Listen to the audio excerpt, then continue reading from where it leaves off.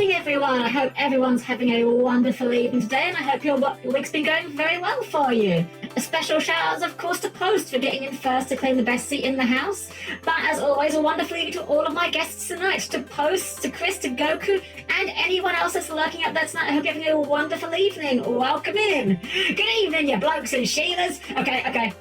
I said in the announcement that I would be restraining myself from the terrible Australian accent since... Oh, come on, you gotta allow me one, right? I can't not play the ultra Australian platform game and have at least one moment of it, right? I'm allowed I get one pass, right?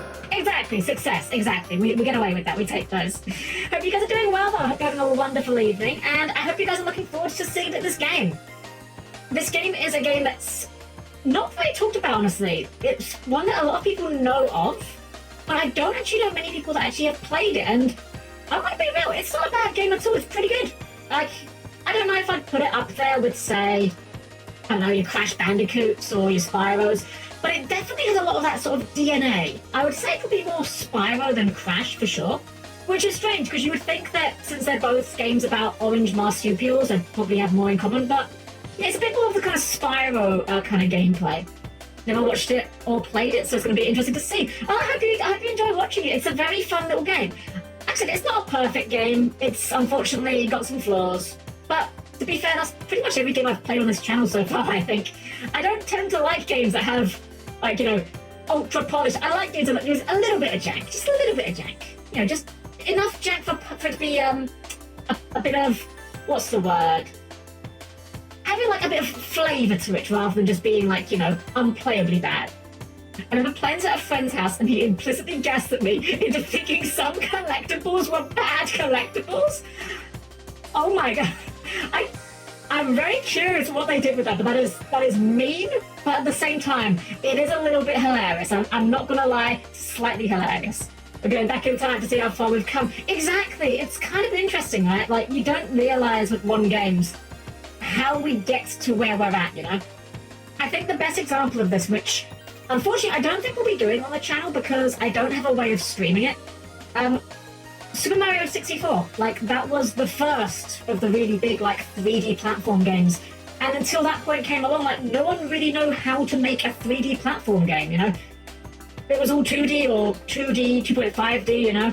So it's like, it's interesting to see over time how the various, conventions of games change over time. Like, Mario 64 obviously taught us how a 3D platformer can control in a good way. But there's a lot of games around that time that were still kind of doing their own thing and trying weird and wacky control schemes. This game's a bit later. This was a PS2 GameCube game. I don't think it had an Xbox port. So by this point, we've kind of got to the point now where people have really started to home in on the formula. Homing in on what makes a 3D platformer tick, how to make a 3D platformer that controls well. Unfortunately, this game is made by a very small studio, I believe. Chrome Studios, I believe? I was going to say are. I don't actually know if they are or were. They were, I believe, at one point the biggest, like, Australian game dev. I think. I may be getting that wrong. Very faulty memory as always. But I don't know if they're actually still about these days, unfortunately. Which is a shame, because their games had a lot of personality, even if they weren't necessarily the greatest. They were always interesting. Rodrigo, hello, welcome in. Welcome. The Chaos Bringers arrived. Chaos. How are we doing today? We're doing very good. We're doing very well. We're about to get ourselves into Ty the Tasmanian Tiger. I will warn you guys, this game has a slight level of jank. Shouldn't be an issue. But just to let you guys know ahead of time, the game doesn't like being unfocused. It doesn't crash or anything, but it does that thing where the game freezes if it's out of focus. So if I have to do any, like, shout-outs or whatever, or if I have to take that moment to step away, just bear in mind the screen may freeze for a moment. That's normal. I've tested it a few times. It should be running fine. But yeah, you never heard of it? Oh, well, you're in for a bit of a treat then. This is a very, very Australian platformer. Like, extremely Australian. And it's made by Australians, so it's not poking... If anything, it's the Australians poking fun at themselves. It's got a kind of collectathon aspect to it, but, well, I think it's probably better to just show you rather than try and explain it, right? So, how about we get ourselves onto our game screen? So, you know what I'm going to say. keep your arms, legs, and various other body parts clear of the closing doors, and we'll go to the game screen. Alrighty, so ignore the message here. The technical difficulties is because, again, it does not like being unfocused, but it should, asterisk should, fix itself when I do this. Let's make sure it's all working fine. And guys, please, hey, there we go. Please let me know that if the audio is working correctly, if it's too loud, if it's too quiet.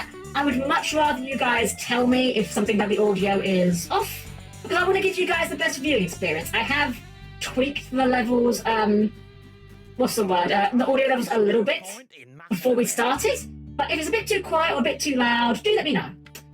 Sounds good to me. It's okay. Wonderful, wonderful. Yeah, let me know as we get going, because obviously we're only on the title screen right now. I can always tone it up a bit. I can always tone it down a bit. So let's get started. And here's the nice thing about having a nice PS2 game to play for a change.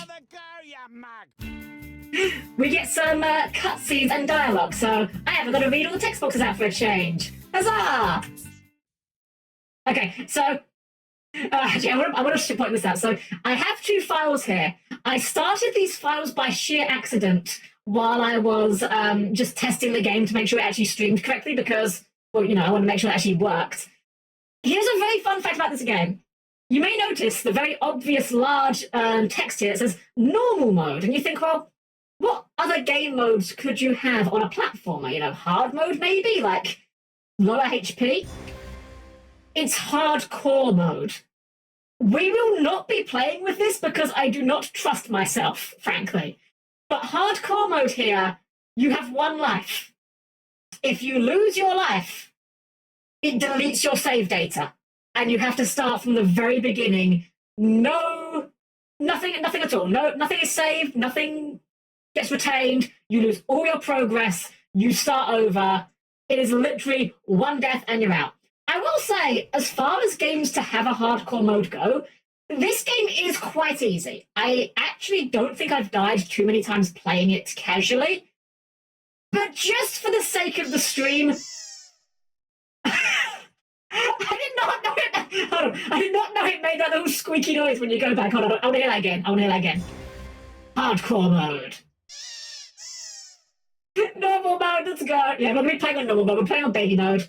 We're going to just, again, these files are just nothing. I accidentally started them because it turns out this game interprets a left click as a confirm prompt.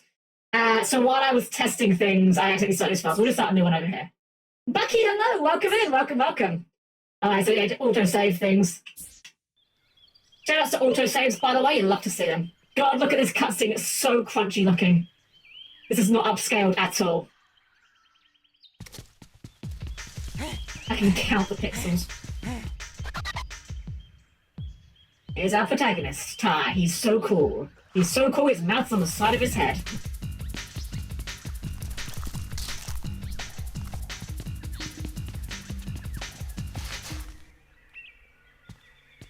I mean, you know, the low resolution aside, this still looks pretty good. Like, I would watch a show like this.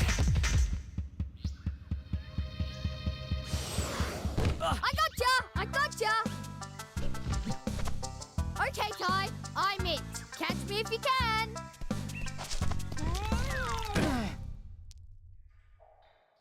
Like a Disney cartoon scene. It is, yeah. It has that kind of vibe. Definitely.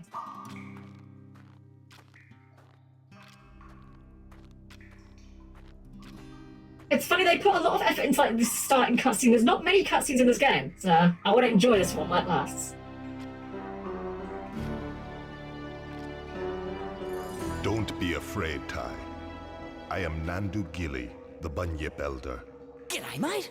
It's time you knew the truth. Magical man appears. Ty's like, g'day! Years ago, a great battle was fought over the fate of 5 mystic talismans.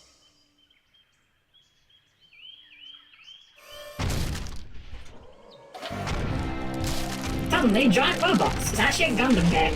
I baited you all. No, of course not. My dinosaur ancestors were here first, you stinking furry mammal opportunists. The use of the word furry here is a bit more appropriate than I think you realise, sir. Remember the comet! No!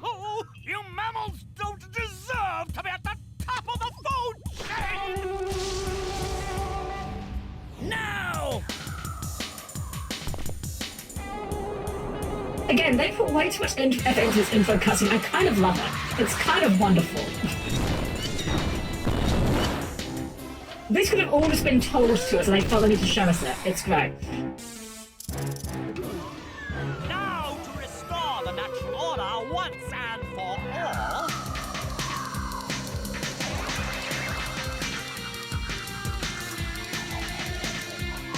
Ah! Oh, my head! Never, never, never!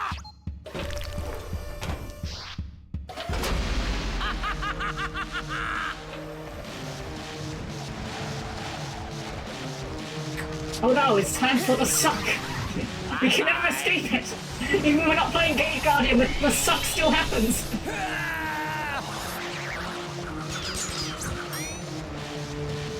No!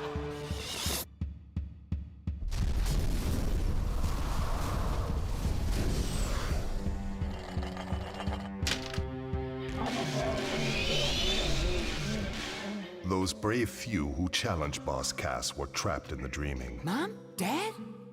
Word grows that Boss Cass is seeking out the talismans again. Just like, hello, It welcome must in, be welcome, stopped welcome. At all costs. We're just getting ourselves started and It's watching up the intro to you cutscene. to Have a good find the evening. talismans before he does.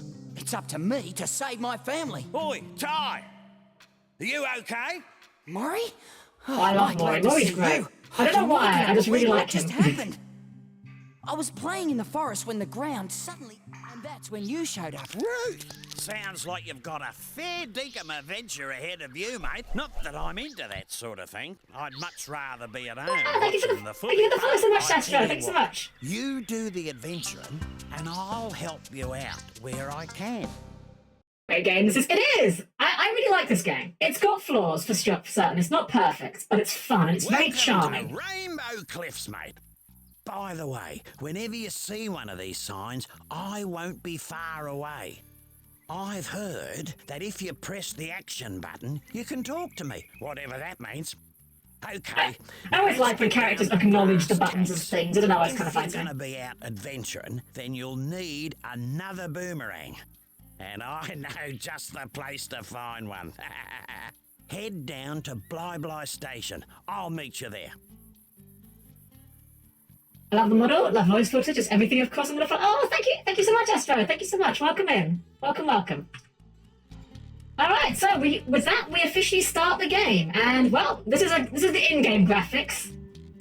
It's fine. It's a PS2 game. We know it's not going to be incredible. This is the HD enhanced version, but yeah, as you guys were correctly pointing out, they did a very weird style thing with Ty's model, which I get what they're going for, and in a 2D environment it works, but the mouth is literally rendered on the side of his head, which does mean that at certain angles it does look like he just has two mouths going on. It's a neat idea. I like the idea of it. Doesn't quite land the execution, but it's fine. Anyway, look, we just have basic moves. We can run, we can jump. We've got a boomerang, and against all laws of physics, the boomerangs will come back to you no matter what. We can just throw it into a wall and it will still find its way back to us. And we got a chomp attack, which, honestly, the animation on the bite is actually pretty good. If Ty smokes a blunt, will the smoke go to the other side of the mouth? I don't know if that's a really funny mental image. Oh, we got a friendo here. Hello, friendo. Julius? G'day, Julius. Now, if I just reroute these wires to... I said g'day, mate. Are you deaf? He's deaf. Goodness gracious me. Oh, I didn't see you there. I was just making some last-minute adjustments. Well. I like how Julius's glasses aren't actually attached in the middle. you old They're just two halves of glasses that sit on his face. There's no bridge over the nose. This contraption is... I the never key noticed that to before, I'll be real. talismans. Why is this so? It's quite simple, really. It uses an oscillatory microfeeder to scan for trace energy signals that match the unique power matrix of the talismans. Very simple. Like a big nose that sniffs them out. Oh. And thunder eggs are the key to powering the machine. Thunder eggs. Oh, they're as rare as hen's teeth. So I actually thought for the longest time, because of this game, that thunder eggs were just a made-up thing. They're actually not. They're real things. They're just like gems. Like crystals that kind of like... I can't describe them very well, actually, but they are a real thing. But because of this game specifically, I always thought they were just a made-up thing. My friends, requires a great deal of energy. So, how is Ty here gonna find all these thunder eggs? Hey, I was just wondering that myself. A reasonable question. I've created these portals to lead Ty to areas rich with them. Of course, they won't just be lying all over the place. Just our luck. A lot of them will have already been found. The trick will be convincing the locals to part with their prized possessions. But I'm afraid I can't help you with that. If you're as resourceful as they say, Ty, I'm sure you'll think of something. Righto, Ty. In other words, There's no find point in NPCs, do mucking things for about. them, acquire thunder You've eggs. got That's to our find mission. a second boomerang. And second boomerang. I'll see you in 2 up. Alright, well that's our little expository dump done, so we can't get through the store yet. This will open later. And yeah, so much like, say, Crash Bandicoot or Spyro, again, more like Spyro I think this game is, honestly. We have these portals all over the place which will take us to the actual levels, and at the moment we can only access 2 up, so in we go. This billabong. Man, that loads so much faster than I remember it loading. Gum trees, wallabies, and even a koala. There's plenty to do here, so let's get a move on.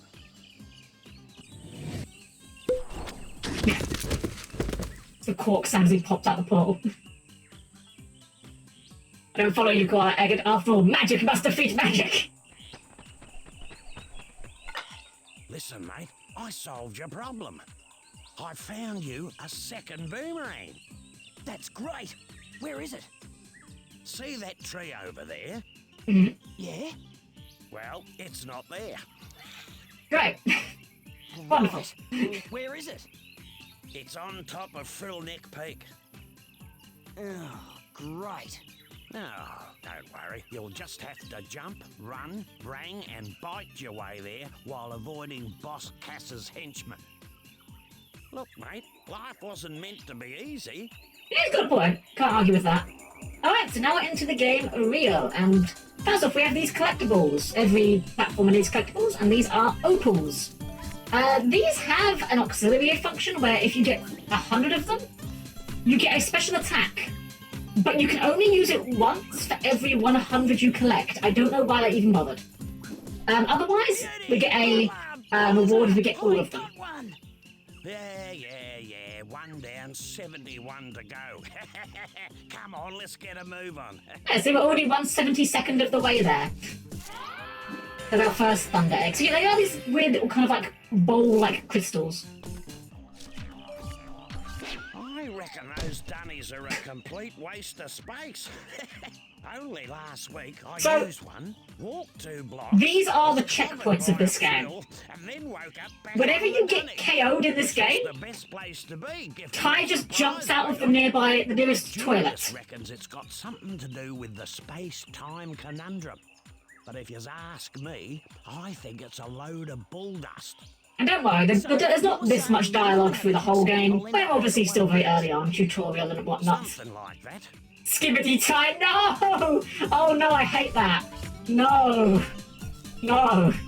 Post, why have you put this mental image into my head? I hate that. No. So you've broken me. You broke me for a moment. I had to reboot after that. Good use by pressing the bite button. Get it? Stoppers, bite button. I don't know why I'm showing RMB there. I'm using my controller. Have a go at those crates. So this is the one utility for the bite attack. If you bite at anything, you can combo the bite into multiple bites in quick succession. So we can just go chomp, chomp, chomp. This is used for a little bit of platforming in a couple instances, but it's kind of situational. It's fine. Now, I was speaking to a bloke down the local watering hole, and he reckons you can use your rangs to take care of enemies and smash things. Ripper! I love how excited Ty gets about everything in this game. You're going to notice that a lot. About Ty just is so enthusiastic about everything that happens in this game. It's wonderful. But yeah, we can just throw the boomerang, or the one boomerang we have, rather. And yeah, enemies in this game, not very threatening. There are a couple enemies that can be a bit annoying to deal with, but as I said earlier, this game is by and large quite easy, and that's not a bad thing. I like easy games, especially platformers. You just want sometimes you just want to be relaxing and just hit some things and pick up things, you know. Struth! Sorry. I'm sorry. I'm gonna try to avoid just repeating Ty, but he's just such a fun character. I don't know. Well, big mistake. No one messes with my mates. Now there's a thunder egg in each area if you free them. No worries. Unless you're Boss Cass. So, yeah, every stage has 5 bilbies here, and you just chunk them out of the cage. Once you get all 5 of them, you get a thunder egg. So that's one of the pickups that's consistent in every single stage. You young'uns, have it easy these days.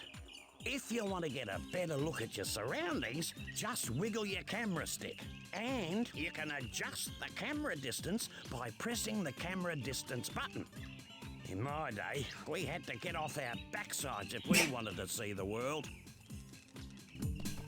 Alright, Laurie, we get it. Back in your day, you had to march 5 miles uphill both ways to school. We get it. And here, we get a golden cog. We'll find out what those are used for shortly, actually, not too far away from now. And yes, remember we can't swim. Ty is, look, he's trying his best, okay? Honestly, for someone that can't swim, he's doing a surprisingly good job of not drowning, so I'll give him that credit. I don't know if it's true, but I heard about this bloke who found 300. Ah, yes, so yeah, the opals. Took them to Julius's Every stage has exactly 300 opals in it. And if you take them to this machine in the level, that will give you a thunder egg back. And that's how you get your 300, you know, opal thunder egg. It's much like in Mario 64 where you get a, what's the word? You get a star for getting 100, it's 100 coins or 200? It's been a while actually. Except above Sonic. Yeah, exactly.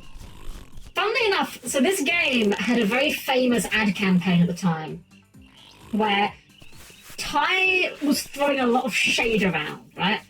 There's a famous advert you can find on YouTube these days where it's a hospital ward where you've got Sonic, Crash Bandicoot, and Spyro in a hospital, complete like full body cast.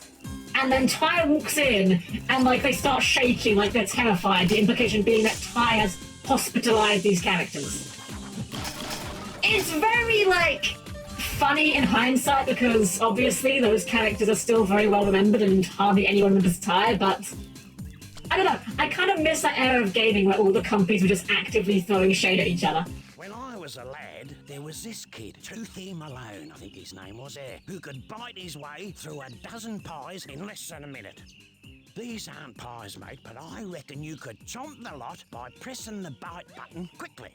Try biting them quickly to reach that thunder egg. Yeah, so this is what I was saying earlier about the bite attack. There are some situations where the game will use it as a means of platforming because while Ty hasn't really got a double jump of any sort, you can chain bites to effectively hover. Probably easier to show you than to explain it. There you go. The power of anti-gravity bites gets us another thunder egg. And we are going to go for 100% completion of this game. Again, it's not a very difficult game. It's probably going to be a bit longer than Spyro, if I had to guess, but... Well, than any one Spyro game, I should say. But it's a fun game. I like it. And I just want to show it off a little bit more, honestly. I know a lot of people know this game or know of this game, but not many people have played it. Also, top right there, with our opal count, you can see the 1 there, because we've got over 100. So every 100 opals you get, you can do a super bite attack. But I don't know what the practical application of it is. Essentially, you charge up a bite attack, and then when you release it, Ty will fly forward and bite everything that he can within range. I've never actually had a situation where I felt the need to use it, I'll be honest. I think there's like an achievement for using it on something later in the game, but apart from that, I don't think I've ever actually bothered with it. I believe this is just a very tight... Yeah, very easy. Also, I remember that jump being a lot harder. I'm not complaining, though. Oh, maybe it's this jump I'm thinking of. And there's no way we can make this jump. Oh, never mind, we can make this jump. I'm mistaken. I thought you needed a thing for that. Oh, Julius, what you got for us here? Yes. Yes. This just might... Nerd! G'day, Julius. I might have judged. I love nerds. Oh, hello, Ty. You know this golden cog just might be perfect for my latest invention. The Cogulacious Boomerangulus Extrapolator. CBE. What's that?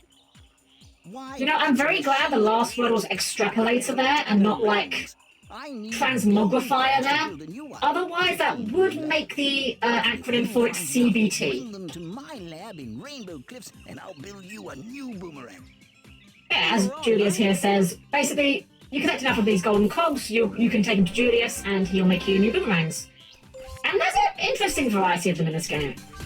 I feel like they're a little bit underexplored, but well, we'll see when we get more of them. For the moment, we just have the one boomerang, so any amount of other boomerangs is going to be a plus.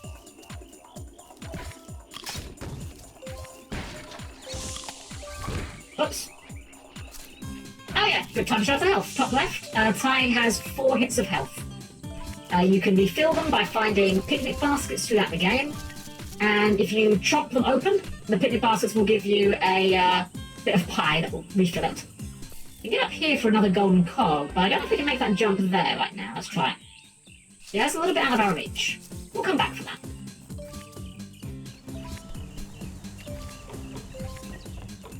I've got to say, like, even though this game isn't like... Okay, obviously this game is aged. You know, the polygons are very obvious.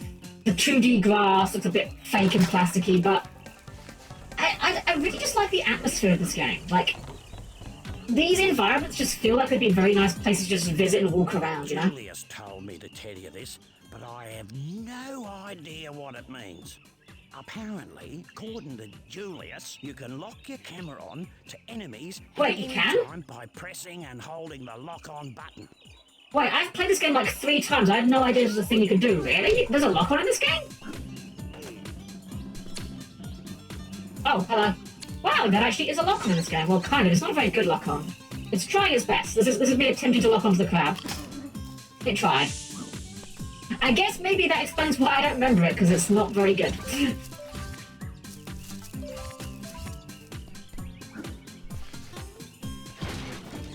Some more opals over here, and then get another golden cog. I believe there's 5 golden cogs in every stage, so we're like halfway through this one already. And again, we're going to try and do as much as we can on our first visit. I don't think there's anything that requires us to revisit for most of the completion. So, actually, can I show this? Okay, yeah, so this is our completion for the stage. You can see the billibees at the bottom there, the opals we've got, the thunder eggs. The one that we can't, what we can do is this one here in the middle. This is picture frames. There are collectible pictures in this game that you find in invisible boxes. You can actually get them at any time, but there is an item we will get later that will make it easier to find them. So we will probably go back and do a sweep of every level at the end of the game to get all of those, because it's not very easy doing it without this special item.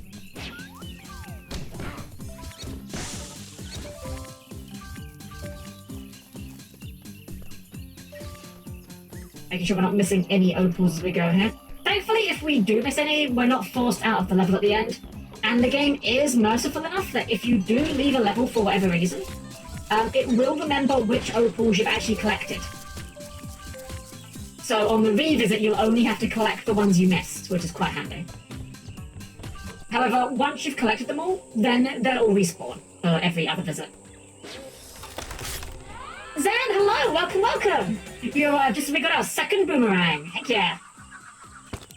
Well, Now we're cooking with grease. Wouldn't have believed it if I didn't see it with my own eyes. Wow, wielding 2 boomerangs. What a concept. Well, there's no time to sit around and feel all pleased with yourself. You're gonna have to put that new rang to use. You see, I had a thunder egg I was gonna give you. but a bunch of frills stole it. You'll have to take them all on to get it back. I do like the frill lizards in this game. I don't know, they're just very neat design. I like their jackets.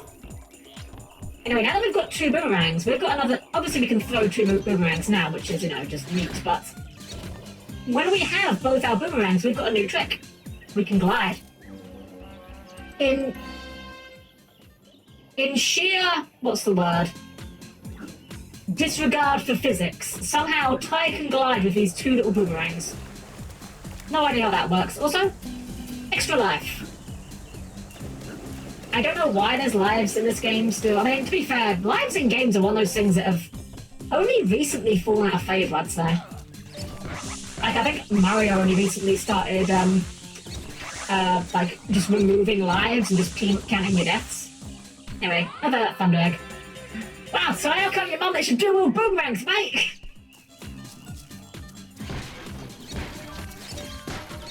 Yeah, so now we've got 2 boomerangs, but the combat, if you can call it that, is a lot easier, and it does kind of take away the point of the bite attack a little bit, but that's fine. Well, it looks like today wasn't a complete waste of time. You seem to have learned a thing or 2. Sure have, mate. Right. You know, there's one other thing I could show you, but I don't know if you're ready for I think you're gonna teach us glide here, right? Yeah? Well, what's that? Well, a mate of mine who knows a mate who knows a mate who knows another mate says you can use 2 boomerangs. I like how the dialogue doesn't quite line up there, just to abbreviate the words. A mate of mine who knows a mate who knows a mate who knows another mate. Press and hold jump again to start gliding. Right. Is that safe? Safe as houses, mate. See if you can glide across this gap to reach that thunder egg. Right, well, first let's make sure there's nothing in the pit that we... Okay, nothing we need to collect down there. Let's just glide across, and easy peasy. Shoe ripper! Look at that. How's everyone, by the way? We're doing lunges to the thighs of a thundering. Good to hear it, Zen. I'm doing well. Hope you are as well. Just as well I didn't call 4 hours of lunges? Oh my gosh. Well, lad. I don't think I'd make it through 15 minutes. I am not designed for physical activity. Extra bonus, a stopwatch will appear near the start. Okay. What's that for? The racetrack. You can race the clock to win another thunder egg. So just like Crash Bandicoot, once you clear a stage, you can redo the stage under a time trial. Well, that's enough gas bagging for me. Let's head back to the Bly station. Alright, well that's the tutorial level done. So we're basically past all the chatter. This is where we could go if you want to go back, but we don't want to go back. We want to finish all the stage first. See these funny looking mushrooms? A bloke down at the local watering hole reckons that if you stand in the middle of them, something weird will happen. Well, it is not that weird, to be honest. You just stand in the middle of them and you just teleport you back to the start of the stage. That's all it is. And handily, they actually were thoughtful enough to put another set of mushrooms here. So if you do want to go to the end of the stage quickly, you can just take that. Yanni, welcome in. Welcome. Have a really good evening. Welcome to Ty the Tasmanian Tiger, mate. Hope you're doing well. No problem. Alright, so let's go ahead and see if we can tackle this racetrack. Welcome to the track. Race to the finish as fast as you can, mate. The checkpoints will lead the way. But miss one and the race is over. Good luck. So it's literally just get to the finish as quick as we can. And these aren't terribly hard. I don't remember having too much trouble with these. Again, I've said it before, I'll say it again. This game is not hard. It's a very easy game. With like 1 or 2 exceptions, if you're trying to go for 100%, there's a couple of stages where finding that last collectible can be a little bit of a pain in the backside, but, well, I'm sure we'll find those eventually. But for the moment, it's just kind of holding forward and a little bit of course correcting as we go. Doing well, glad to hear it, glad to hear it. And as you can see, we haven't even got to do the whole stage, just that much. That was a ripper of a race, Ty. You're faster than a long-legged emu with a case of the bellyaches. That's a good analogy, I like it. I reckon you've earned this. Whoa, you beauty! Again, I just love how excited Ty is every time he gets up to go, oh, you beauty, you ripper! I don't know why, it makes me smile every time.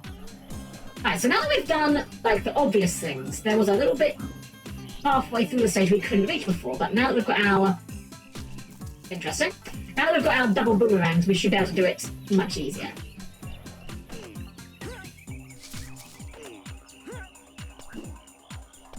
It's also really funny to me how the ledge grab animation Ty uses as boomerangs, like, it looks very dumb, but I respect the commitment to really shoehorning in the boomerangs at every opportunity. Anyway, another golden cog over here. You know what you need. What do I need, Zen? What do I need? I'm curious what you're imagining. Anyway, let's look at how we're doing so far. We're missing a bilby, and we're missing 3 thunder eggs, one of which is the opal one.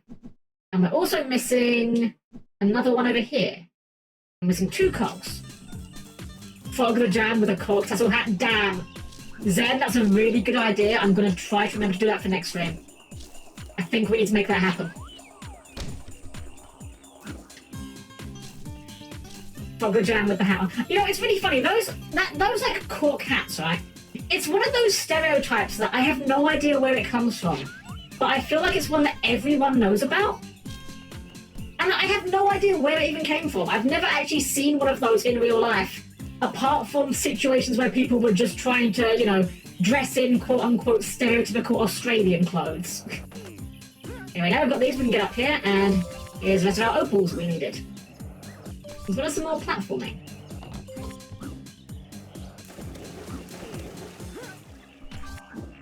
And again, we're still early. This is the first stage, so obviously everything's quite easy to get here.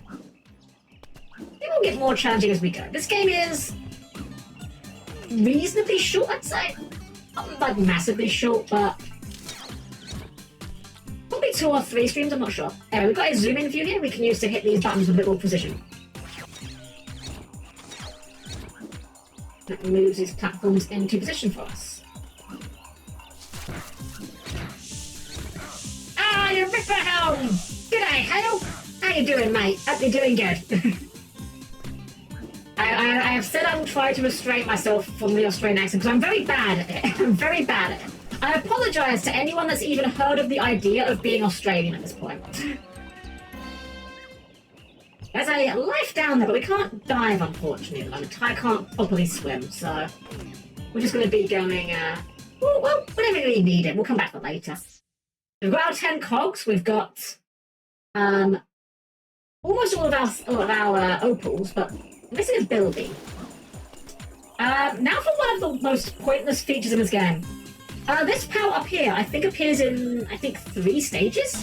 It summons this giant bunyip spirit, which this smash here, besides being, like, comedically loud and sounding like something you would put in a video to, like, jump scare people, has a very huge AoE. You can also do this raw, which also just kills enemies, but the combat in this game is not really hard enough to justify this power-up. It feels like a very half-baked idea, unfortunately, so... Well, I hope you enjoyed that, because we're not going to be seeing much of it. Yeah, I think you are also invulnerable during that as well, but again, the enemies here aren't really very threatening, so... Oops. Bit of slippery platforming there. That wasn't a half-bad effort, Ty. I reckon with a little more practice, you'll get there. What do you mean a bit more practice? We did just get here. We are visibly here. Look, we've retrieved the thing.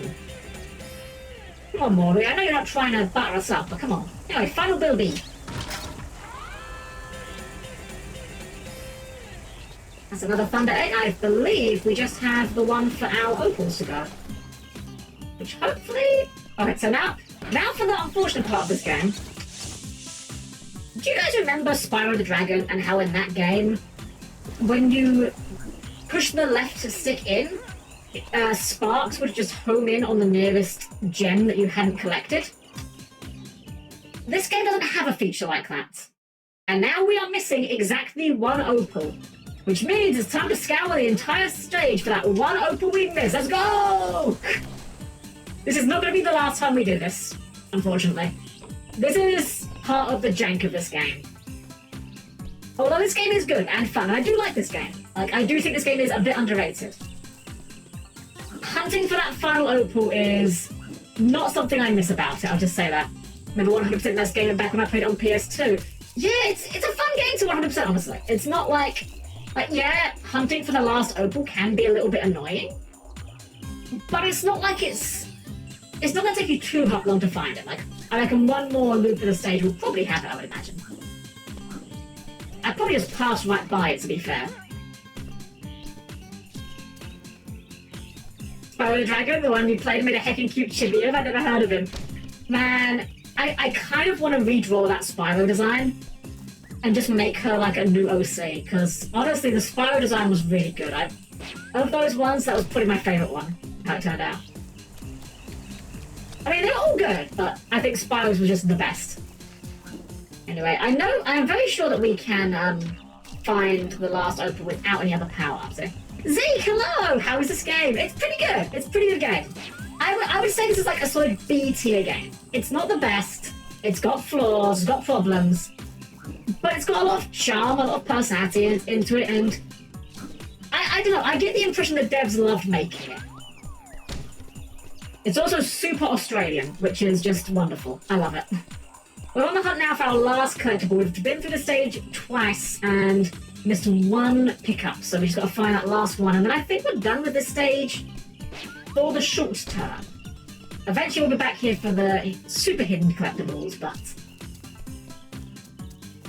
it's gonna be around, I think it's probably on this path here. I think we probably missed like one opal around here somewhere.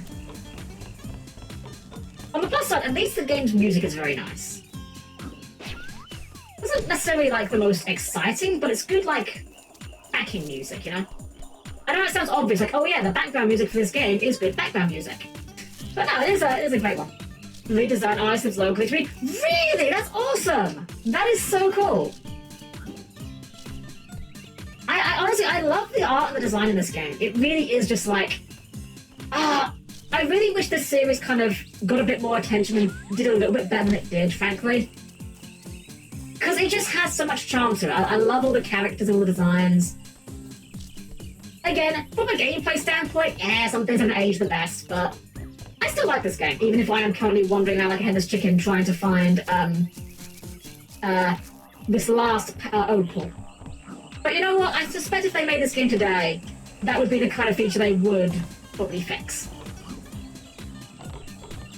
I mean, hell, if there means anything to go by, you just haven't gotten down deep down in your tech tree to be Australian. I think that I may be locked out of that tech tree path, unfortunately, because I took the British spec. I think that you can't have both British and Australian in the same build, unfortunately. Also, where is this last opal? We've been through the entire stage and we have not found it. I know that we can find it, like, it's here somewhere. I just need to figure out where it is. Oh, you're British! Okay, fair enough then, Zeke. I'm mistaken. I guess I just didn't have enough points to go around.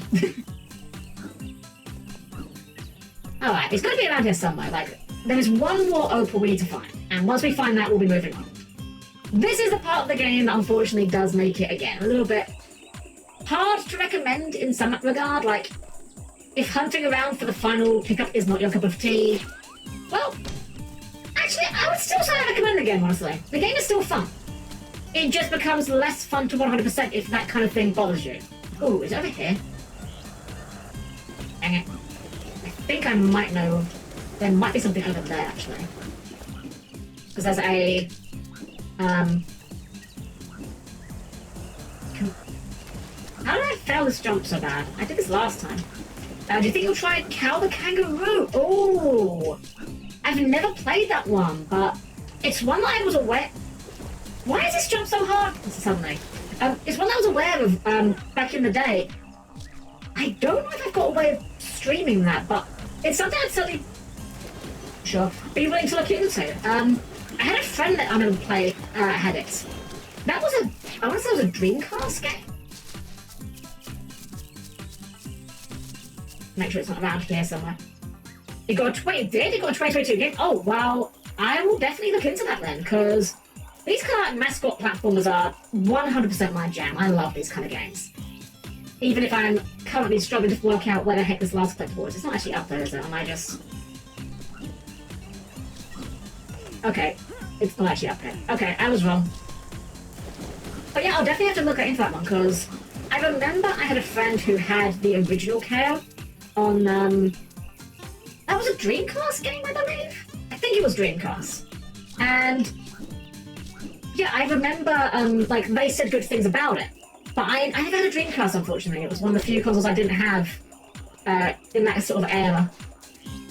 I'm double checking that we're not like overshooting it on stairs now, because I think this is the kind of trick they might do.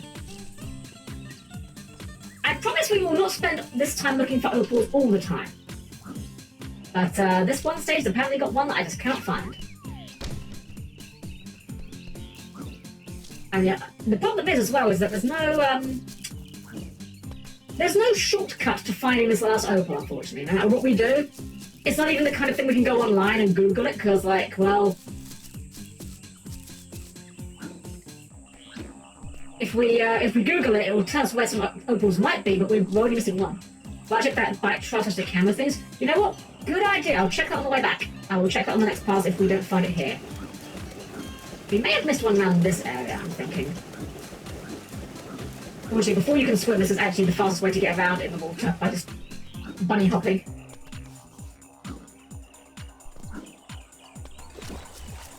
Maybe we missed one like around here when I was showing off the bunyip guy.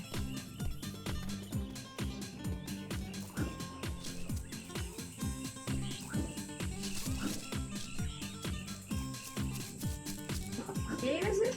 Can't get up there, okay. A platform or water doesn't instantly drown you, right? What a concept! I was saying to a friend of mine about how this game has a hardcore mode, like only in the re-release. There is a hardcore mode in this game where if you die, it deletes your save file. And he was like, wow, that sounds really brutal because, like, it's a platformer. And I'm like, it is, but at the same time, there's actually no instant death in this game. There's no instant death hits. I believe later on there is, like, lava levels that will damage you.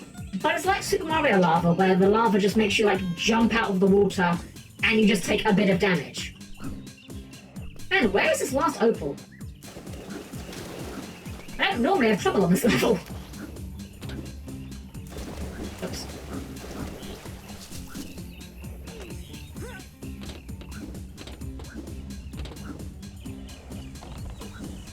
Check over here.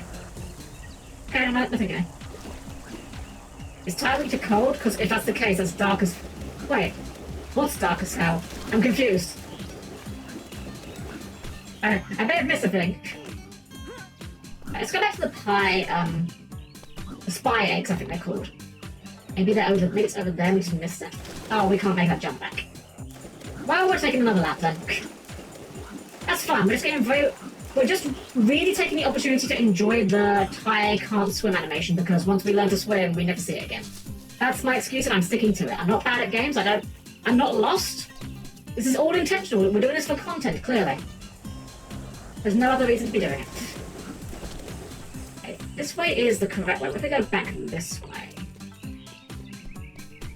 Make sure it's not hiding in the grass, perhaps. Seemed to be, though. Oh wait, no, this is the correct path. Let's backtrack then. Hello! Welcome! Good evening! Well, welcome in. Welcome into Ty the Tasmanian Tiger, where I am running around like a headless chicken because I am completely lost. Well, I'm not lost. I'm trying to find the last collectible and I can't find it yet. Darius Saint! Hello! Welcome! It's going well. I hope you're doing well as well. I say it's doing well. I'm doing well. I am feeling wonderful. I love this game. Unfortunately, I love this game, but I'm trying to find the last item in this level, and it is a bit of a task, so we just say. But welcome in. I hope you're having a good evening yourself. Okay, where the heck is this thing? For context, we are looking for, in the top right, these opals. We have 299 of them. We need to find exactly one. And unfortunately, this game is one where those kind of pickups are finite, and they are only in specific places. In other words, there is one opal somewhere in this level. And I just need to find that one thing, and then we're done. We're done with the level after that. This is not the first time... Oh, sorry, this is the first time this has happened. It will not be the last time this will happen. I guarantee that, unfortunately. Not up here, is it? No, not up here. Not over here. Not hidden behind the trees, no?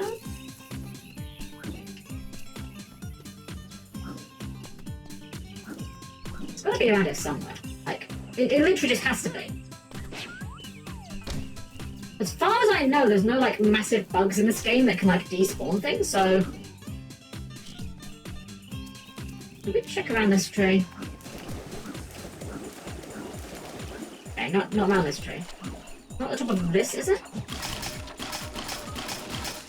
No, it's just more of nothing, frankly. Gosh darn it, I can't believe we're getting this stumped on the first level. Able to see it, do point it out. And more than okay with a little bit of backseating in this instance. Couldn't it be in that underwater place you said you couldn't get to with the swimming skill? Oh, you might be right. I could have sworn that this level didn't require swimming to get anything, but you could be right actually, Zen. Because, I mean, we've checked damn near everywhere else in this level. You may have a point. Well, here's the thing. We'll just leave the stage and come back. The nice thing of this stage is, of this game rather, is everything we've done, we retain our progress. So when we come back to this level, the enemies will respawn, but everything else, that like all the opals, will be gone. So we can just leave the level and come back, and in theory we're fine. I'm going to actually see if I can take a quick peek at that area, actually, though. Actually, wait, no. I need to get a start to get to that area, don't I? Wait! I think I know where it is. I think I actually know where it is. I think it's under a bridge. I've just had this sudden realization, this sudden recollection of the last time I played this game, which actually wasn't that long ago. I got it on PS4 when it got the re-release, and I believe there's like one opal that is hidden underneath a bridge, like underneath one of these jetties here, you know? I don't think it's this one though. I think it's one further on in the stage. Wait! I just remembered something as well, as I'm saying this. There is a feature in this game that I've just remembered, which would solve our issues. I want to check my theory before I go to this other feature. So, I've just remembered that if you have... I forget how many you need to have, but if you have the majority of the opals in a stage, the picnic baskets can give you magnets, which will attract in nearby opals. However, I remember reading that if you have, like, most of them, like, there's only 5 or so left, it will actually vacuum them in from across the entire map. Alright. This is what I thought it was, underneath this jetty here. But unfortunately, it seems I may be incorrect on that. Well, that's unfortunate. Ah, that's the light that we can't get to. Okay. Well, let's go ahead and put my theory and recollection to the test. Let's get to the end of the stage. Actually, we just leave the stage. We've actually got to leave the hard way. Oh, cutscene.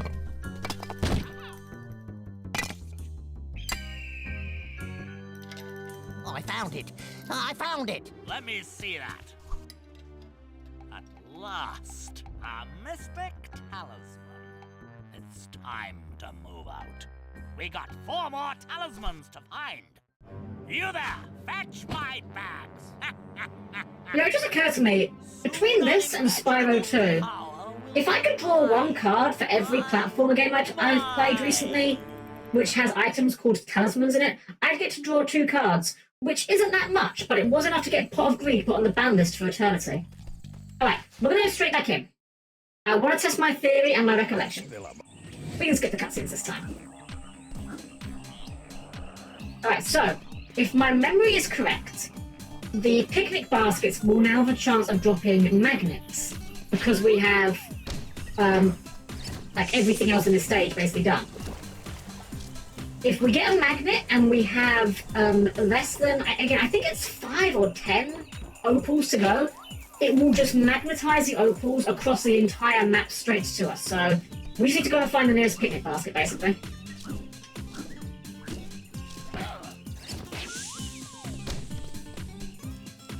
Wait, is it this? Wait. I'm sorry, what? I mean, there it is, I guess, but... Huh. I swear we checked this area as well, but Well, whatever, we got it. We got the last one. Sure. Alright, well now we've done that, we still get to the end of the stage, and then we can get the final Thunder Egg. That was not there. Okay, yeah, I'm glad that I'm validated on this. What I think may have happened is maybe it went out of bounds. I don't know, I don't think they despawn though. Either way, we take it. We'll take it. We'll take our 100% completion and get out of here. I'm glad that I'm not crazy though, in the sense that I'm glad that I was correct that you could 100% this the first time through. I don't know why that opal wasn't there, but oh well, shrug. Unfortunately, we do have to actually get to the end of the level because you don't get the what's the word? Thunder Egg automatically. You have to go to the specific machine for it. So let's go and do that real quick. Here we go. And let me just feed the opals to the machine and get a Thunder Egg. Alright! Now that we finally 100% the first level, let's leave. For real this time. And that unlocks this door, which has some other levels in it. We have Walk in the Park, and we have Shipwrecks. We're going to be starting with Shipwrecks. This is one of the water levels of this game, so let's get those out of the way first, eh? Welcome to the Great Barrier Reef, full of beautiful fish, friendly natives, and inviting sandy beaches. It's a beaut spot for a swim if you know how. If you know how. This stage is also, okay, when I replayed this game recently, this was the final stage I actually 100%ed. So we may be here for a while again. Let's see, where's the lifeguard? There he is. Hi, mate. Good to see G'day, you mate. again. G'day, Rex. You saved anyone today? Funny you should say that. Elle went for a bit of a swim out near Danger Spike. Oh yes, Danger Spike. What a wonderful place to go for a It's a swim. nice little spot, not too far from Shark Reef. Yeah, and? Well, anyway, she's an excellent swimmer, but she hasn't come home yet. I'm starting to get a bit worried. Struth. I'm on lifeguard duty, so could you have a look for me? Is it just my imagination, or is Rex's dialogue like way more compressed? Tell you what, I'll teach you. Follow me. When you're in Why do you think water, it's got a bit more press bassy the right voice? button to dive, then tap the jump button to start swimming. Okay. Wish me luck. Alright, time for swimming controls. Those boomerangs of yours won't work underwater, but I got a prezi for you that'll fix that. These are aquarangs. I found them in an old shipwreck years Oh ago. yes, these are aquarangs, he Cut says. through water like a hot knife The through butter. reflection was not this If harsh on the you climb under PS2 water and version. grab 'em, You're actually meant to be able to well, see then them they're here. all yours. Alright, let's go and get our... So we know how to swim immediately. But we need to go and get the aquarangs. Good one. The aquarangs work like regular boomerangs, but you can only use them underwater. Oh, and one other thing. You're not a fish, mate, so keep an eye on your air supply. Yeah, thanks, Rex. Use the aquarang. I don't to hit remember the air switch. supply popping up there either. It'll open the shark door so you can be on your way. Sweet. Alright, so now that we've got the aquarangs, that's it. We've unlocked the full swimming controls in this game.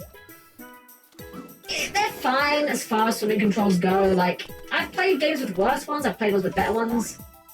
They get the job done. I don't love them, but they do at least help avoid the regular pitfalls of the obligatory water level. You know, the fact that you should... Ah! Hold on, there's a thing there. It's a lot... You might better see it on stream. There's a blue seafood box here. This is one of the collectibles that we did not get in the first level. These invisible boxes contain the artworks. In the original version of the game, these were actually completely invisible until you had the certain thing that helps you find them. Now they're like mostly invisible, but you can still pop them if you can see them. So we'll pick them up if we see them, but I'm perfectly content with just, you know, saving the full collection for when we actually have the thing that's designed for them. You know, this stage is quite sprawling. It's a water level, so you know you can expect that. Wolfie, hello, welcome, welcome. How's your day been? It's been going pretty well. We're on level 2 here. We got ourselves we got stuck on the first level trying to find all the collectibles, but we're back in the pace now. Hope you're doing well yourself. Ty, you've learned how to swim and use those aquarangs. With a bit of practice, you'll be a champion swimmer just like me. Yeah, beauty. This is my good mate. Okay, this character bugs me. Right, this character bugs me.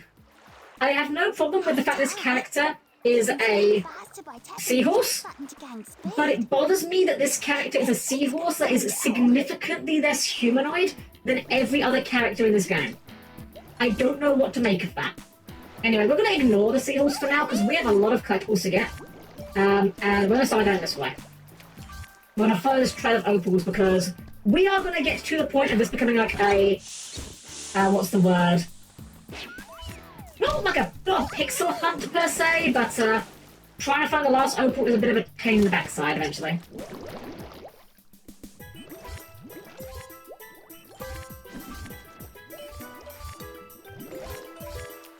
And also, the game is very generous though with like the air supply you get in this game. I played Ty the open world one. I had that one as a kid as well. It's okay. I actually have it as well on here. I haven't played it yet. But I want to see how it goes, you know, because I haven't played that one in ages, and I want to see how it holds up.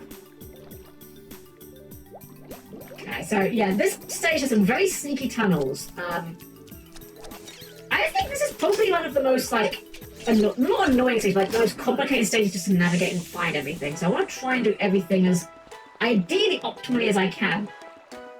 See, it also makes me feel weird, like that way that Disney made the fish in the live action Pinocchio sexy. It's okay, Wolfie, you're allowed. There is certainly a couple of characters in this game that definitely hit that vibe of, I'm not a furry, but...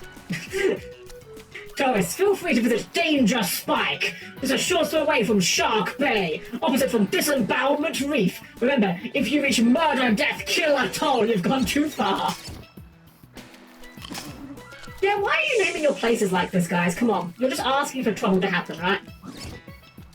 Oh, so here's awkward. Yeah, these guys are in the water and we can't bite from there.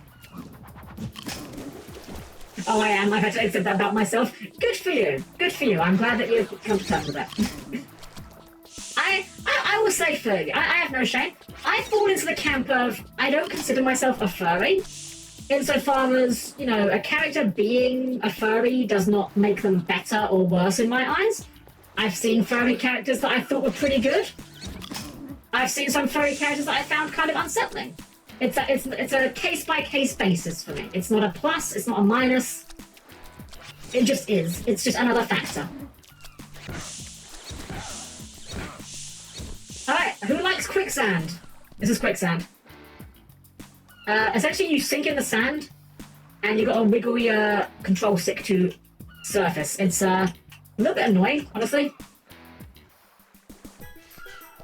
But, you know, it's supposed to be a hazard, so I can't really be mad about a hazard being annoying to deal with.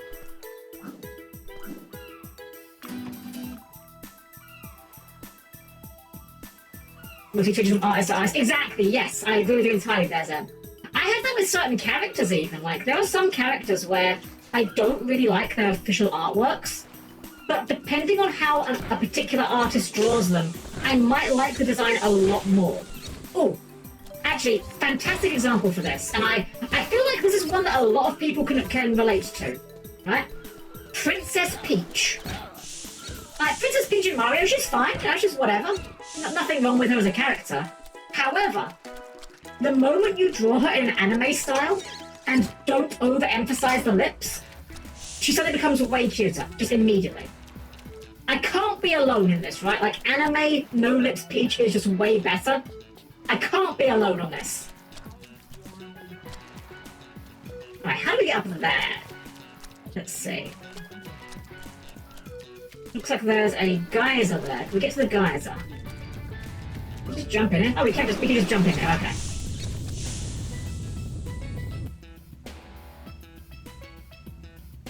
Sploosh! Alright, we'll just take a little ride over here. Splat. Oh yeah, I forgot there's actually 4 damage in this game. Pretty low. Anime is bad. Anime is not bad. It was a mistake, but it's not bad. And my characters have common interest. We all looked at Crash and Coco as teas and been like... No, I'll admit, Crash and Coco, I never really looked at them in that way. Purely insofar as, like... They're friends to me. I kind of grew up with them, you know? They're more like siblings, so I can't look at them in that way. But I can see the appeal of them, if you did. Absolutely. Alright, let's go ahead and... Yeah, we go with the opals here. Go and get that cog.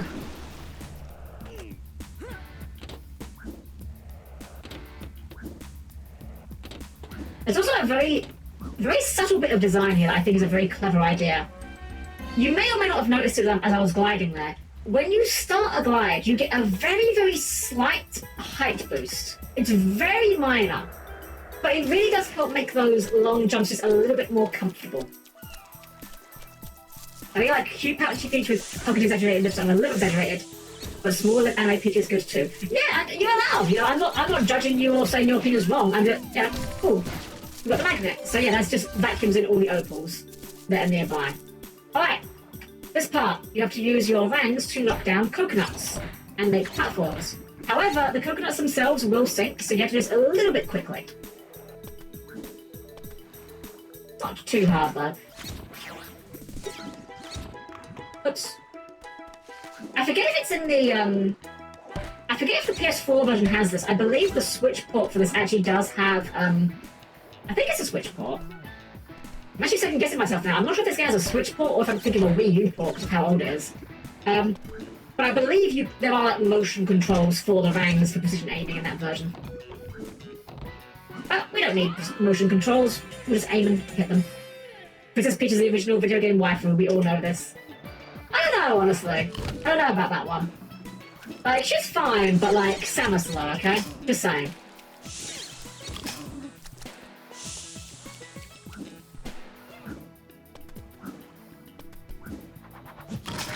There we go. First bit will be...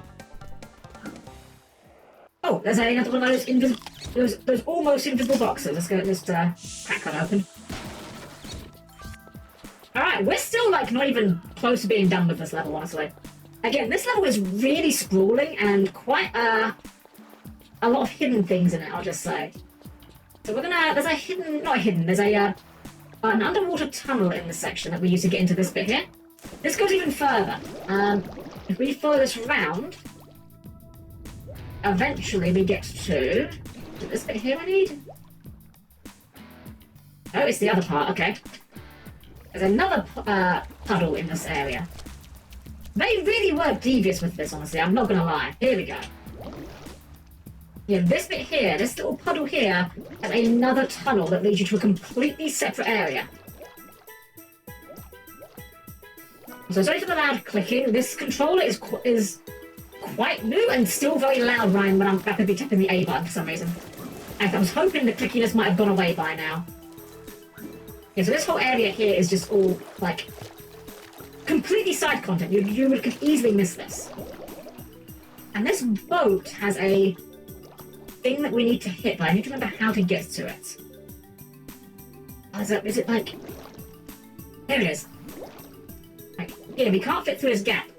But if we can get just, like, the exact angle, there's a button we can hit and open the door. That took me ages to find on my own. Oh, wait, okay. Also, notice how long of the air supply we've got? That was 1/8 of our air supply. Yeah, you are very, very rarely at risk of drowning in this game. The air supply is extremely generous. Which is handy, because sometimes you get stuck on doors like this. Ty, thank you. There we go. There we go, collision successfully resolved. Can't really hit this part. Oh, okay, I'm glad to hear that. I know my mic is very sensitive and does pick up a lot of things like button presses and keyboard keys, but I don't know if I can... I haven't played around with my audio settings enough to know if I can get away with tweaking that. And I think it would still pick them up when I'm talking anyway, so it is what it is. As long as it's not too bad, then that's fine. Anyway, we've got like over 100 opals so far, and we've not even done like the main part of this level yet. Apart from the part where we got our aqua rangs, we have basically been ignoring the entire quote-unquote plot of this level so far. Honestly, I like cookie controls. Some find them irritating, but I find button clicks from a streamer or another person who would be pleasant to imagine playing games with friends as a kid. That's fair, honestly. That's fair, and I'm glad it's not too much of a distraction. As always, I just want to give you guys the best viewing experience. If anything ever seems amiss, or if I can do anything to improve things, I'd like to know. If things are a bit quiet on the game, or a bit loud on the game, I'd rather you guys tell me. I'm not, you know, I am by no means perfect. Far from it. I'm extremely imperfect. But, you know, if there's anything that can be done to improve things, I'd rather you guys tell me than suffer in silence. I say suffer in silence. I'd like to think my streams aren't that bad. Anyway, another gear here. And I remember the last time I did this game, this area in particular really, really threw me off. Going up here to try and get all the opals. This platform I'm on now, I did not notice. And I was running around this entire stage, tearing my proverbial hair out because, well, I can't really tear out my hair, it's made of metal. Trying to find these 3 boxes exactly. Like, these 3 boxes drove me bananas. So, suffice it to say, I made sure to commit them to memory for next time. Play more Moogies, more crimes. So, I'm not sure what we're going to do next week. I may have to run a slightly reduced schedule for next week. I have some things I need to take care of. I've mentioned this before. In June, I am going on a trip to Japan. And next week is kind of my last, free time before that trip. So I really need to use that time well to make any preparations I need to do during the day, you know. So we may be running a reduced schedule next week. I'm not sure yet. But if we're able to get the time in, then I was thinking maybe we will bring out the war crime harpies again for the events that's going on right now. Helm, can your hair come off? Not without a welding torch, no. It would be very difficult. Funnily enough, I've said this line before, which is, my head is technically removable in the same way that anyone's head is technically removable. My hair, on the other hand, is much less removable, actually. It's one of the few advantages I have in that regard. Okay, I think we've got everything up this end, so let's plunge back into the water and start clearing out these bits. I'm actually deliberately leaving these picnic baskets because they don't respawn, I don't believe, unless you leave the stage. And if we get in that situation of needing like 1 more opal, that might help us out. Another cog for the collection. Oh. Big fish. I don't know what the camera's doing, that was strange. Okay, we're just looking around here to make sure there's not any stray opals underwater. Thankfully, we can, like, the enemies here, we don't have to actually kill them. They get in your way and they will attack you, but they don't actually drop opals, so that's like a small mercy.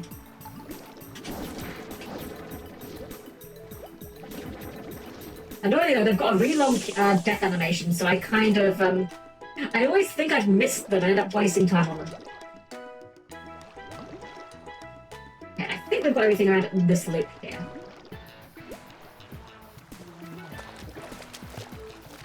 So no hairstyle change to heavy machinery, got it. Basically, yes. I mean, technically speaking, I could add some things. If I could get like some like twin tails units, I could always attach those to my head. But no haircuts at least. Okay, let's. Oh, these little guys.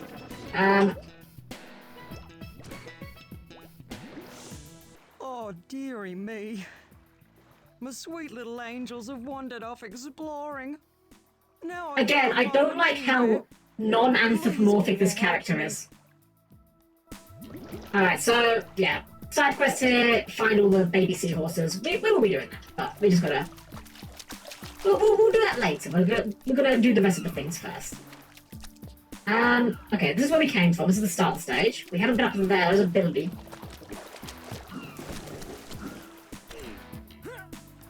Are you a cast from Fantasy Style with interchangeable hair attachments? In theory, I haven't actually got any, but in theory I could get some attachments, yes. Every time I look at your head, I think of Selji from Durant, and that was why I asked if the head was safely removable. A better example is Elisa Boskonovich from Tekken. Yes, I know her. I know her a lot. She's an okay robot girl. She gets like a passing grade. Anyway, this cog here is a bit of a sneaky one. Again, this area has a lot of these puddles that are quite hard to actually see. Again, when you're looking at the surface of this water here, good luck working out where the holes are, right? There's actually 2 in this area, if I remember correctly.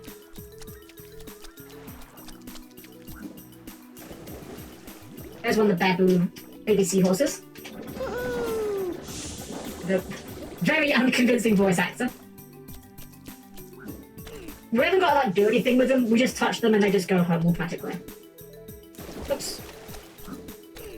You know how it be with like escorts in platformers. You just touch them once and they what's the word? They just teleport back home. I apologise if this is overly familiar for me to ask, but do you play many multiplayer games? Because Amazon's only giving away Fallout 76 for free with Prime Video of the series. Ah, I do play a few multiplayer games. I will say Fallout is not my cup of tea, unfortunately.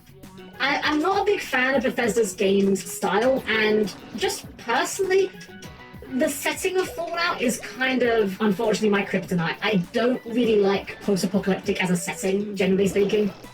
I like light-hearted and goofy settings, and the vibe just doesn't really work with me, but I appreciate you telling me about it, though. Absolutely. I'm sure that if someone, anyone in chat wants to pick it up, there you go. Babies. But where are the others? I love how her eyes just went like, wait, where are the others? Yeah, we're gonna get all of them, of course. Good luck finding out where the holes are. There's 2 in this general area if I remember correctly. God damn it, that's... I'm not even mad, that's a good one. That's a good one. Well played, Zen. Well played. Not even mad. Well played.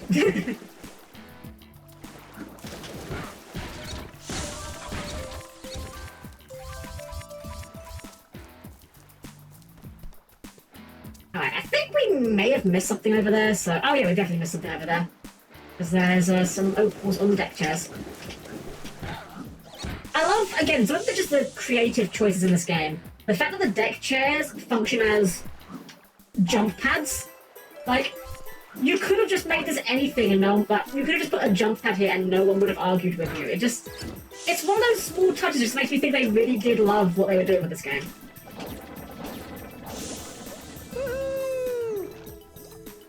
I'm sorry though, you really, guys, surely you could have gotten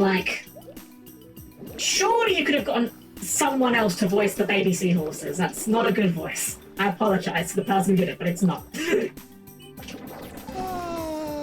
I wasn't even close to that guy, but I'll take it. Careful, Ty. Those eels look pretty nasty. I've been wondering, where do you store your battery packs, or are you hardwired into the area you work? They're internal. It's all internal. I connect up through a port in my ear. Well, I say ear in air quotes, my ear blades. It opens up and I just connect myself up like that at the end of the night. I could just sit with my cables in, but that, wouldn't look very polite. That'd be like sitting around in your pajamas when you've got guests over. Okay, only 2 more to go. I don't think they're in there. I think one slightly annoying thing with this side quest, if you want to call it that, is I don't believe the seahorses actually spawn until you've talked to the mother.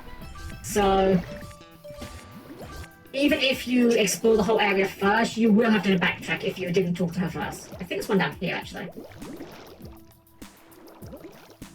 No, maybe I'm mistaken. The opals there? Oh, there's a bilby here. I do sit in pajamas when I have guests over. So would I if I wasn't serving them. When I'm on duty as a maid, I don't really have that luxury, unfortunately. How many are you for someone? By that I mean, do we have to dunk you into a vat of non-conductive thermal paste? You do not have to dunk me into a vat of thermal paste. I do, however, have an external cooling unit that I do occasionally have to hook myself up to when it gets very hot. It looks a bit like scuba gear. My babies. Okay, how many are we missing now? Like 2, I think? But where are the others? I think it actually tells you in the menu. Game info. Yeah, 6 out of 8. So we've got 2 more of those guys to find.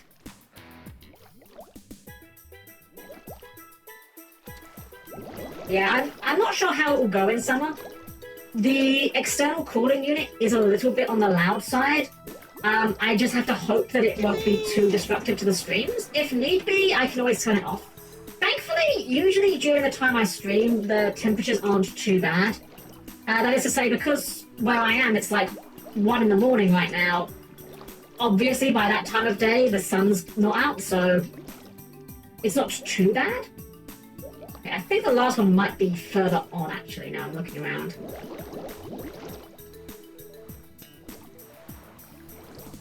Oh, what you got? Oh, a mod bump. One sec. The game's gonna moan for a moment. Okay, just... There we go.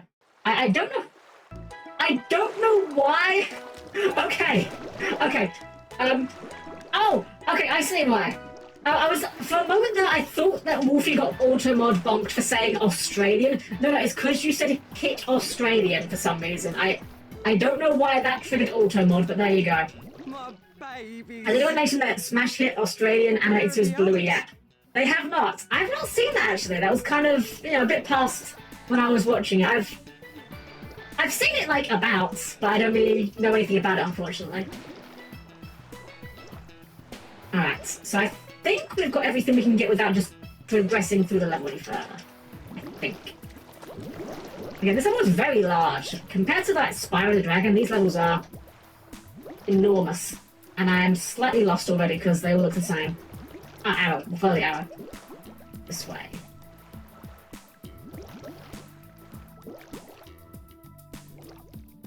Okay, it was through here, I believe. And then over here is the eels. Right, eels. There we go. Okay. This was where the...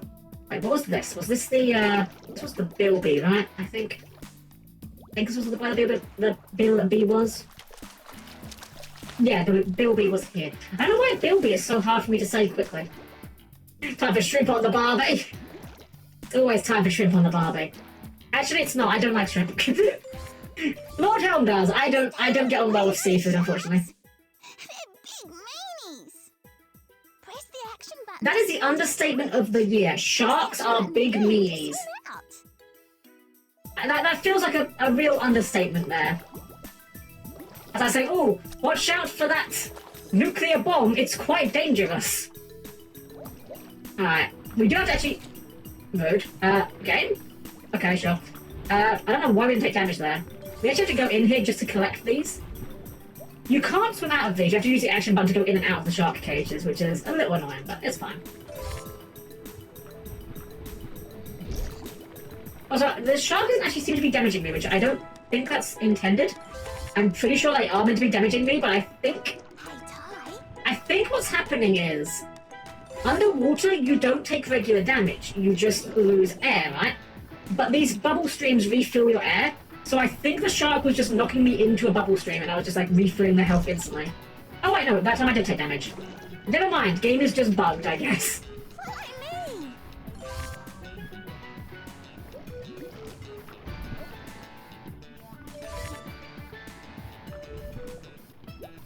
Alright, let's hop up on this platform.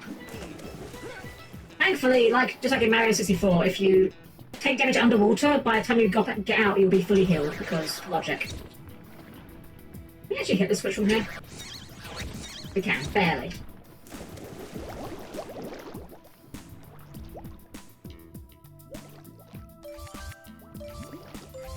We haven't found that last seahorse yet. I'm sure they'll show up somewhere. Where could they possibly be? Before we go up, let's go and have a look around everywhere else.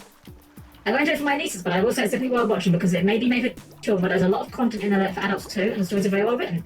Honestly, that's wonderful to hear. Those are the best kinds of kids shows. Like, there's a big difference, I think, and I wish I could say that this was like an idea I came up with myself, but I heard this from someone on the internet, I forget who now, and I strongly agree with it, which is there's a big difference between something that is kiddie and something that's fun for all the family. Like, Pokemon is fun for all the family. Anyone can enjoy Pokemon. It's not overly patronizing. It's not, you know, explicitly just for children. And then you've got things like, say, Teletubbies, where it's not going to be interesting to you unless you're, like, 3 years old. Although, actually, after saying that, I'm immediately going to tell you a funny story about that. Some years ago, I was on holiday with Lord Lady Helm and my sister units. At the time, we were very small, but we weren't, like, toddler age. I guess in human terms, I was probably about 8, and my sister unit was probably about 11. And we were on holiday, and we woke up in the morning, put on the TV. We were only on holiday in England. We hadn't gone abroad or anything. Anyway, we turn on the TV, and Teletubbies is on. But I need to explain to you that at this point, none of us had heard of or seen Teletubbies before. This is a show that we've never seen, never heard of, have no knowledge of. We put it on, and we proceeded to watch the entire episode of Teletubbies completely transfixed, just utterly confused and bemused at what we were watching. And it wasn't till, like, near the end that, like, the penny dropped and we realised this wasn't some sort of fever dream. This was just a baby's show. In hindsight, it's like, yeah, it's obvious, but, like, when you're just woken up in the morning, you're all half asleep, and you just turn on the TV and there's a sun with the face of a baby, you do start to question some things. Anyway, we're going to have a look around this area of that first building. Hey, there's our final building. Nice.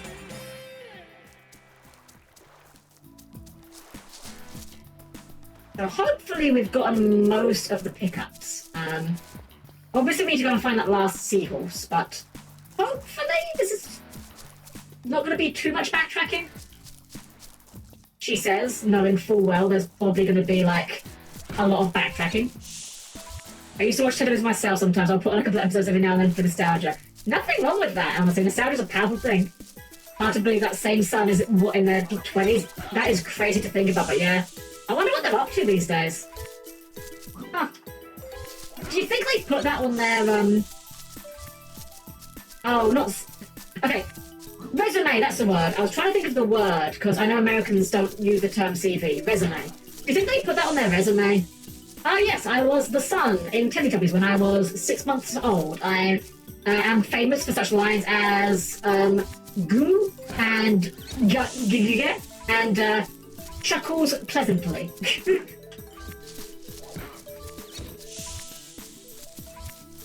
I'm really hoping we're very close to having all of the opals. I'm hoping maybe we actually found every one of them. I don't think we're going to be that lucky, but it'd be very good if we were.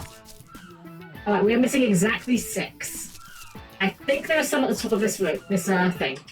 Hey, Dal, how are you? Yeah, good. And what about you? Let me guess. Rex was worried about me again? That is not flattering lighting on your model, miss. I'm sorry. Isn't he a sweetheart? Well... Actually, why is that lighting so blown out? Like, her model is way more, like, overexposed with the lighting. By the way, I found this on the way. Want it? Alright, there's our level progression Thunder Egg. And I think there's like 2 boxes up here that have 3 opals each. That's my hope. Oh! No, that's a gear. Okay. I mean, we still want the gear, but my theory about the opals may have been incorrect. We may be going for another opal hunt.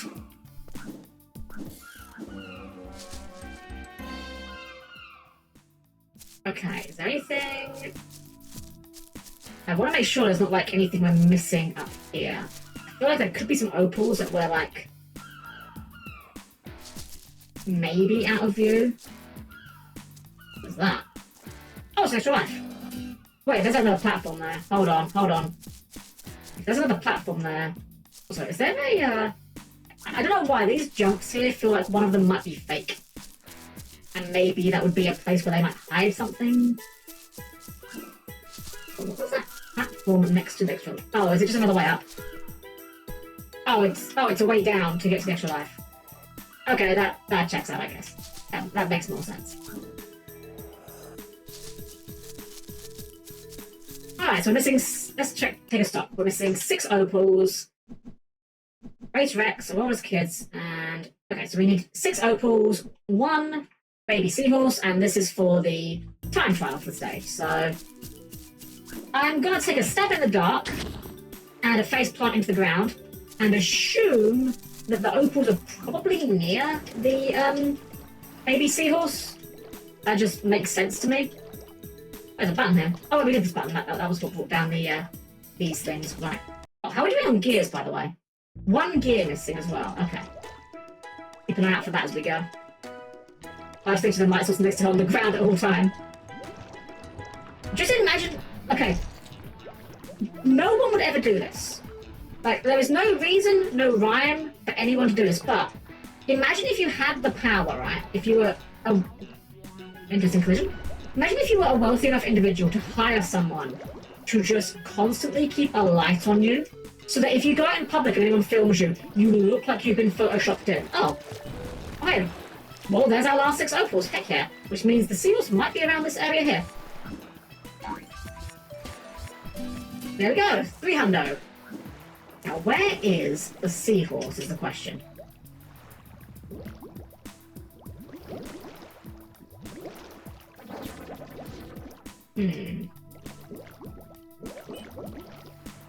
We're also missing 1 more golden cog, for that matter. I will say this, at least they made the swimming controls, or not the controls, rather, the swim speed is very fast in this game.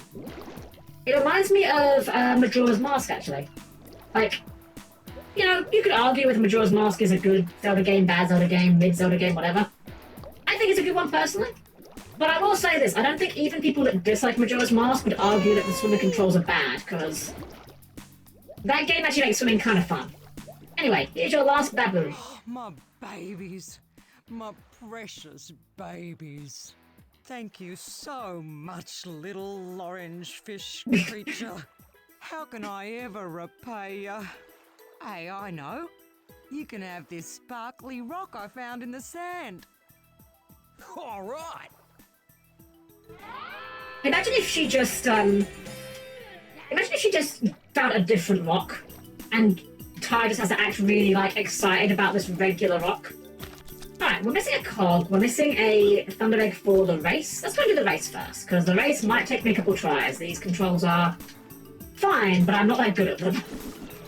I'm gonna throw words at you, because I wonder what you will think about them. Nemesis Reborn, does that ring a bell? I'm afraid it doesn't ring a bell. Sounds like a Yu-Gi-Oh card, but I'm afraid it doesn't ring a bell beyond that, I'm afraid. Bucky said hello! I love this game back in the day.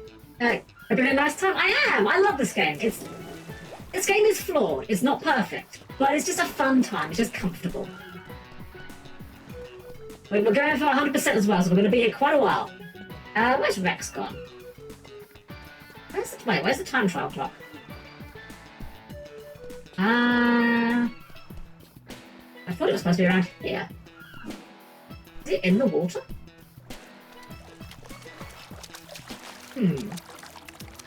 It seemed to have been. Maybe it's the time. Oh, it's right there. I'm stupid. Okay. You haven't seen the adverts for the new revamped version of the Nemesis roller coaster at Alton Towers. Oh, I haven't actually, no. I don't really watch much TV, so I don't really see an awful lot of adverts. No, I didn't know they were doing that. That's neat, though. I haven't been to Alton Towers in years, actually. I'm much closer to Thorpe Park, geographically. Although even then, wow, I can't remember the last time I went to Thorpe Park, for that matter. Huh. I do like roller coasters quite a lot. I just haven't had a chance to get to them very often. Anyway, race time. Are you up for a race? See if you can keep up. Let's go. Oh, Bucky Stuff, thank you for the follow. Thank you so much. Alright. So this guy's kind of, a mild challenge. He's actually faster than you in the water, but he loses so much time on the land that this is where you make up your bad pace.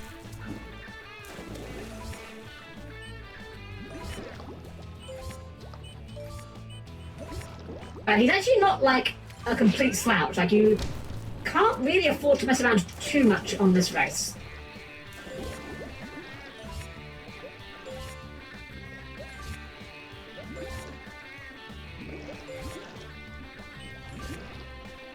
Thankfully, the Sharks decided they're just going to take a little vacation so you guys can have a race. Very considerate of them, honestly. So you can see, he already caught up to us. We haven't really been messing around. Like, we've been playing pretty good, but he's caught up to us. But, unfortunately, this absolute buffoon decided, hey, you know what? Let's make the finish line the top of this really tall spire while I'm really slow on land. So, yeah, we just make up a ton of time here. As long as you don't mess these jumps up. I paused there because I thought I might have been about to miss the jump up. Yeah, this point is basically free. I say basically free. I'm very sure the last time I played this game I did mess these jumps up and have to do the whole race again.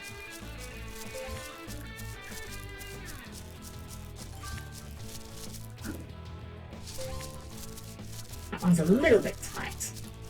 Not too bad.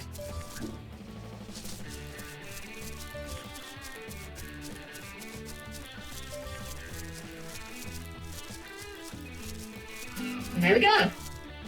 And now I have to wait. Oh, wait. For a moment I thought I had to wait for him to catch up. I've trained you well, mate. My swimming coach gave this to me when I first beat him in a race. Now I want you to have it. Gee, thanks, mate. Cool! Again, I don't know why, just how excited Ty gets over every collectible, just, I don't know. It brings a smile to my face. Or, well, I mean, it would bring a smile to my face if I had a mouth to smile, but you know what I mean. Alright, so we're just missing one more golden cog. Which, they're not normally too hard to find, so... So what was it? They built it during 2023 and it opened up back in March. I have located parks and me and the wife have passes. Oh, nice! If I was, like, close enough to a park, I would definitely get, like, a season pass or something. Absolutely. Unfortunately, while I live locally to... Well, I say locally to Thorpe Park, while it's closer to me than Alton Towers, it's still like a good hour-plus drive, unfortunately, so it's like... It's travelable, but not something you necessarily want to do on the reg, you know? He's like CGI Link. Oh my god, he is. I now want to just hear, like, someone dub Australian CGI Link and just pepper all of his speech with, like, Australianisms. I don't even know how that would go, but I just kind of want to hear it because it sounds cursed. Crikey, I won! Alright, so we're just looking for the last golden cog. I believe that's what we need.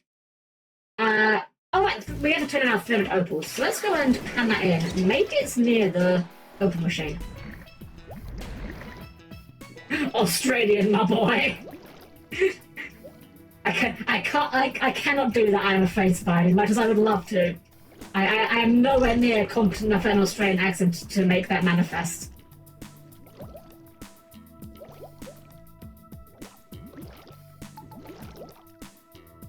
Let's go ahead and do... Oops. Put them there. Then hand in the opals.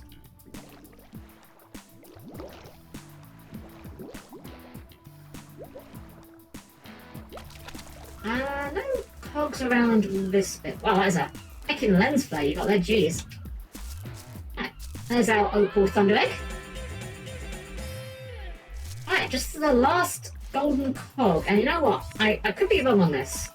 I feel like one of these little stumps around the spike here might have something on that's just out of render distance, and we'll try that.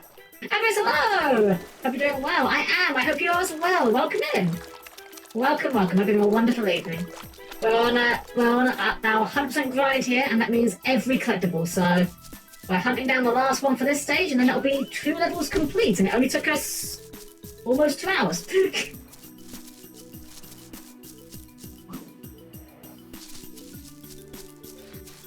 Okay, is there a collectible?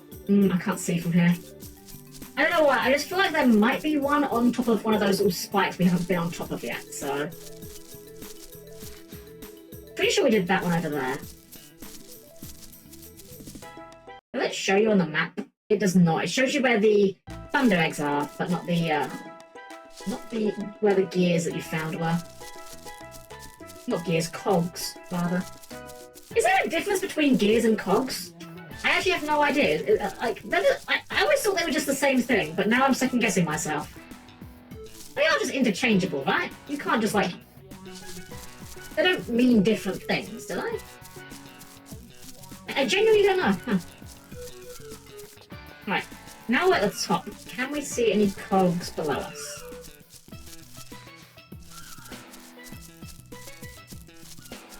Doesn't really look like it, honestly.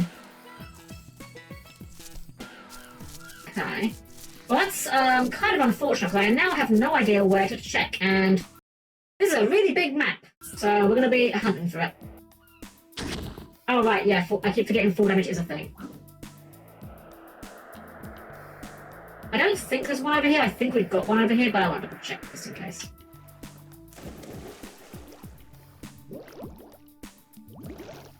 Okay, we got whatever's up there. Looks like these are relatively interchangeable. Is there like is there some sort of difference though? I genuinely have no idea. Is that like is it a personal preference thing? Oops. Gears are basically connected cogs. Oh, that that actually makes perfect sense. So it's like a it's like the difference between a die and a dice. How you can only have one die, but you can only have multiple dice. Huh. I never thought about that, but that honestly, that checks out. Yeah, I can see that. Gears are wheels that have teeth or cogs around the edges. The cogs of one gear fit into the cogs of the other.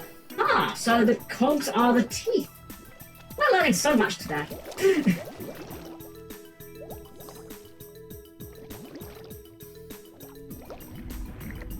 Watch out for these guys, they're the eel deal. I apologise for that. That's not only is that not even a good joke, that's not even an original good joke, that's a Crash Bandicoot level. Okay, I think we got all the ones around here, but I'm going to have a quick run around just in case. Thankfully, when it comes to the golden cogs, if we do get too stumped, I know there are guides for those online at least, and I don't feel bad about breaking out one to save ourselves a bit of trouble, if need be. Educational hell stream. I mean, I can teach you guys some things. Like I always say, learn something new every day.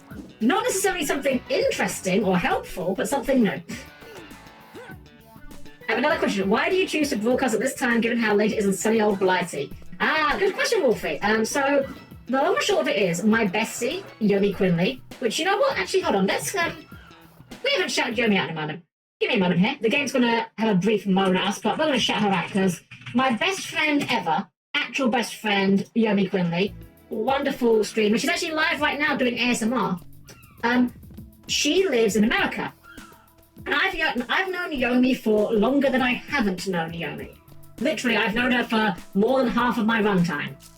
And she lives in America. And, well, I wanted to spend time with her. I wanted to spend time chatting with her, playing games with her. So eventually, over time, my schedule just gradually shifted more and more late. And now I basically exist on American Central Time, which isn't even Yomi's time zone. But I've always been someone to stay up quite late. So, although I live in basically Central Time, in terms of English time, I generally wake up in the afternoon and go to sleep early in the morning. And thankfully that works out with my schedule, so my shifts, I'm scheduled for my cleaning shift, so it's no problem. Plus, it also gives me a unique niche. How many people are streaming this time of night that have British accents? Haha. I say that like it's a good thing. I know some people like the British accent, but when you hear it every day, you soon learn to get very tired of it. Anyway, it doesn't seem there was any cogs over there. I wonder if maybe they're in that area that we were... the little hidden area. Maybe we missed one there, perhaps. That's sweet. Ah, it's just the truth, though, yeah. I said, Yomi is my best friend. Like, she means the world to me, and she's been absolutely killing it. Like, I would not be here today doing streaming if it wasn't for Yomi. Yomi decided she wanted to do VTubing last year. Around February, I believe it was. She said to me, like, I want to do this. I want to, I'm going to focus on this and try and do this and make this a thing. And when she started doing her streaming and I saw how much fun she was having, I was just like, wow, she's having so much fun.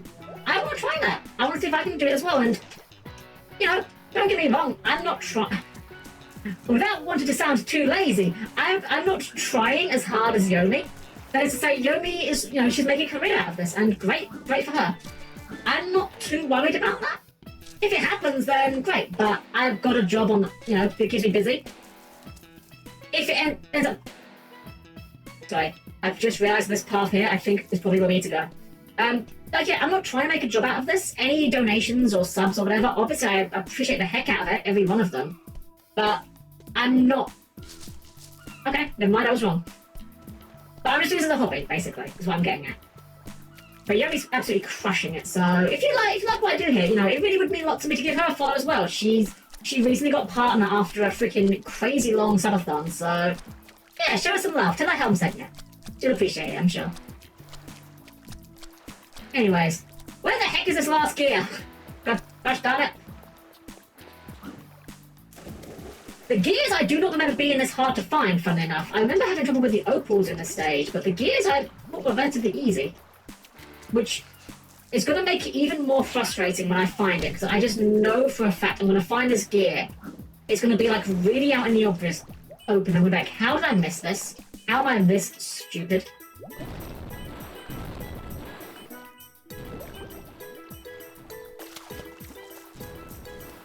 I'm like checking all these little islands now, just in case. If it takes too much longer, I'm not above resorting to a guide to help us out here, but I don't remember the gear. Wait, I remember now. I think there's another gear around here that's like hidden in a another one of these like puddles, basically, like where it gets deeper. I think.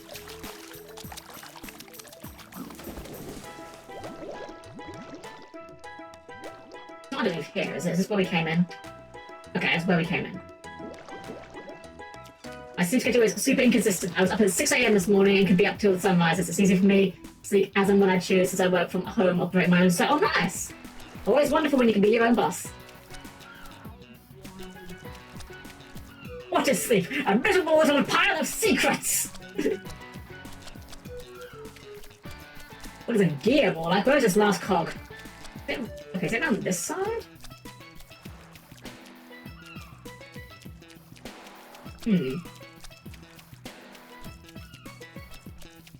Okay, well, I think we've thoroughly explored the level, right?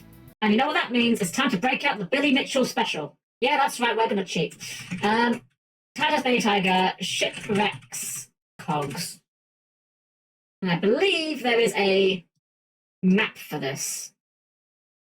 Oh, that's the wrong level. Hold on. Is there a map? Is there not a map for this game? Uh-oh. I thought there was a map for this. There's a video for this. I'm not about to sit and watch a whole video to find it.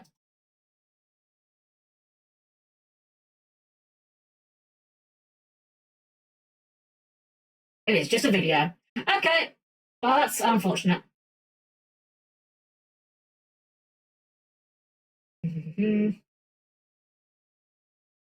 Alright, well, I guess we'll just have to, deal with it, frankly. I'm not watching a whole video to try and figure out where these cogs are, so we'll just try and improvise. Maybe at the start. Maybe they left them like they hid one right at the start, and that's the devious trick. The old platformer special where they put them behind the start or something. I'm in the pool. But what about if we bounce up somewhere, maybe? Maybe not.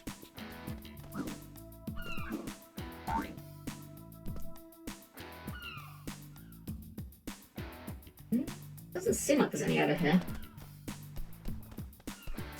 See, this is when you close your eyes and then you open them and several hours have passed. Very true, very true. I actually have been quite recently... Okay. I'm not going to say that I've been doing lucid dreaming, because that's not quite accurate. I have, like... I don't know if there's a term for this. So I'm going to invent a term and probably find out later that there is a proper term for what I'm describing, but I have a lot of dreams that are like very vivid and where I'm like almost semi-lucid. That is to say, I'm fully in control of my own actions, but I don't quite realize I'm in a dream. And I'll just start doing things that just don't make sense in like the broader context, but in the context of the dream just seem completely reasonable. I'm very sure it's around here now.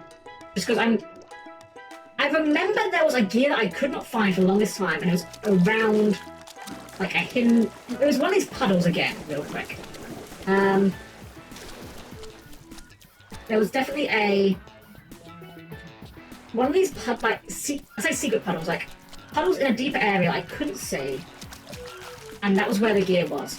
I think it might be over by the floating platforms, actually, now I'm saying it out loud. It's what I'll do in stream, the double follow, stream. Oh, thank you, Wolfie, I appreciate that. I post this as a guide with the game with the instructions for you. You can do. I don't want to pause the stream to just like read a detailed guide because, you know, I don't want to sort of find too much, but you may post the if you like, I don't mind. Thank you for asking though, I really appreciate that. I've only had a lucid dream once in my life that I know of. I don't know that I've ever had any like fully lucid dreams, but I've had some that come like very close to it, that's for sure. Funnily enough, the closest I've had to like a lucid dream experience that I can recall is, it's not even a particular dream, it's more like a recurring theme, right? So hear me out on this. I can only give you my word that everything I'm about to tell you is the truth. I am not embellishing this or making anything up. This is all true. I have this recurring theme whenever I have nightmares of being able to wake myself up from the nightmare in probably the most nerdy way imaginable. Right? Oh, it's extra life! Dang it, I was really hoping this would be the gear, but it's an extra life. Dang it. Okay, so here's how I do it. I look at my hand, right? Like, my palm, I look at my palm. And on my palm, and again, this sounds fake. I know this is gonna sound fake, and I'm just saying this for content. This is honest to God's truth.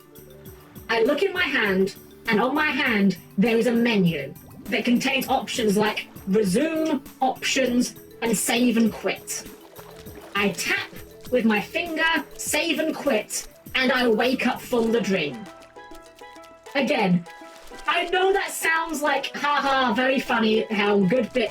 I promise you, this is the truth. I can only promise you that this is all real, and that is how it works for me. I don't know why. I don't know why. Man, I am struggling on these gears. We may have to actually resort to that walkthrough after all. There's not one hidden around here, is there? Alright. Alright, let's take the link. Let's take the link and see where it points us to. Cogs, so shipwrecks. Okay, Thunder Eggs, Golden Cogs. Okay. From Rex's house, go left and jump on the chair. We definitely did that one. After leaving the sharks area, go through the gate to the area with a huge fountain. Swim to the right to the gate lock and look underwater to find a switch behind the big rock. Wait, I don't know if we did that. That doesn't sound something we've done. Okay, hold on then. So, go through the gate to the area with the huge... Oh, the huge mountain! Oh, wait, we did do that. Sorry, I meant fountain. Hold on. Climb the mountain, the golden cogs on the top. I think we did that one. Next to the open machine, we did that. This one's on a small land part near the underwater tunnel into the quicksand area. I think we did that. After going through the underwater tunnel that leads to the quicksand area, get into the square area surrounded by fences and stand on the bunyip elder power up to get... Wait, what? Lifted up. Oh, that's the geyser. Right, okay, yeah. This was at the bottom of one of the water holes in the quicksand area. In the shipwreck area, after the small mountain, we defeated that. At the bottom of a water hole near where you found Bilby 1, after going through the underwater gate at the start, swim to the right and climb up the street. See, here's the awkward thing. This reads like I think we did these, but at the bottom of a water hole near where you found Bilby 1. Which one was Bilby 1 according to this guide? This guide does not list the Bilbies. Hold on. Oh, it's here, okay. Just went to the left, climb wooden platforms. Okay. Well, unfortunately, because of how this level is designed, this honestly reads like we've gotten all of these, but we very clearly haven't. We're very clearly missing one. So I guess our only option is to just check every area systematically. So we've definitely done the start one. We've definitely done the one with the big rock. We've definitely climbed the mountain. Definitely done the open machine. This one is on a small land part near the underwater tunnel leading to the quicksand area. So, I mean, we're in what I would consider to be the quicksand area. Oh, there's an invisible box over there. Okay, we'll go and get that at least. That's something we can get. You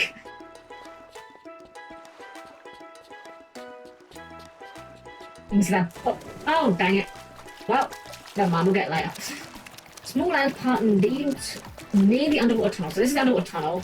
This looks like a small land part, but there's no cog here, so I think we've probably got this one. After going through the underwater tunnel, at least the quicksand area. Right, this is the geyser one. I'm pretty sure we did that, but I'll double check. So up here, here's the geyser, and then, yeah, you just hop across all these platforms. But we definitely got that one over there. This one is at the bottom of one of the holes in the quicksand area. I think we got that. Let's have a quick peek in these holes. Well, there's nothing over here. Anything over this one? No golden cogs here. And we checked in that last hole, unless there's another hole. Is there another hole we haven't looked in?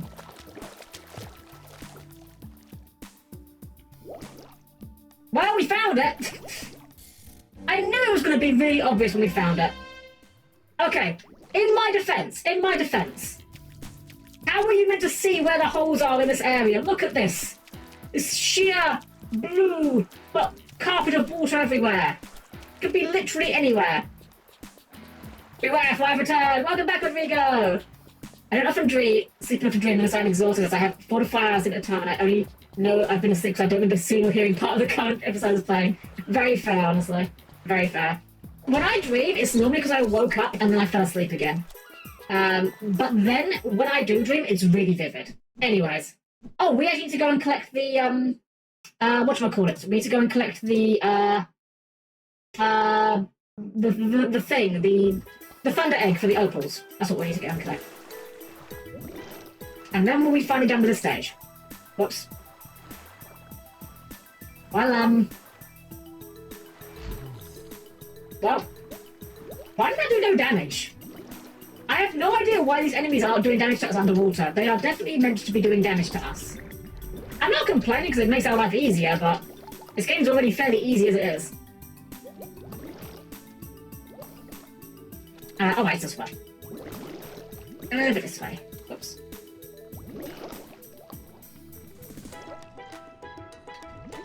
Avoid the sharks. I was in a store the other day, actually, speaking of sharks, and I saw a collection of, like, you know, plush toys for kids. Little pocket-sized ones, like little maybe like 3-4 inch long ones. And they were all marine animals, right? That's a little like fish and things. One of them was a hammerhead shark, and I'm not gonna lie, it was way cuter than a hammerhead shark plushie has any right to be. I kind of wanted to get one, but I don't have a use for it. Oh, did we do this? Oh, we did do this! I'm really stupid. Okay, we're done then. We can just leave. We can just leave. I forgot we just had the thing. Right, so that will lead us to our next level, which is a walk in the park. But before we go to a walk in the park, let's take a small detour. Let's take a little detour because we've been collecting an awful lot of these golden cogs. And Julius did say to go and see him in his lab when we got off a bunch of them. Surely 20 is enough to do something, right? Gotta be. Also, this area here, this hub area, Rainbow Cliffs, it's just a nice area, but there are some collectibles here as well to also be found, not gonna lie. Okay, so, here we go. Cog machine. Oh my! You found enough golden cogs, haven't you? These will be perfect for my latest invention. I call it the Cogulacious Boomerangerous Extrapolator. Or CBE for short, which will definitely not be used for any weird abbreviations. To create cutting-edge techno-rangs. Oh my! This is very nice. It's a Zoomerang. The Zoomerang has a built-in telescopic aimer. Press the Ty's view button to activate it. Use the movement stick to aim and the camera stick to zoom in and I like his camera stick mouse. for greater throwing accuracy. No worries. To select it, use the previous rang and next rang buttons to cycle through your collection. Alright, with that we have our first alternative boomerang, the Zoomerang, which flies very, very far. And yes, we can in fact snipe with it. We have a zoomable scope. I don't know how that works. I've learned not to question such things. What is the button for the rangs in this version? Oh, we can use like this is the D-pad, right? Or the Y button for the rang wheel. Well, it looks like we need another 10 cogs to get our next rang, so let's go and get some of those, shall we? Go and take a walk in the park.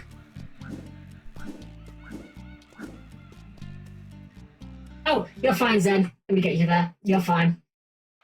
Fun fact, 100% of wild koalas and about 92% of captive koalas have chlamydia. Wash your hands, Ty. Yeah. Koalas are very cute. But if you actually look into what koalas, do, they're kind of awful animals. Koalas can die of starvation because you put them on the wrong tree. It's a wonder they've lasted this long. I am not saying I want koalas to go extinct. I love koalas, I think they're adorable. It's just a surprise that they've lasted this long somehow. Let's go for a walk in the park. Oh, smell that fresh rainforest air. See the cute wallabies. Surf the slippery water slide. Watch out for those leeches.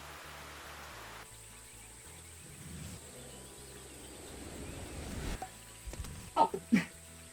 I don't remember the squeaky pops when you enter, but apparently there's a thing. Also very sneaky, putting some boxes behind the spawner. Classic platformer trick. In fact, there's one of those invisible boxes right over there as well. Let's go and pop that. We will be getting all of the invisible boxes again. We are going for everything in this game. We are going to be doing absolutely everything we can do. And that does mean the invisible boxes, which will be a bit of a pain later. But that's a problem for future Helm to worry about. Haha! Everyone, let's all laugh at future Helm. Let's laugh at her for walking around these stages, clueless, not knowing where all these things are. Haha! Oh, it's Ty's girlfriend. I'm sure the internet was very normal about this character. If that isn't bad enough, I spotted some blue-tongue lizards nearby. Grrr. You reckon you can give her a hand? Shoot, bet. I'm on my way. Yeah, I'm sure the internet is extremely normal about Ty's girlfriend. Anyway, let's pick up some more of these guys. These frilled lizards. I think these guys are very cool. They're a good mook enemy. I think they could have done a little bit more with them though. I would have liked to see variations of them. I don't know, give them different weapons or items they could be doing. I don't know. I just thought there's a missed opportunity. Alright, so this stage has some verticality which makes it a bit annoying to deal with. Because we can take this high road easily enough, but I mean there's absolutely no shot that there's nothing down those gullies, right? There's floor down there, there's arrows down there, there's a Rafflesia down there. I hope that Rafflesia doesn't send a normal trap card to the graveyard and then copy the effect of it. That would be unfortunate. Aha! Trap tricks jokes.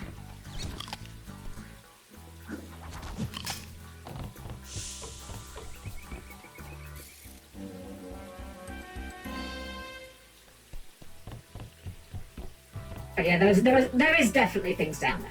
We will be looking at it. More of a sloth guy myself. Sloths are pretty great. I like sloths. 36, 60, 54. Wait, what are we counting? What are we counting? Am I missing a thing? You count the opals, or am I just missing a thing?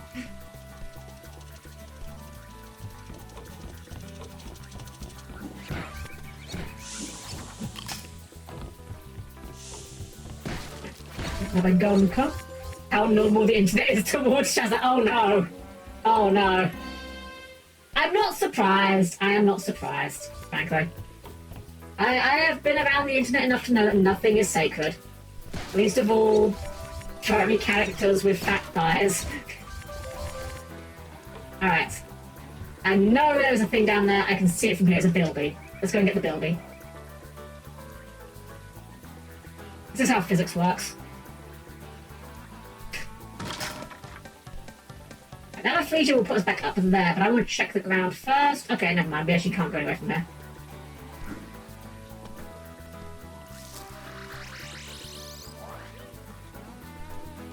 So here's another fun fact about koalas. All they eat is eucalyptus leaves, and the eucalyptus has made it extremely clear it doesn't want to be eaten, has almost no nutritional value, and what nutrients it does have cannot be absorbed without prior fermentation. That's done in the koala's gut, using special microbes it gets from its mom by eating her poop as a baby. Wow, isn't nature wonderful? These are the kind of fun facts I would love to have on hand when dealing with a druid in like Pathfinder or Dungeons and Dragons. I don't have anything against the druid class conceptually, but oh whoops. Actually, we can just climb this one. Never mind. I have nothing wrong with the druid class conceptually, but the druid class of every class in like Dungeons and Dragons is, in my opinion, the one that is the most, for lack of a better way of putting it, the most married to the flavor, right? That is to say, you can play a cleric and not be, you know, super obsessed with a god. Actually, in Pathfinder, you can actually play a cleric without even worshipping a particular god. You can just be a cleric that worships an ideal or a whole pantheon of gods. But you could just be a cleric who is like a cleric of light or fire or whatever. Oh, Bilby. Similarly, like, you could play a paladin and just be like a paladin who's just a champion of justice. You're not necessarily a paladin of a particular god. You're just a paladin who, you know, wants to be a good guy and stop evil. You know, big hero.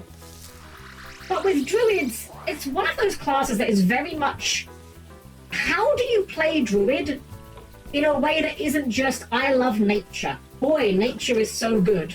Animals are wonderful. I love animals. Don't get me wrong. Those are not bad traits to have, but it kind of makes druid feel very samey to me. I don't know, I've never met someone playing a druid that wasn't doing some angle of that didn't make him feel very just cookie cutter. Alright, we will be right back here, but I don't know if we have been down... Ah, there's a bilby down there. I knew it. That's like 3 bilbies already, right? Yeah, 3rd bilby. Okay, if we go up here, this is a one-way drop, right?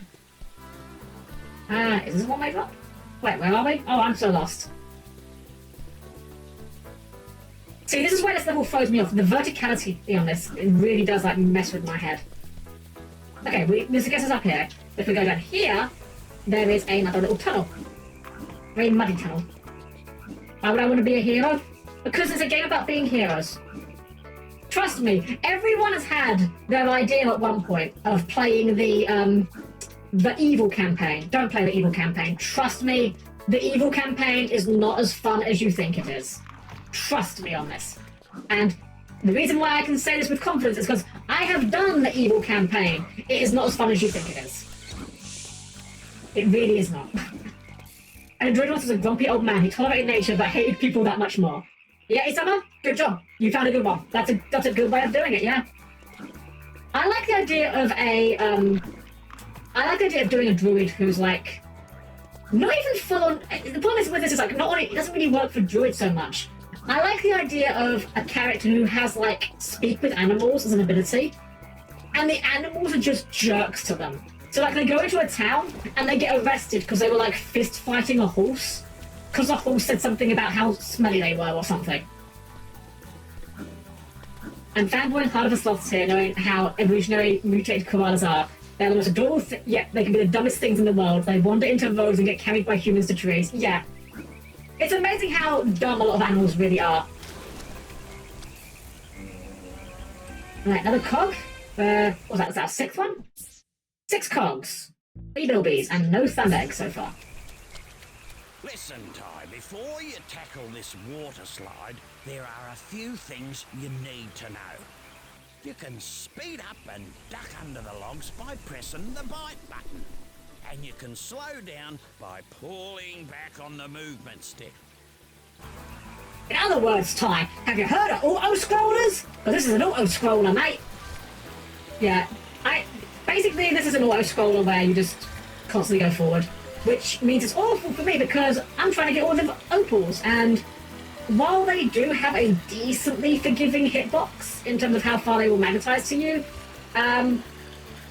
yeah, I have definitely finished this level and been looking for the last opal and then realized it was on the water slide the whole time. So I'm gonna just take this nice and slowly. We're in no hurry. We're you know, why run? You know, we're not in a hurry to get anywhere. We're just gonna take it nice and slow, get every opal, and then not have to go hunting for the last one at the end of the stage, right? It will just be that easy. We'll just get every opal on our first try. It will simply be that easy. Right, there's an achievement here for biting a leech. Unfortunately, I don't have my Steam overlay being captured, so you don't see that, but trust me, we just got an achievement for that. You will just have to take my word for it.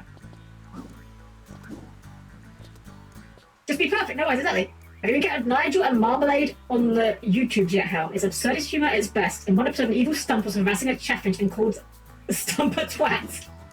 I have not, but I will certainly look into that because absurdist humour is definitely my cup of tea. I love the Mighty Boosh, I love YouTube poop. Like, weird and wonderful stuff like that is my cup of tea. Oh, I need to go and talk to Ranger Ken before I could do this. Also, eucalyptus leaves are very coarse, so coarse that it wears the koala's teeth something fierce. Most plant-eating mammals have evolved around this, like how rats have rootless teeth that just grow indefinitely, or the camel who just grows new teeth to the front as the old ones fall off. What the koala does is none of these things. It just becomes unable to eat and starves to death. Yep. Yep. G'day, Cobber. G'day, Ranger Ken. I need a favour, mate. There's a flock of cave bats in there. I'm sure the internet is very normal about Ranger Ken as well. Season, and we need to move them out before the caves flood. No worries. I mean, I feel like you could do this yourself, Ranger Ken. You are, like, built like several houses, but you know what? It's a platform game, so I ain't gonna question the premise too hard.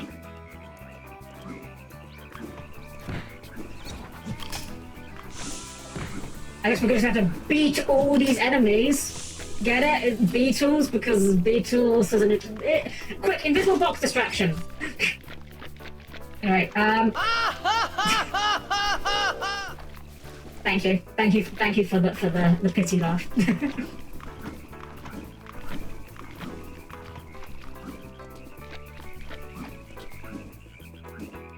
think the bats might be further in. I thought they were in that room, but maybe they are... Oh, another box there. Again, very kind of them to make these boxes partially visible in this version of the game. Again, in the original version of the game, that box was completely invisible. And I don't mean like Halo invisibility, where it's just like really hard to see. No, you could not see it. It was not visible. Oh, the bats are just right here. I can't see them. John Cena bats, you can't see them. Just gonna harass these bats for a little while. As 4 images on one aggregator. Well, that, you know, to be fair, this is a fairly niche, obscure game, so that's about what I expected, I guess.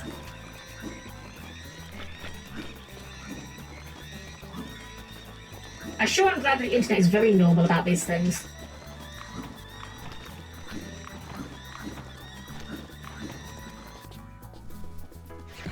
On ya, mate. Here's something for your troubles. Oh, you beauty!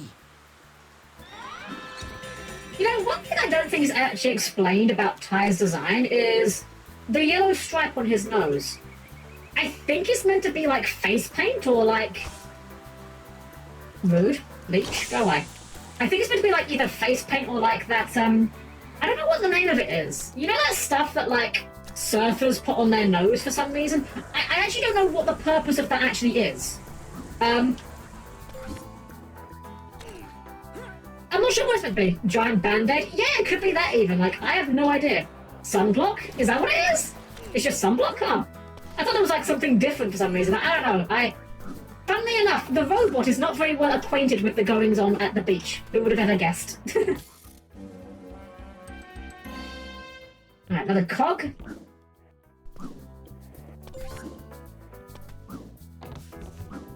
Another bilby over there. A bit of lag there, that's a bit strange. Again, chopping on this area. This game is not mentally taxing, which should not be difficult for the game to run. Great landing.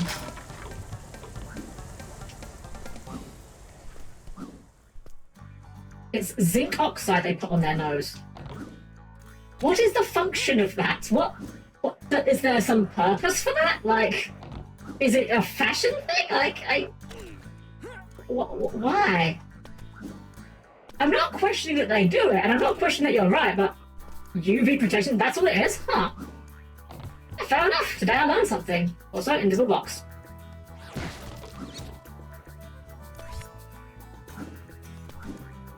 I think there's something at the bottom of that other waterfall. I think. Oh, just a feature. Well, we'll take that back up. That's how features work, by the way. Oh, there's a thunder egg over there. And I thought there was something else we're missing. And what do you think of Beyblade? Oh man, Beyblade! That is a series I have not thought about in a hot minute. I should look it up actually, because I loved Beyblade when I was younger. I was much more into the Yu-Gi-Oh! And Metabots and Digimon, but I definitely had a Beyblade phase. Funnily enough, actually, okay, I'm about to describe something that is extremely mundane and that is extremely normal to English people, but sounds absolutely absurd to anyone in another country. And the thing I'm about to describe is Argos. I promise this is relevant. So here in England, there is a shop called Argos. And Argos is a concept that could only have existed in a pre-internet age. Thank you, like, hello, welcome in. Don't get me started on Argos. So Argos, for the unfamiliar, is a shop where nothing is on the shelves. You go into the shop, there are no shelves of any kind. What there are, though, are catalogues. Just catalogues everywhere. And everything in Argos is in the catalogue. You look through the catalogue and you will find whatever you're looking for. That item will have a number for it. There's a little device, you type the number in and it will tell you if it's in stock. And then you write that number on a bit of paper, take that to the cashier will take your money, you wait for a few moments, and then you will get called to a collection point to retrieve your item. Basically, it's kind of online shopping before online shopping was a thing. The idea being that they have a huge stock of items, but they don't have to put them on the shelves, you know? So that way they can stock a lot of things and sell them at decent prices without worrying about having, like, nice-looking layouts, because it's all just in the back in a warehouse. The cashier stare at you, judging you. It is a little awkward, I'm not gonna lie. So, here's how the story links back to Beyblades. Back in the day, when I bought Beyblades, I got them from Argos. Now, the thing about Argos, though, is because nothing is on the shelf, you can't pick out what you get. So, what I mean by this is, let's say you were buying, say, Power Rangers, right? Let's say you wanted to buy a Power Rangers figure. You would put the number in and order a Power Rangers figure, and they would get a random Power Rangers figure out for you. So, you might get the Blue Ranger. You might get the White Ranger, but what if you already had those? Well, at that point, you can just say, oh, I've got this one, I don't want this one. And they'll just give you a refund, right? Now, that's not too big of a deal if you just want something from that range, if you're not worried about what you're after. Now, when it came to Beyblades, for whatever reason, every Argos in our area that sold Beyblades only seemed to stock exactly two kinds of Beyblades, which was a green one that had little wheels in the top of the top ring, and a purple one that had, like, I think it was like R-shaped spikes, for lack of a better way of describing it. Suffice to say, everyone I knew had one of or both of these Beyblades and no others. Those were the only Beyblades anyone I knew ever owned. However, Helm was different. Helm was fortunate. In a rare moment of Helm having good luck, I actually got a different one from my Argos. And the one I got was, I believe it was called Dryger. It was the one of the main characters ones, the one that had like the white tiger in it.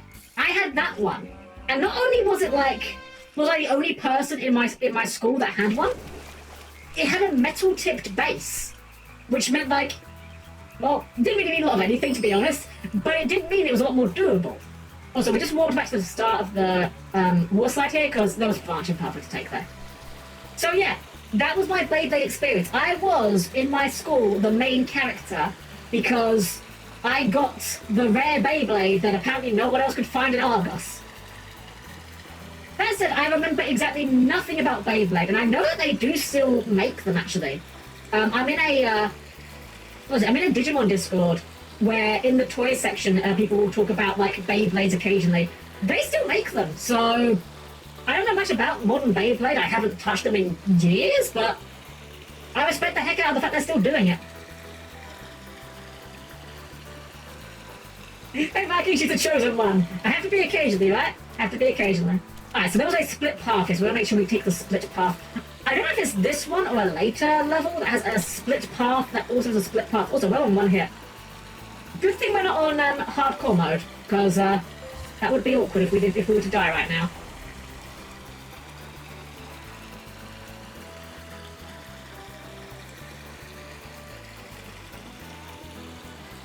Anything Bakugan and video games way less cost.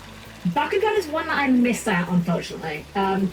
It kind of hit in that exact time period for me where I was I had convinced myself that there was such thing as being too old for something, and that Bakugan was something I was too old for. I don't know if it's something I would get into, to be honest, but I could definitely imagine a situation where if it had come out like a couple years earlier or a couple years later, I possibly would have gotten like super into it. Alright, I think we've got all the opals on the water slide now. Right, so Beyblades are in parts. You can customize them by actually pieces. Yeah, so they come in 3 parts, or well, they used to. I don't actually know if they still do. At the time when I had them, you had like the top part, the middle part, which is all like a metal ring, and the bottom part. That was an easy thunder egg. Just grab it, Ty. Grab it, you fool. Surprise! Suddenly turkey. Yeah, for some reason this is going to be a recurring theme of turkeys just stealing things. And you can hit the turkey and make a boomerang, but it doesn't actually stop it. It just makes it jump. Now, I'm going to try and do something that's kind of tricky, which is that super bite I mentioned earlier. There is an achievement for getting a turkey with the super bite. Now, I don't know how to do it, to be honest, but I'm going to try. I believe they actually do. Okay. Hope this is in range of the turkey. Or I can hit the crates instead. That's fine too, I guess. Well, that is the super bite. That's how it works. We've only got one more of those at the moment, so we need to try and make this one count if we're going to try and do this. It's only an achievement. We haven't got to super bite it, but I'd like to try to do it.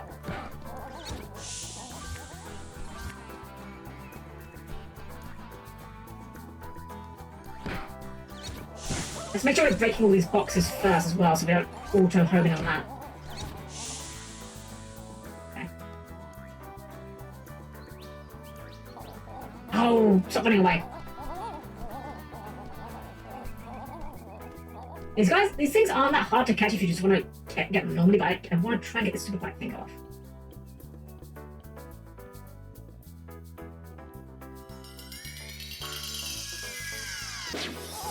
Hey, we did it!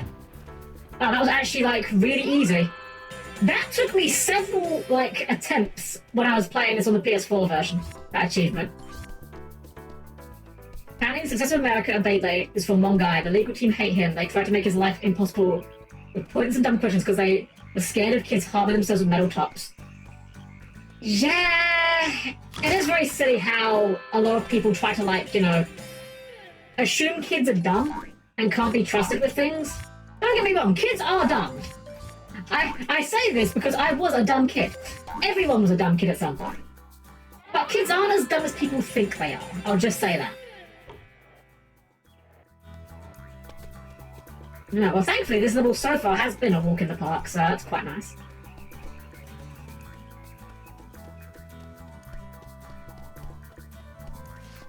Make sure I haven't missed anything here. I think we've got everything here.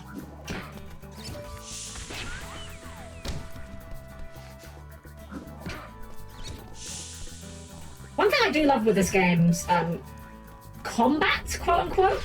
It feels a bit weird to call it combat when it's not really very deep at all, but the boomerang homing is actually very good. It does feel very good to just use a boomerang to hit guys, which, you know, that is kind of important when the whole game is about using boomerangs to hit things. Bakugan is seriously bad, though. At least it was at launch. Get that damn toy to actually land on the magnet was a near Sisyphean task. I don't know how I dropped the damn thing on the cutter and never actually pop open. Oh, man. I can see that, for sure. Man, okay. While we're talking about, like, you know, toy trends, not so much toy trends, but who remembers, does anyone remember spectrobes? Are there any human beings alive that still remember spectrobes of all things? G'day, Shazza. Oh, shivers. Oh, Ty. Oh, that's a concussion right there. To see you. Would you mind keeping those blue tongues off me back while I fill up my watering bottle? No worries. Thanks, Possum.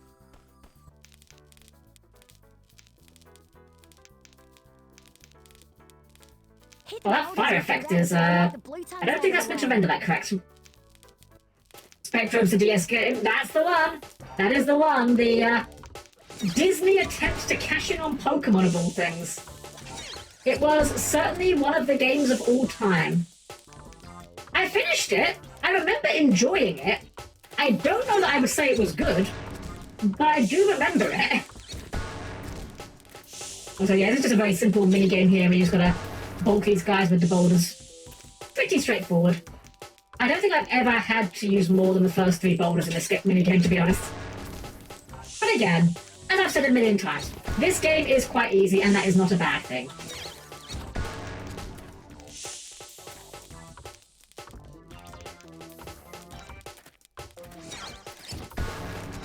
Shout out to the 4 people playing Bakugan. Oh, we have to use the 4th boulder this time. Gasp! There we go. And we got an achievement for that. Didn't miss with a single boulder. What you did back there, Possum. No worries. By the way, I found this at the creek. You want it? Come on, they knew what they were doing. They gave her a tied shirt and short shorts. Come on. I'm not judging, by the way. This isn't a complaint. I'm just saying. They knew what they were doing. Why is she hot? Exactly, yeah. They did not need to make her as hot as they did. As I've said before, I'm not a furry, but like, they did not need to make her sexy.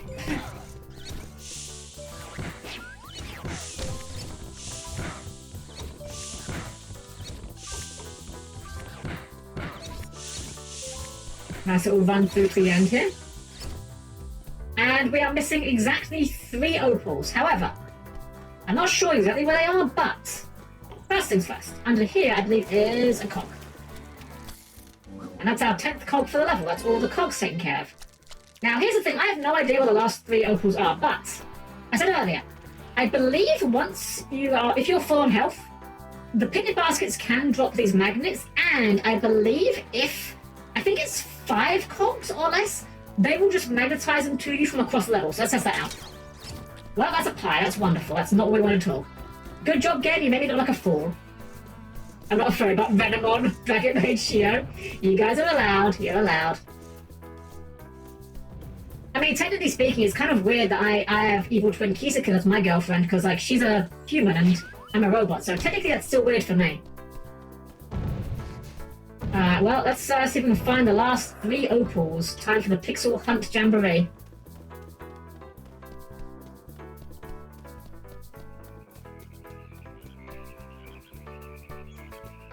I'm gonna say that this rainforest area... Oh, well, that was easy.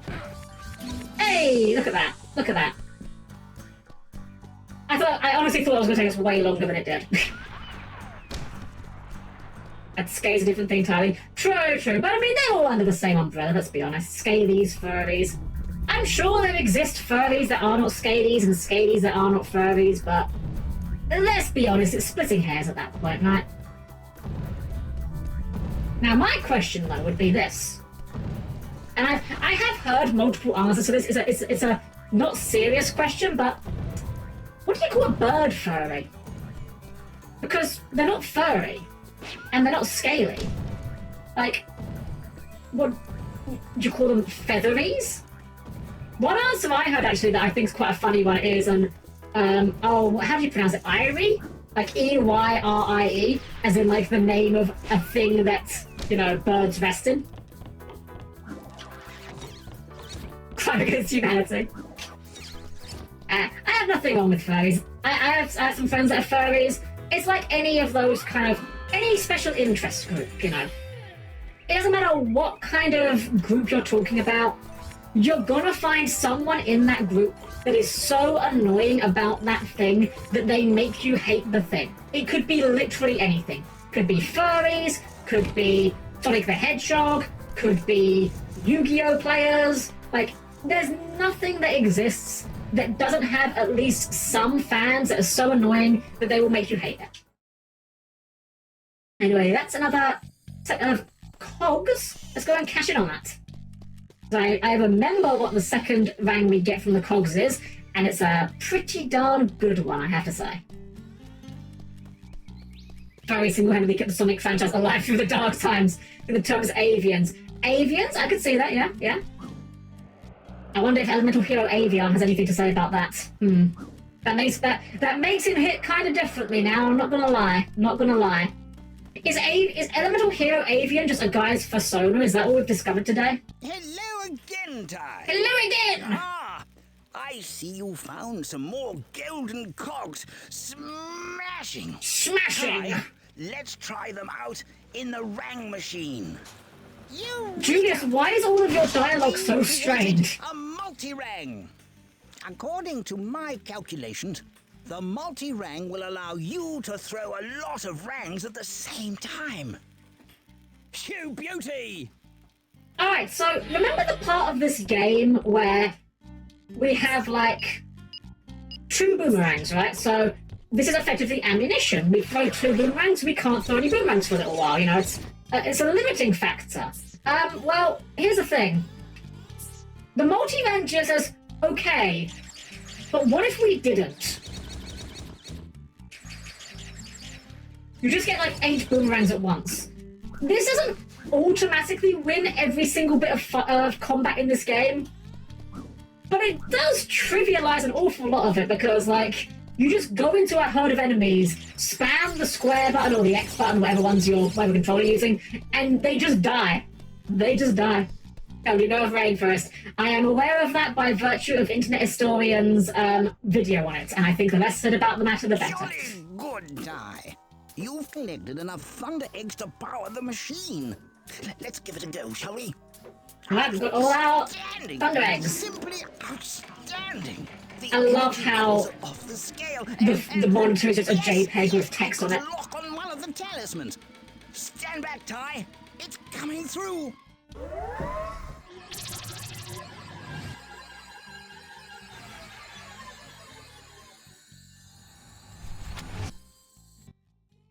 And it's time for a boss fight.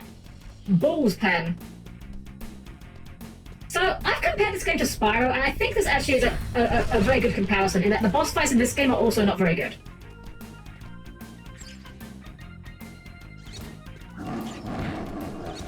We can't damage him. But he can damage himself. Oh, that's more cool than I meant to have.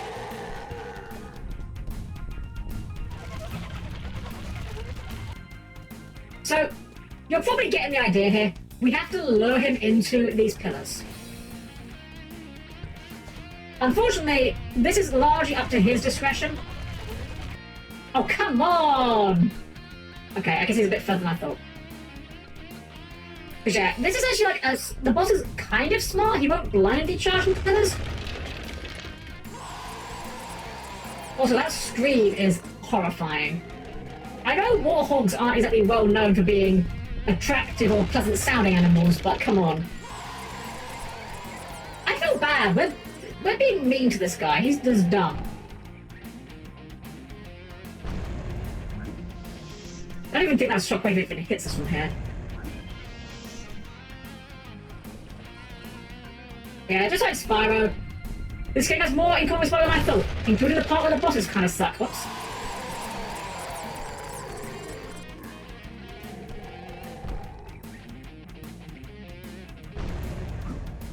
You know what I love in bosses? Long periods of downtime where I can't do anything and I'm not threatened by the boss in any way, shape or form.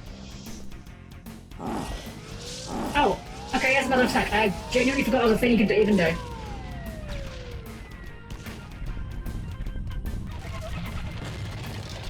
Oh, come on.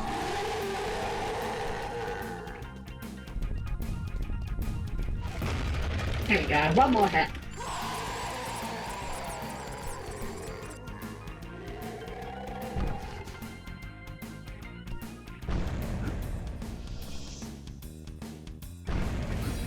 I don't even know if this shockwave does damage you, I'm just assuming it does. Damn, you know, the third shockwave didn't get me, there's always a full shockwave that gets you.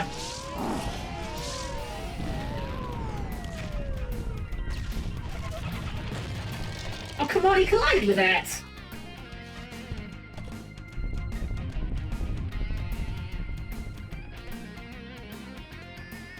See, that wall was solid. That doesn't hurt him.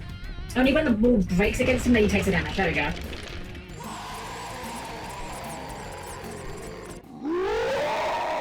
Oh my god, that noise.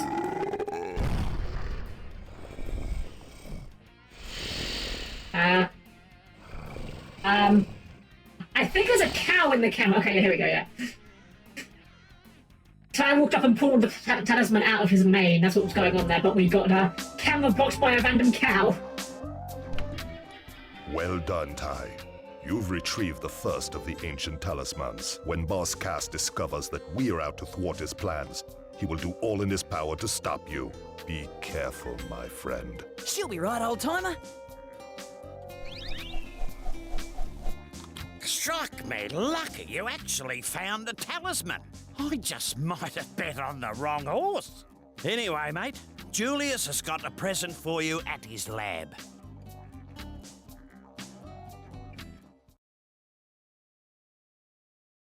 I've made a most exciting discovery. The talisman machine is brimming with excess energy from the Fire Thunder eggs. By diverting that energy to my special hyper-techno boomerang maker, I can make special... Julius, I'm very sorry, but you suck at naming things. Watch. Simply smashing. I present to you the Flamerang. The Flamerang! You beauty! Yes. This one actually featured a lot in the marketing from what I remember. I think it was even on the box art. It even has a more powerful effect on some enemies. To select it, use the previous rang and next rang buttons to cycle through your collection. It will aid you well in your quest. Now, go try it out. Alright, so we got the Flamerang, which is mandatory. You cannot finish the game without it. You can't avoid it. Well, actually, I'm going to retract that. I said you can't finish the game without it. I think that actually is like some speedrun shenanigans where you can, but we're not counting those. Anyway, down this convenient pathway here. Oh, there's a thing here. What is this thing? You little ripper, Ty! You found a fair dinkum rainbow scale. When you find enough, take them to the Bunyip Elder at Rainbow Cliffs. So this is what the Rainbow Cliffs area has instead of proper collectibles. We have these rainbow scales that... Well, something happens when you get enough of them. Have a good night, Helm-Chan. I'm off to bed. Have a great night, Yay Summer. Always a pleasure to see you. Have a wonderful rest of your night and have a good night's sleep. Take care. Alrighty. Now we've got this, though. We can go down this area here. And this pathway here, well, there's actually a rainbow scale around here, I believe. That stuff. There we go. But down this area here, we could have come here at any time, but there wouldn't have been anything waiting for us because once you go down here, There's an ice wall, and as we all know, ice is immune to everything. Apart from exactly fire. And that is also how ice reacts when it's hit by fire.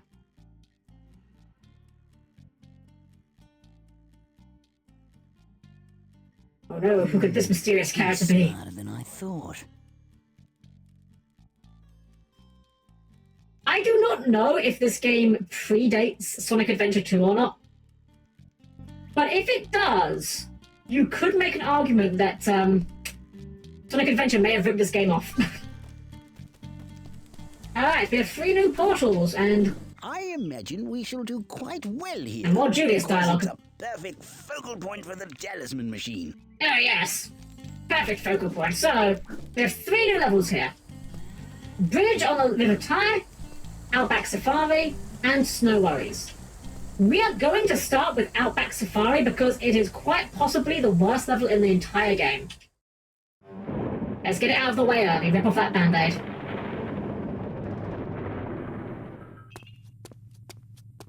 You have done well, my friend. The information you supplied is invaluable. So someone thinks they can stop me obtaining all the talismans!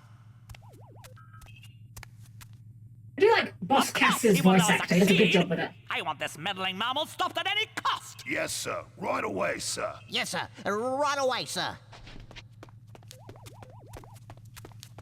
Those talismans are as good as You know, mine. looking at that frilled lizard guy gives me ideas.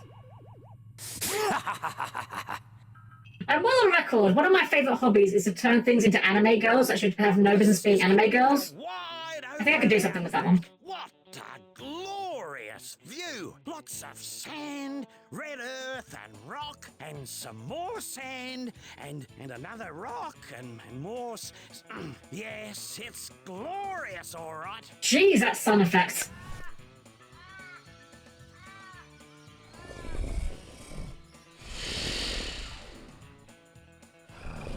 See, he's a friend now. Now we are friends. We beat you up, and now we will be our friends. That's how it works. Jeez, that sunflower, what the heck? Are you feeling all right, mate? Ah, he's a big pussycat when you get to know him. Right, Ty? Yeah, right as rain. I'll use this, me lasso ring. It looks exactly the same as all the other rings, but it's got a string on it. Alright, so... yeah, this is the worst level in the game, because... I've said before how Crash Bandicoot and Spyro the Dragon, over time, have less and less confidence in their core gameplay and resort to gimmick levels. This is this game's gimmick level, where you play with this awful boar, and you spend the entire level on his back. Why is this the worst level? Because it's really hard to find the things, like all the collectibles, and everything, almost, is destructible. And, oh yes, you better believe they will be hiding things in these destructible things. Like, obviously the boxes are destructible, sure, you would expect that. But no, random bits of terrain that do not look destructible are also going to be concealing things, and it makes this level an absolute nightmare. Like, see that run-down metal shack in front of us? Now it's gone. This house? Well, you can't destroy it, but you can make it, like, collapse a little bit. This level is like... This level is a masterclass of just because you can doesn't mean you should. That's my opinion of it, at least. It's also one of the worst levels in terms of trying to find all the last hidden gubbins, so... Mind me as I go for a very systematic destruction of the entire level, because... Again... This is a level that if you don't break everything, you will be looking for one opal, and it will be hidden in a tiny little, like, shrub off the side. When tying a rope to a free-spinning object causes it to tumble immediately. Zen, you are putting way more thought into this than Ty did. You're using logic here in Ty the Tasmanian Tiger. That's your first mistake.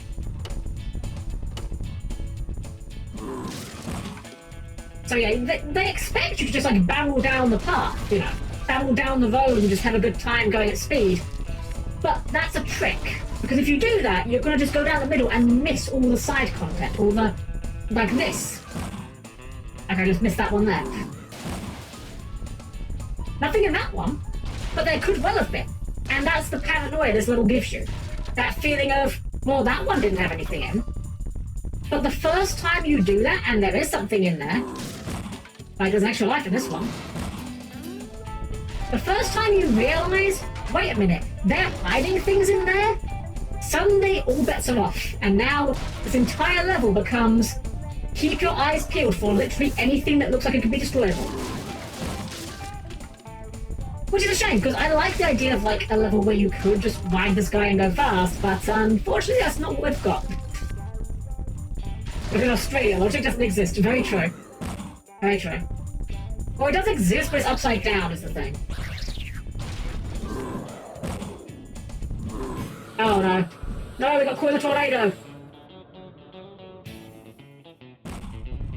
And somehow that did damage, despite looking very tame.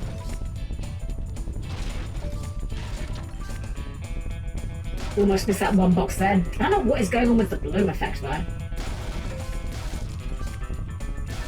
There's been a few weird rendering bugs on this version of the game, I will say. Again, I played this game on PS4 reasonably recently, and I don't remember any of these rendering issues. Golden Cog. Like I said, they just hide them in random places. What is the use of the boomerang? You know what, Nita? I do not have an answer for you. In this level, I don't think there's... No, I tell a lie. There is one of the mini-games in this level that requires the use of it.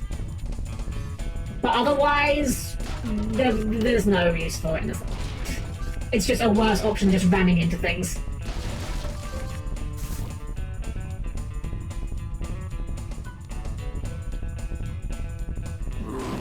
The worst part as well is the level is...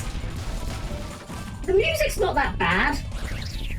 But it's, in my opinion, one of the more like... It's one of the tracks that kind of grates a little bit after a while. The other tracks are like backgroundy enough that they don't really get in the way. This one, after a while, when you've been in the stage for like 30 plus minutes and you're just desperately trying to find that last opal, yeah, it grates. Oh, Bilby, see, like I said, there's kind of in random little sheds, I guess. But it's kind of a meal later in the game. I don't think that happens, unfortunately. But I mean, I'm sure the Peter version of this game would make that happen. So I like how you just take damage, even though the hog itself does not seem at all bothered by this. If anything, he's just like mildly nonplussed. Oh, dang it. It's fine, we got the opal at least. That's what I really wanted.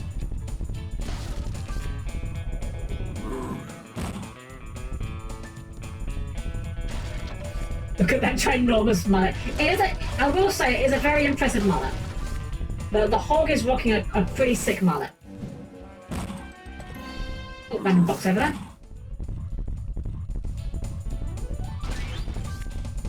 We're only a third of the way through the opals, and so far it's going alright, but I guarantee you that we're going to be, I guarantee you, if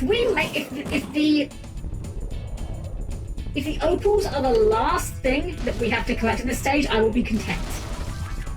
Because, again, we've got to find all the cogs and the bilbies first, and we are... How are we doing on those? 2 cogs and 1 bilby. We are 1/5 of the way through those, and 1/3 of the way through our opals.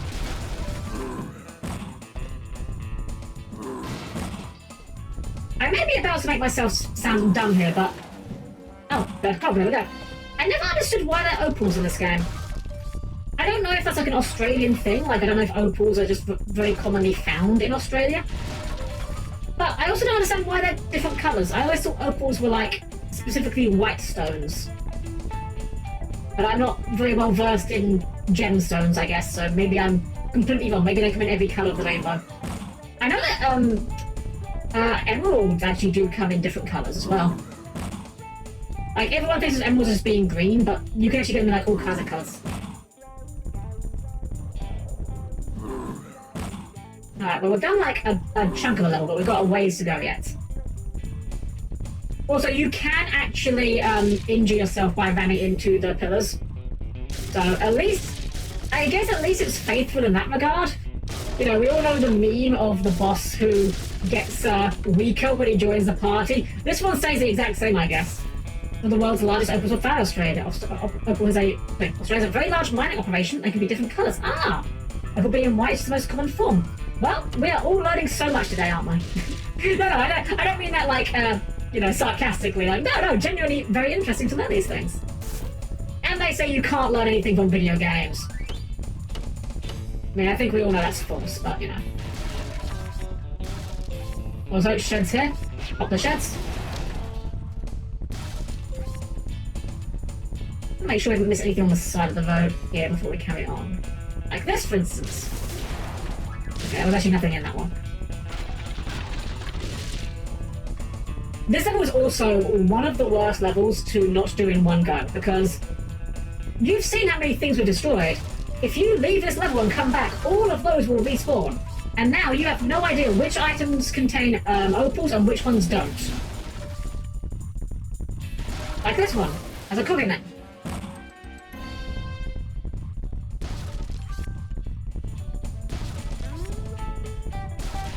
Oh, hold on. Did we miss one there? We did miss one there. Is there backtracking in this game? Yes and no. So there's no mandatory backtracking. So compared to, say, Crash Bandicoot, where some of the gems require you to go back to later levels, or with, what's the word? Spyro, where some of the levels require you to have other characters or new abilities. There's nothing like that. However, this game does have a collectible, which are the invisible picture frames, which you get an item late game that makes them way easier to find. So that's kind of like backtracking, but technically speaking, if you know where everything is, you can do everything in this game on your first visit to each level, which is a good thing. That's a good point in its favour. Because I hate when games just arbitrarily backtrack you like that. Okay. There's definitely some things around here I remember getting tripped up on, like this thunder egg just out in the open. I think that may have been the last one I got when I did this level last time.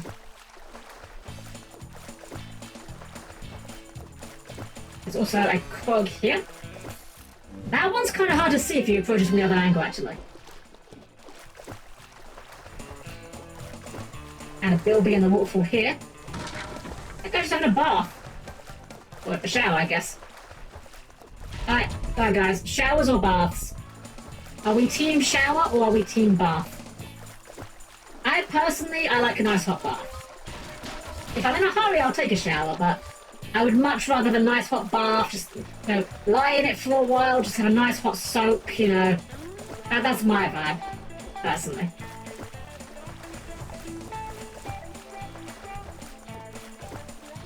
Mostly take showers. That's fair. Nothing wrong with showers. I can appreciate a shower. I prefer that. This used to be the best little watering hole, mate. It had crystal clear drinking water and was a great place for a bit of a paddle. Right, so what happened to it? That Galar boss Cass decided this would make a nice little toxic waste dump. I don't know how, Ty, but we have to stop those pumps. Ranger Ken, you are built like a house. You could just crunch them with your bare hands. We'll help you out. You're a top bloke, Ty. Just keep an eye out for those rotten frill lizards. Hey, mate, maybe you should aim at those pipes. Alright, so yeah, very simple. We just have to throw our boomerangs at these things here. And once they've reached that third state of being like super compressed, they are considered broken. The frill lizards will come along and try and fix them, but if you're pretty quick, it's not really a problem.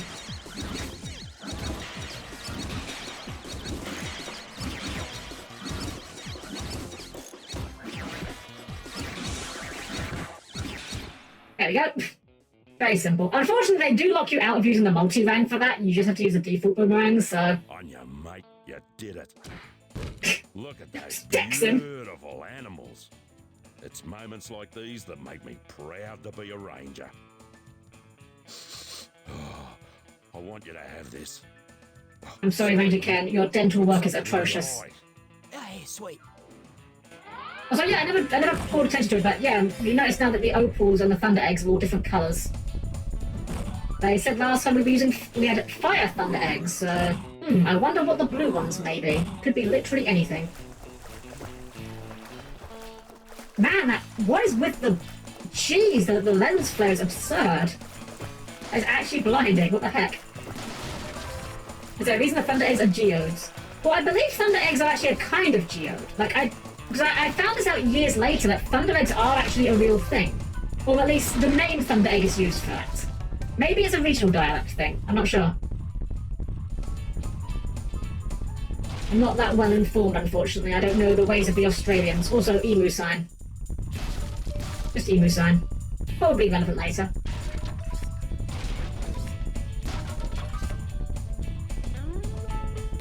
Here's where I get a bit tricky. They put these, the standing stones here a lot more in the way. Try and make you run into them. Especially with all these sheds off the side, it's a wee bit of a pain in the backside, to put it mildly. This is the closest I would say to this game having a level that I don't like. I think this is easily the worst level in the game, and it comes down to that same thing of Crash Bandicoot, right? This is the worst level in the game because this is a level in the game that requires you to not play Ty the Tasmanian Tiger. This is a level where you are not playing Ty the Tasmanian Tiger, you're playing weird warthog guy guest starring Ty the Tasmanian Tiger. And it's something that a lot of these mascot platformers fall into the trap of, and I don't know why. This idea of, if we put more gameplay variety in our game, that will make our game better. And it's like, well, yeah. But on the other hand, now you're making an alternate game mode that you cannot put as much resources into, and rather than playing to the strengths of what is making your game good, you're trying to add another gameplay type that people that bought your game probably did not buy your game for. It's something I'm very, very passionate about because I think it did kind of, not ruin, but it did go a long way to making a lot of these mascot platformers just worse, frankly. And so is that intense because of the lack of softness from interlacing? I think it's actually just a rendering bug, to be honest, Wolfie, because, again, I did play this game on PS4, and I don't remember the lens flare being anywhere near that bad on that game, so it might just be a rendering bug on the PC version for all I know. Because, yeah, that is absurdly intense, jeez. You are right, though, that this game would definitely have been on like a CRT back in the day, so it would have been a lot softer.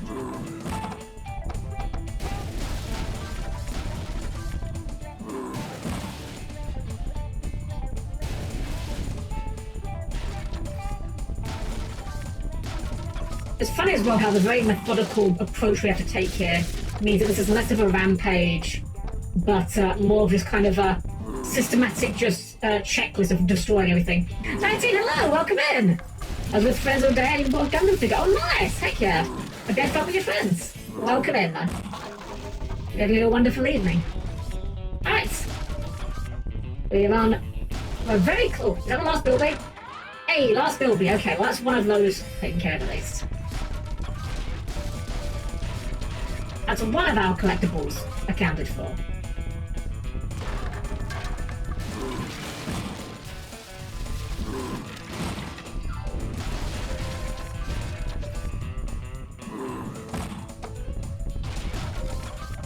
It's also kind of annoying that you have to be going at speed for this to actually destroy things on contact, otherwise you've got to use the attack button, which is... Well, you've seen how this attack is going. It is not particularly easy to use. The Torgies too. Oh, nice! Heck yeah. I showed my wife the Yu-Gi-Oh stream, specifically outdoor, and she said to text me, oh, well, that's wonderful! Hello, Wolfie's wife. Oh, thank you for that. I appreciate it. Okay. We're on like 15 opals short, and that's very concerning because I don't know where to check now for the remaining opals. I think we've been over most of the terrain. I don't know if there's anything more breakable here. I don't think we can break the water tower, can we? Doesn't seem that way.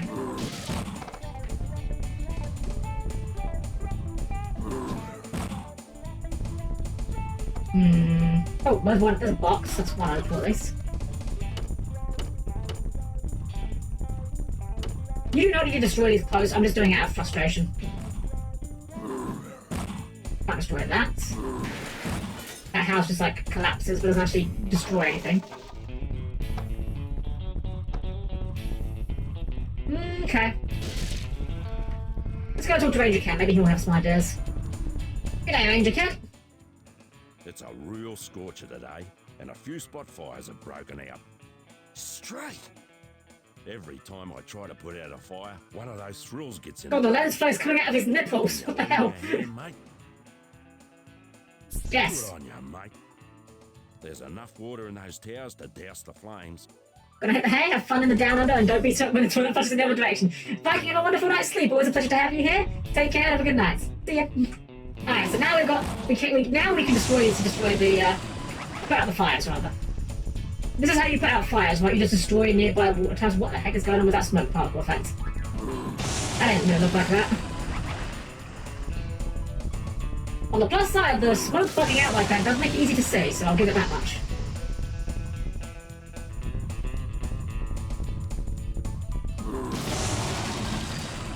That was a ripper of an effort, mate. You handle those thrills and save the town without breaking a sweat. You deserve a medal. In fact, you deserve better than that. Bonza! You only ever post VODs on your YouTube channel? Yeah, so I put my VODs up there kind of... There's not really a schedule to it, it's just kind of when I get the time to. Oh, boxes. Yeah, I only put the VODs up on there. As I said before, I don't really do this as a... I'm not doing this, like, the VTubing as like a... I'm not trying to make a career out of it, I'm just kind of doing it as a hobby. I haven't really got the time to put much else up there, to be honest. I don't really got the time to like, make anything extra, but like, I guess if I ever got like clips or anything that were particularly good, I could just put them up there, I suppose. I'll be honest, the YouTube channel really is kind of an afterthought, I'll be entirely honest. I don't want to have to save them all on my hard drive, so it's nice to have a little archive, you know? Alright, how are we doing on the 8 opals left? And... Okay, still a few things to be doing.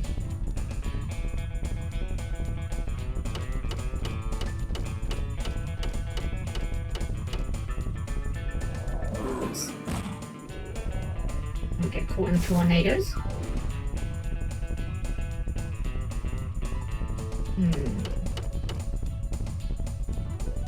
Don't know if you saw, I finished my Crystal Beast build. It's casual and pretty bad, but I like it. How was the 19? I didn't see it. I might have to take a closer look at it. But at the end of the day, that's great. Have fun with it. Any game is about having fun. Play the deck that makes you happy. Okay, where is Shazza? Oh, she's over there. She's literally right here. Ah, Ty, I'm glad to see you. Can you help me out of a fix? The emus from my health farm have gotten loose. Probably heading for Greasy Gus's hamburger shop again. Struth. Last time they ate at Gus's, they were sick for a week, poor things.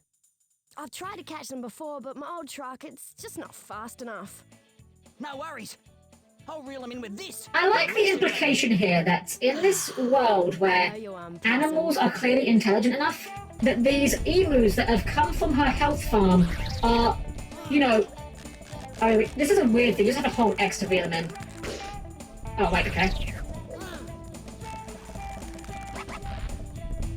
Yeah, this is the one use for the lasso ring in this. It's weird. I don't know why this was the mechanic I went with, but sure. Is that a cog right there? That is literally a cog, I think. It's literally just a cog on the side. Okay, sure. I'm asking you because I thought, have you ever thought of hosting a Marvel tourney or doing something like YouTubers do where they play themed decks against friends or others in best of threes? Honestly, the idea of doing a tournament is something that I quite like the idea of. Whether it would be like getting a bunch of VTubers together to host a tournament, or maybe even doing like a little Discord tournament could be quite fun. Maybe with like some custom rule sets. I've floated the idea before of having a custom rule set where everyone has to run 3 copies of Fog the Jam just to see who can make the best Fog the Jam vote. It's something that I'm not opposed to the idea of. It is literally just a case of, as I said, I am just busy, unfortunately. I do have my day work to take care of, and it's something I don't have as much time to organise as I would like, but maybe in the future for sure. Oh, thank you, Auntie. Yeah, I'll take a look at it after. So the emus get like all over the place in this level from what I remember. I don't know why there's such a time on this. Like, this time limit is like very generous, frankly. I don't know if I actually do spawn a spot, actually, now I think of it. I'm gonna eat these words now. I said this time was very generous, and now I'm gonna get stuck looking for the last 2 emus, aren't I?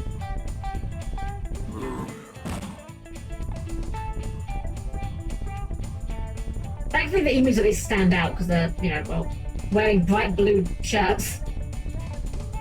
Oh, that lens flare really is painful to look at. What the actual heck? I think I've actually gone the wrong way. I think they might just be in that first area.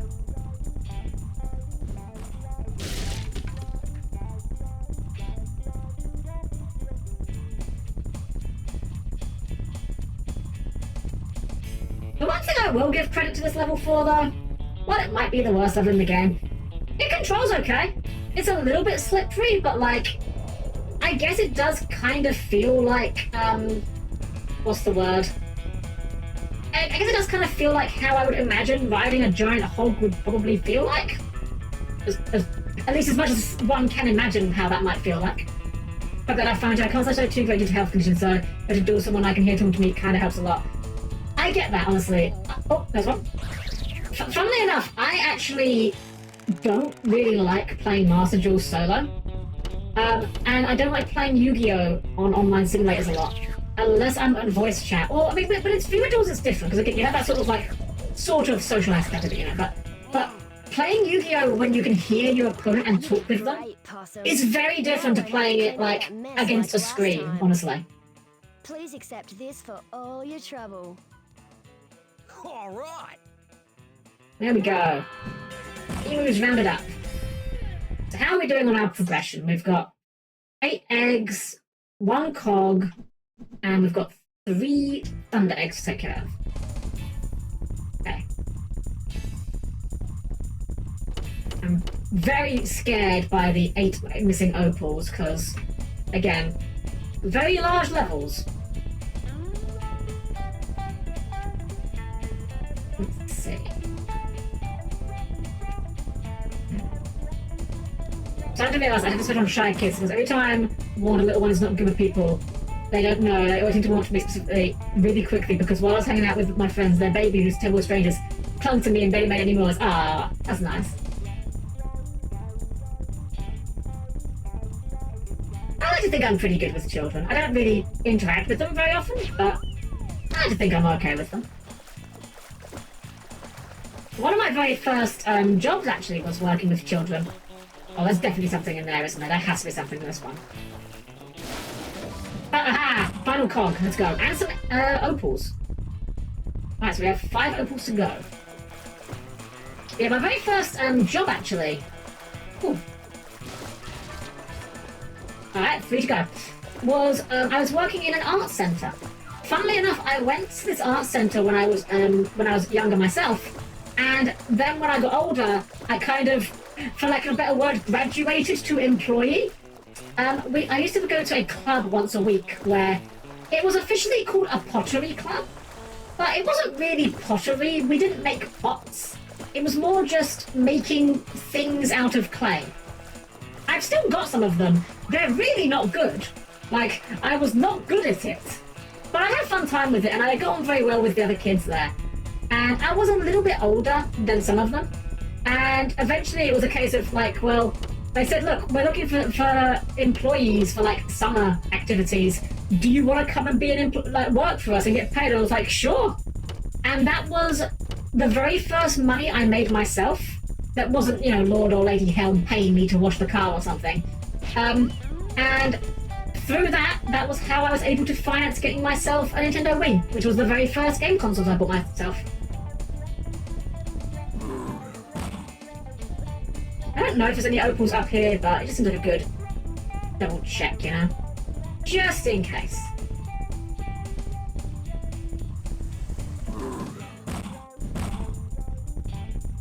I don't think you actually do need to boost across that, but it just feels good to do so.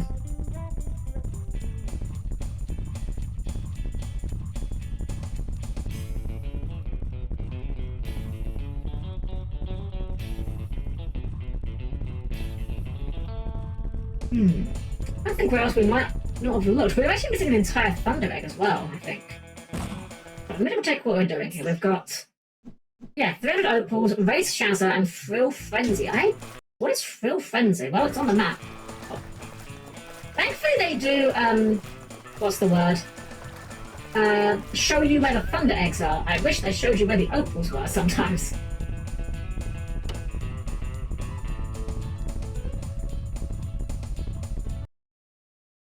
Checking the map to try and make sure we're going the right way for the Thunder Eggs at least. My hope is that if we do the rest of the Thunder Eggs, that will organically lead us to the other Opals. So I do apologise for that lens flare again, it is very unpleasant. I'm trying my best to keep it off screen whenever possible, but the camera does kind of like to reset itself, I've noticed. Hey, what is this? Just when I thought I could have a nap, trouble stirs up again. Shazza is off on her afternoon rounds, but I saw a gang of frills heading after her. Do you think you could go and take care of those hooligans? Yes. Oh, that's the spirit, mate. Okay, all you have to do is knock the frills off their bikes before they reach Shazza. Yay! Time to injure people in road accidents. We're the hero, everyone.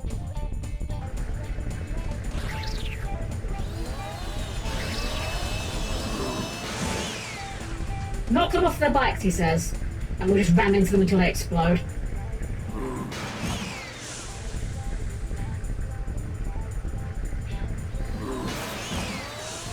Maybe if your bikes were made out of explodium, they'd last more than 2 seconds.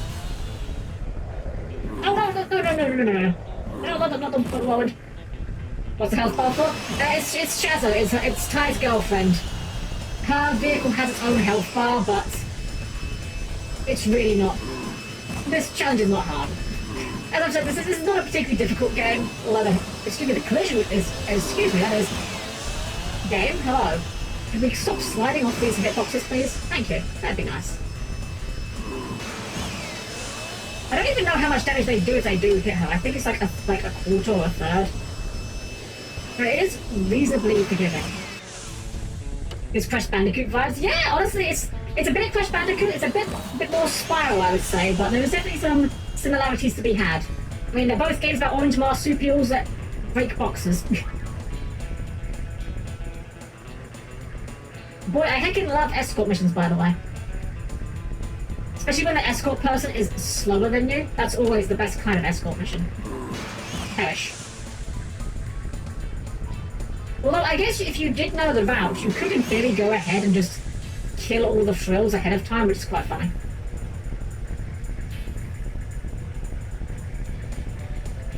I think we just need to wait for her to finish the lap now. Be like Batman, don't kill, but do give traumatic brain injuries.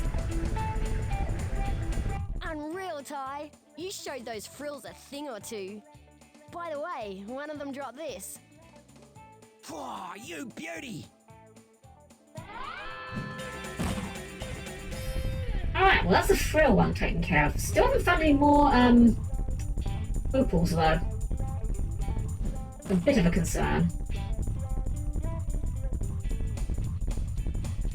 Check behind, like, this house. No? Okay. Worth a shot.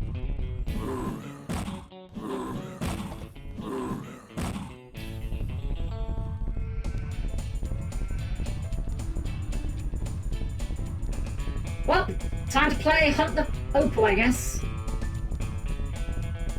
Could be literally anywhere. Oh! Oh, they're right here. Wow. Complaining about things makes them fix themselves. Wonderful. Well, that's all the opals at least. That's great. Go ahead and hand those in at the open machine. And I think we've got one more cog to find. Oh no, we got the cogs. Oh wow, we're actually nearly done. Wonderful. Wonderful, wonderful. This is the worst level in the game, so I'm very glad we're getting this out of the way.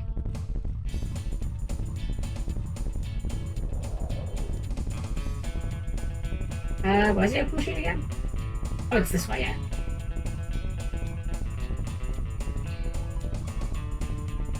You know, I moaned about this music earlier. It's not that bad, honestly. When you've not been going around for like half an hour trying to find one thing, it's kind of funky. kind of like it. Right, there's our 300 one. So now we just need to go and... Jeez! Man, I'm sorry for searing your eyes out, everyone. Just got to race Shazza. But I'm guessing she's back at the start point.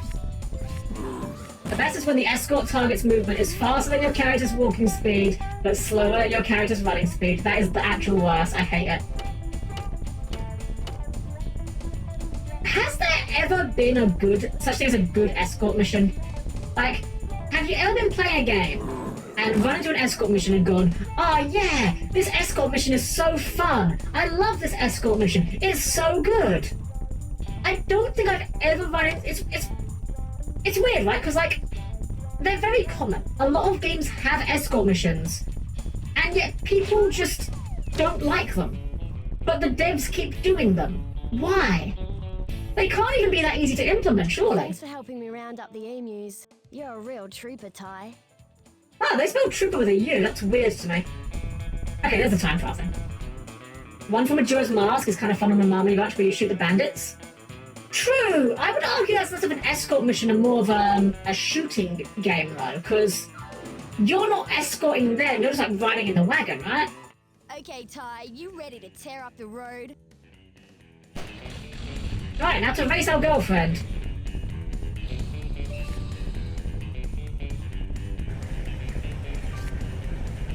True.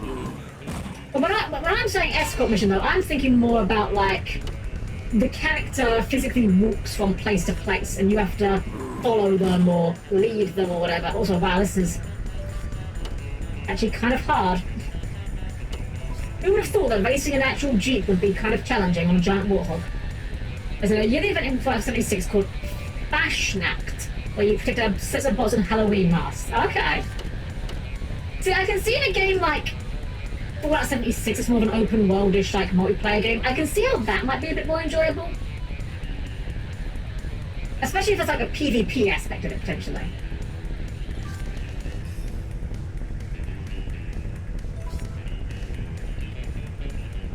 Funnily enough, in FF14, they don't have proper escort quests per se, but in one of the boss fights, there was a escort quest kind of, what's the word I'm looking for here, sort of aspect to it. Basically, there's an NPC that has HP, and if that NPC dies, you will lose the fight. However, the good thing about this quest is, first off, they don't move. Second of all, your abilities work on them as you would expect them to work. So your ability that just says fully heal one target just works on them. You can just fully heal them at any time, which is great. Also, wow, we're actually getting beaten by Shazza here. This is embarrassing. Does this make you go faster? I'm actually not sure if it does. I think it's about the same. We usually start cutting the corners off here, though.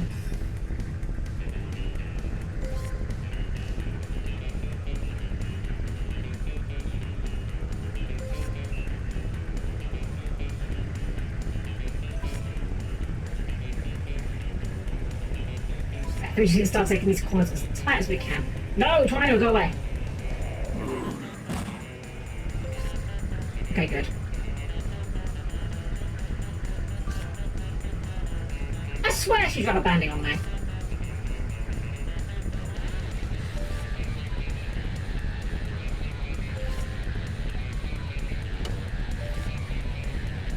Well, good enough. Good enough. You beat me fair and square. You deserve this. Whoa, grass! I'm sorry, what? Grouse? I forgot that one. Is that a thing? Is that a thing Australians say as like a celebration? Cool, grouse! Over here, grouse is a bird. Like when I think of grouse, there's like a brand of whiskey over here called the Famous Grouse. Okay, so we've got Bridge Over the Winter Tie and Snow Worries. I'm gonna do Snow Worries first. This level's not as bad. These amazing snowy Oh wait, it's this one. Full of Yeah, this is the worst of the two levels actually, yeah. I wanted to save the best to last. And giant yabbies, all eager. What is a yabby? I hope you packed a clean pair of thermals. Well, I'm fully immersed in this level because it's actually quite cold here right now, so... Oh, this is bad. Really bad. While the children were playing in the snow when that little... It's weird to me that she has hair that is not the same colour as her fur. I can hear them call out, but I can't see them. No worries, Sheila. I'll find them for you.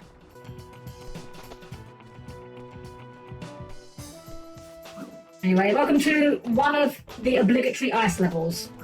There may be another one. There is another one. I'm just going to spin it now. There is another ice level. This is one of two. I don't remember which one's worse, this one or the other one, but it's not bad for the reasons you might expect an ice level to be bad.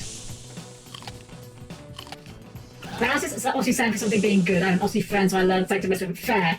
Australia, mate, welcome in Sticks! Does this game have bosses? It does. They're not very good. It does have bosses, but they're very few and far between, and yeah, not very good. The snow has compacted here, mate, so it's pretty slippery. So it could help if you need a bit of a speed boost.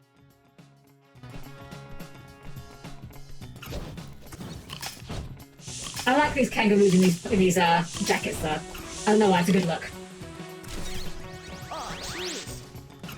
Anyway, we can blow up these snowdrifts with... I don't think you actually need to use the flamerang for it. But yeah, by blowing the snowdrifts up, we can find both enemies and the kids alike.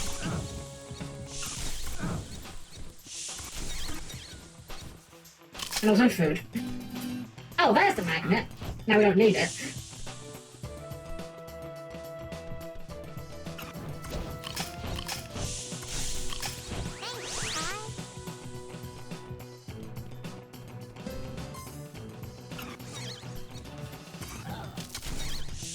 That was weird. The rang hit the picnic basket. It was inside the thing. Huh.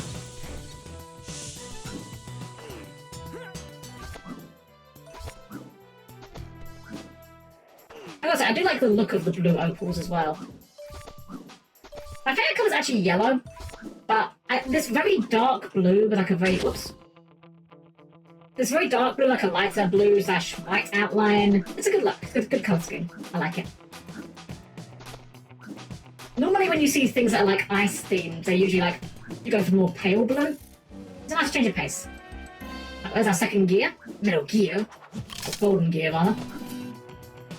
Oh, they're just absolutely throwing the magnets at us this time, jeez. Now that we don't actually currently need them. Here's where the ice physics are. Just this blue part is ice physics, the rest is just regular. And this is why it's always kind of annoying, because the ice physics are very slippery, and there's a lot of things off the side of the path that you want to get, so... It's kind of a case of go downhill and then work your way back uphill. It's kind of backtracking now, I think of it. I never thought about it that way, but it kind of is.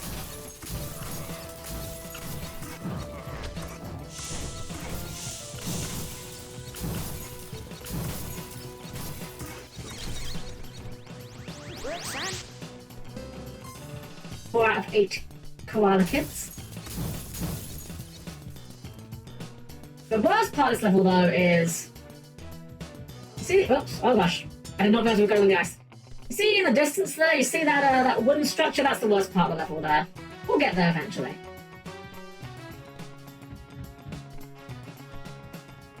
I actually thought this level was later in the game, but... Oh well. One thing that I will say for this game is... Again, I still like this game. I am going to complain about this game. That does not mean I think it's a bad game. You can like things and still complain about them. While this game is fun and is very charming, I do like it.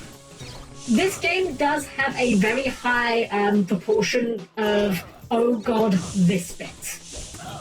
If you've never heard my thesis on this before, my theory is that every video game, it doesn't matter how much you like it, it could be your favourite video game of all time, every video game has that one part.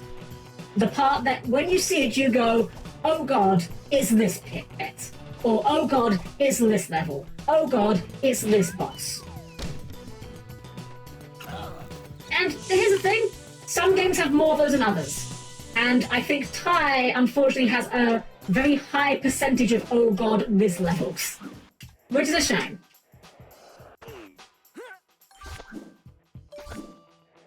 I do low-key think, this is not confirmed, like, I have no source for this, is just my own theory. I kind of get the impression this game may have been slightly rushed near the end of its development. I'll explain why when we get to it, which probably won't be tonight, to be honest. We'll probably be ending, depending on how long this level takes, this might be our last level for tonight. Maybe, we'll see. Depends on how long we get stuck for a while. If anyone doesn't have that for you, okay. I'm curious, Wolfie, what would your favourite game be in that case then? I'm just genuinely curious. Because here's the fun thing about that as well. What one person sees as an oh god this bit, other people might not. And vice versa. House of the Dead 2, oh! You know, that's a pretty good one actually, because, yeah, since it's stumbling over my words, since it is such a short experience, I guess there's not really enough of time for it to make that, and yeah, I guess arcade games, because they are designed to be played in one sitting, yeah, I can see that actually. Maybe I might have to amend my theory to exclude arcade games potentially. What console was this for? So the original version of this game was a PS2 and GameCube game. I don't think there was an Xbox version. I'm not 100% sure about that. It may have been. However, the version I am playing is on Steam. Whoops.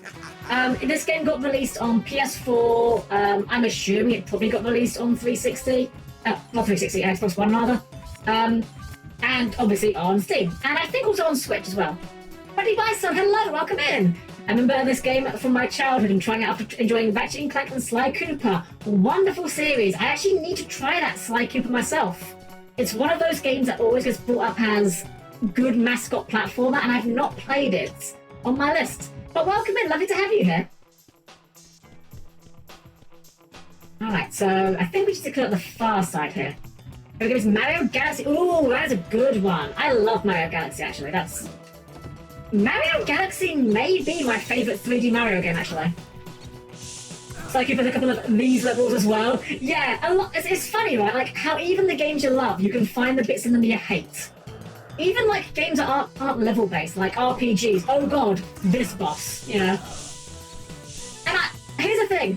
I don't say this as a complaint, you know? At the end of the day, I think it's actually a very good thing to be able to look at games you like and identify things they do well and things they don't do well. I think it's a good thing to be able to do. I've memorized every part of the original House of the Dead trilogy and put so much time into it, it's second nature to me. You have a PC light gun to play the original arcade bombs as well as 2 and 3 on Wii, that's great. That is great. I'm not like a massive, okay, I like House of the Dead. I'm not very familiar with it, but I do know that House of the Dead has what is, in my opinion, hands down the coolest light gun of any arcade game ever, which is, I want to say it's House of the Dead 2, where you get the pump-action shotgun. Just because I love pump-action shotguns and I love lever-action weapons, just because, I don't know, something very tactile about them. It's cool to me. I have no other reason than that. Oh, it's 3 that's a shotgun. Oh, okay, I thought 3 was an Uzi. I'm obviously getting them mixed up. Although I will say this actually, another game, I don't know how obscure this game is, maybe it's not obscure, I don't know. But another light gun game that has a really cool light gun, game called Ghost Squad. It had a Wii port that was fine, it was you know, about as good as you could expect from a Wii port of a light gun game. But the arcade game has like a full-size submachine gun complete with stock and firing selector. Like, it's probably one of the more realistic looking arcade game guns. It feels really fun to use, but I will say this, one thing that's really cool about that game is you can unlock other guns, and they all play very differently. So like, you might get like a machine gun that's got like unlimited ammo, and it's just easy mode, or like a revolver that just has 6 shots but hits really hard. It's really neat, and there's also a lot of branching paths in that. It's a lot of fun. Also, Mars and Ghost Squad both arcade. Oh, there you can see that one, yeah. There you go, welcome in, welcome. Hope you're having a good evening. Oh, there's a guy over here, hold on, I can hear him calling.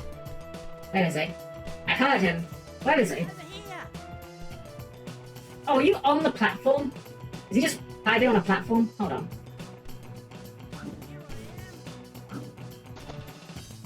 Are your boomerangs on fire? They are. These are the flamerangs. It's intentional. It is intentional.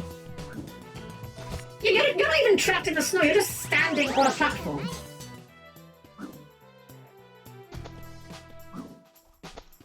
I don't 100% but I can't find any more stars because when you 100% you unlock Luigi. That's right, yeah, Luigi Galaxy. Luigi time. Finally, someone will pay attention to Luigi! Oh, I am dating myself there with that reference. Oh my gosh.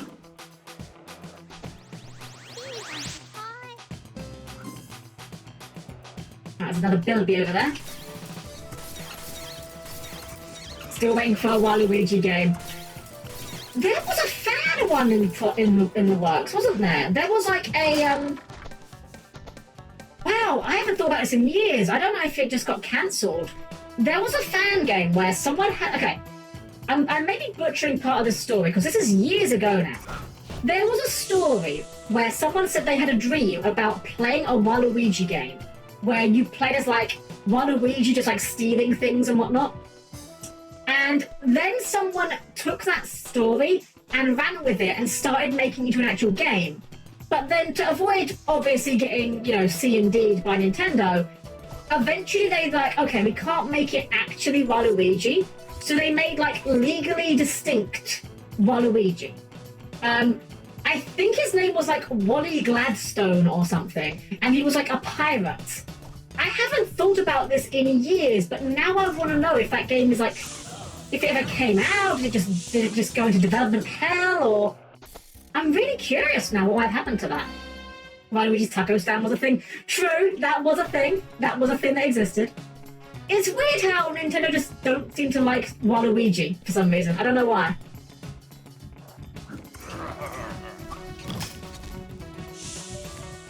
Also, I love how these big blue-tongued lizard guys are really big and buff, but they still die in one hit. They're actually like no scarier than the regular field lizards. No, yeah, I have to say, looking at these frill lizards, I'm getting ideas. I'm gonna have to do a thing, and I'm gonna have to do some art with these guys later, I think. Because these are inspiring me.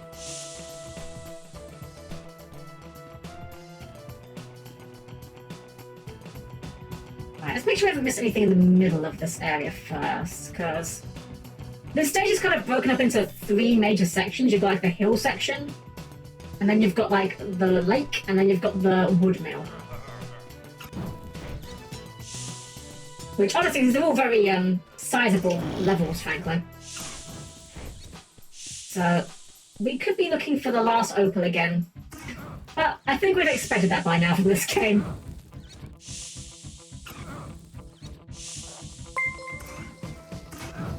Joke is silent! Oh, I know your Miz game is strong, but can you leave some robot for the rest of chat? What do you mean? What do you mean? My Miz game is terrible. I have terrible Miz game. What are you talking about? Well, welcome in. Thank you for the bit. Welcome, welcome. Having a good evening. And my Miz game is awful. I just default to making terrible puns and talking about Frog the Jam.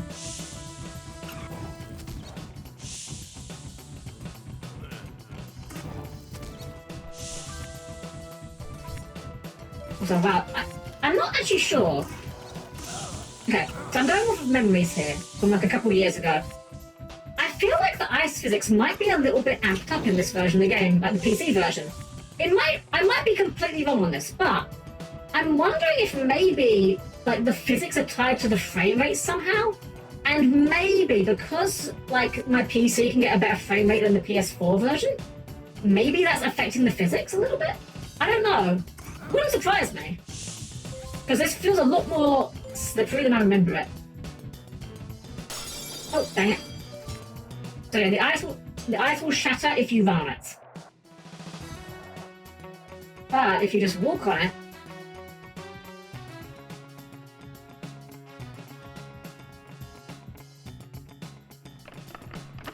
I don't like these noises. The creaking noises of the ice... I don't know why, they just really put me on edge.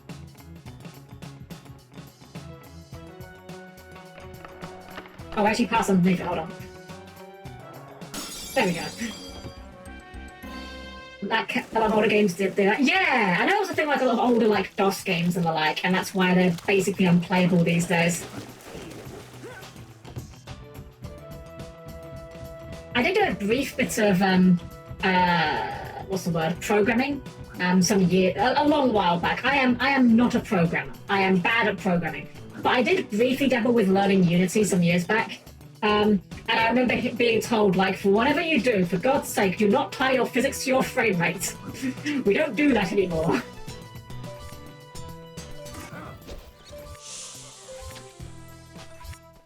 Sam Trips is going to come out of the ice. I'm sorry, Mr. Player, I'm missing that reference. I'm going to assume Monster Hunter, though. Do it and see what happens. I mean, yeah, sure, yeah. Gonna fuck around and find out, you know. Never hurt anyone.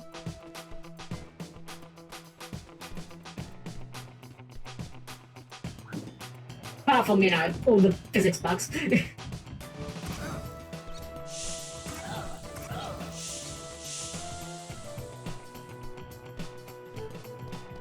Oh wait, I think I did this area. It's the other side we haven't done yet. I wonder if that's why we never got Bloodborne at CTPS. Couldn't say, honestly. Oh, hold on, auto mod. Oh, you're fine as a player. Hold on, one sec. That is perfectly fine. Auto mod gets very, what's the word? Trigger happy about certain phrases, but no, you're fine. You are perfectly fine.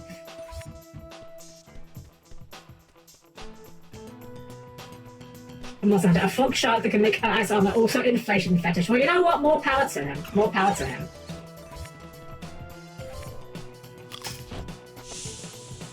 Here's the thing. You know, never yuck someone else's yum. You do not have to like the thing someone else likes. That doesn't mean you can't tell them they shouldn't like it. He's been using it to supply material for some secret project of his. Anyway, I reckon there's something up top. See if you can find a way up there. No worries. We'll be finding a way up top in a minute, but I want to put that off as long as possible because I hate that part of the game. Oh my gosh! Oh my god, I will try to not butcher your name. Null Esperada. I hope I didn't butcher your bad name too badly. Thank you so much for the sub with your Prime. I really appreciate that. Welcome in.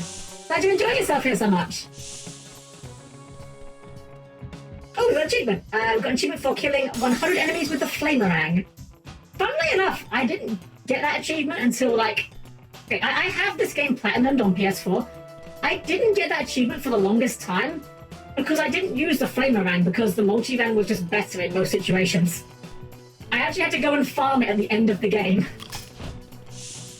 How do we get up there is the question.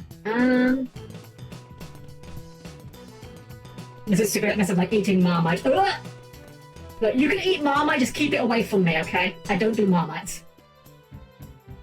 Lady Helm loves Marmite, and I can't be in the same room as her when she has it. How do we get up this bit? Oh, I see what we do. I see the path. I see the line.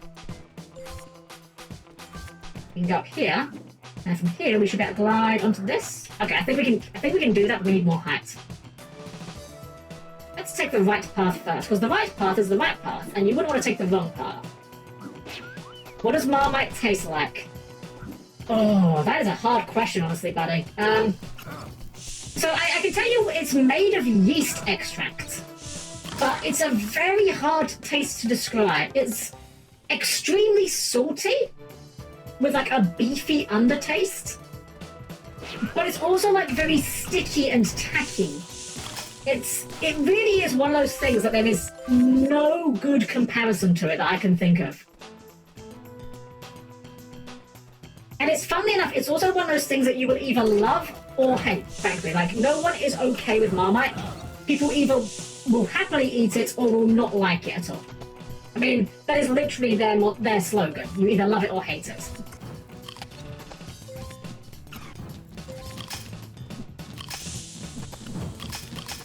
I believe this is put on toast. Toast, or you can have it in a sandwich, but yeah, it's something that you would put on toast or bread, basically, as a spread.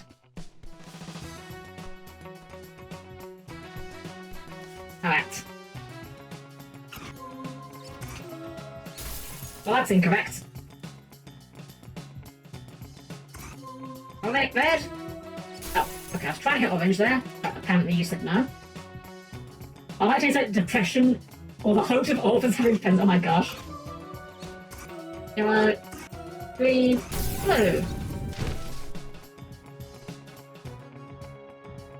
What did that do for us? Wait, what did that actually achieve? Oh, there's a thunder egg. Okay. I was like, wait, what was the point of that? Oh yeah, getting the thing we need to complete the game. Yeah, it really is a really impossible taste to describe, frankly. It is one of those things I would recommend trying it at least once, because you might like it. But I sure as heck don't. Hey, how do we get to you as well? You're very high up. We can't jump that. Can we, vacuum bite that? Nope. That ain't working. I guess. So here's why I don't like this part of the level. A lot of this level, or this part of the level, the sawmill part, relies on getting height and then gliding down to a lower path, and there's not a convenient way to get back up top quickly. Also, the gliding is not that fast. Let's see. I think from here we can probably glide to that golden cog, I'm hoping. Actually, I don't know if we can make that. I don't know. No, we aren't going to have enough horizontal momentum for that. Well, even higher we go, I guess. We're going to be pottering around this, whatchamacallit, this sawmill for quite a while. Do you remember playing games at 50 hertz? I do, but I didn't ever know what that actually meant, to be honest. All I knew was that if I picked 60 hertz, the game didn't load properly. For whatever reason, on my TV, I'm not sure if this was like a unique thing or not, I could pick 60 hertz, and the game would play okay, but for some reason it would always be black and white. I don't know why. I'll be honest, I don't know enough about these things to know what I'm talking about, frankly. I know 50 and 60 hertz are different things, but Oh wow, I actually died. Wow. Good thing we weren't playing on hardcore mode, or that would have been a violent killer. Let's go to the sawmill, why not? Ow. These hitboxes on the saw blades here are... Oh buddy, thank you for the follow. I'm glad you're enjoying yourself here. Thank you so much. Yeah, these saw blades here have the kind of hitboxes that teach you need to hold A to jump higher. In a lot of games, the hold A to jump higher thing is something that's often a suggestion. These hitboxes are pretty large, so you gotta make sure you use them.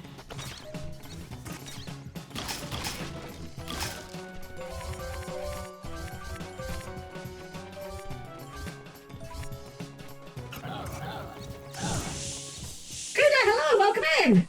I shouted game, yeah, I love this game, it's a great game. I have complaints about it, but I have complaints about every game I play. This level is one of the oh god this levels for me, unfortunately, but we'll figure it out eventually. We'll get to the end one way or the other. Also, I've just realized we skipped over the entire lake section. That's fine. Come on.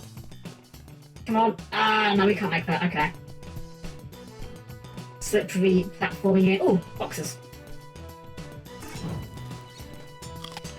So that's another weird thing with the Flamerang, right? The Flamerang doesn't destroy boxes instantly, you might have noticed that. For some reason, the Flamerang sets things on fire and then they explode. But that just makes it worse at breaking boxes than literally every other boomerang in the game. It's kind of like, so I was playing some Helldivers 2 the other day. And it's an okay game. Not my favourite game, I'm not as... the new game shine wore off of it quite quickly for me. But one thing I realised with that game is I hate the flamethrower in it. And it felt really bad to use, and I've realised why. And it's an issue with flamethrowers in a lot of games, funnily enough. Which is, flamethrowers set things on fire, which is, that's good. You want to set a guy on fire, that's the idea of the flamethrower, obviously. Yeah, that is not a possible jump, is it? Okay. But here's the thought. While that guy's on fire, he's still shooting you, he's still attacking you. So, setting a guy on fire is worse than just killing him. And it's made me realise what flamethrowers need to do in video games to be good. They need to have, like, a debuff that isn't just damage. Like, the enemy panics, or, their aim goes wacky or whatever. Damage over time is worse than damage now. I'm gonna go and crash for the night. It's late. I need to get some sleep. Have a good night, Ham. Have a good night, Wolfie. Lovely to have you here. Have a wonderful night's sleep. Take care. I think we will probably make this the last level, because this level is definitely going to take us a while to finish, I think. How are we doing? Yeah, we're like not even 2/3 of the way through our Thunder Eggs yet, and we haven't even got half of the opals, I need to say, and we haven't got half the Thunder Eggs yet.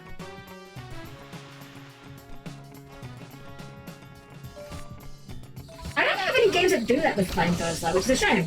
Dang it. Well, at least we're right next to the spawner. And Far Cry 3's flamethrower mission. I never played Far Cry 3 actually. Is that the one where, I think I heard about this, right? Where you like torch like a load of drugs or something? I think I heard about something like that. I think that was Far Cry 3? Might have been a Grand Theft Auto game, I'm not sure. I'll be entirely honest, I don't tend to play games that aren't cartoony or anime-y. Just not my cup of tea. Games like real humans shooting real humans often don't really appeal to me. Team Fortress, on the other hand, I love that game. Team Fortress 2, great game. But like modern military shooters or like realistic shooters, I don't know, they just don't really do anything for me. If you like them, wonderful. Great for you, just not my personal taste.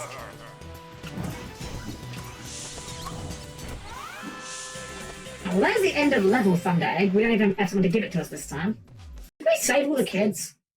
We did not save all the kids. We are still missing a child.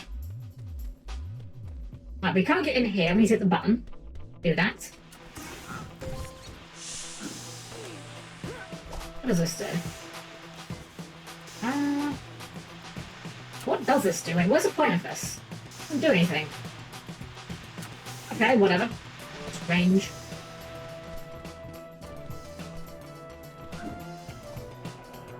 Set fire to a drug field with a flamethrower while playing Skrillex music in the background. I can see the appeal in it. I can see the appeal in it, don't get me wrong. I have a very particular taste when it comes to that sort of, like, humour. There we go. Alright. So we're halfway through our cogs. That's a good start. I don't think we've been down... Oh, we did jump into that one. Okay, I remember now. Yeah. Okay.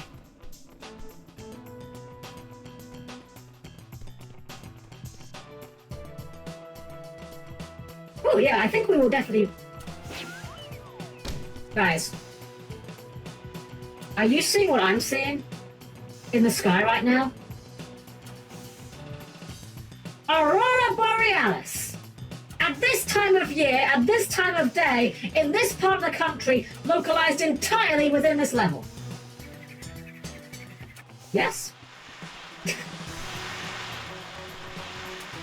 I know it's not Aurora Borealis, I know. Aurora Borealis is the northern lights, we're in the southern one, I don't care. I just wanted to make the steamed hams jokes, leave me alone. 99% of my humor is memes and references, okay? Let me have this. I believe, I actually think I do know the answer to this. I believe it's actually called Aurora Australis, right? Hold on. Uh-oh, we're disconnected. Oh no! Uh-oh! Oh no, SpaghettiOs! Internet, go bye-bye. Why did you do this, Internet? Why now? You've been very good about streaming me lately, and now you're doing the dumbs. Hold on. Oh no, technical issues. Technical things are happening. You know what? Let's go ahead and do our technical issues here. Internet, why are you even down? You're not even showing you're down right now. What the heck?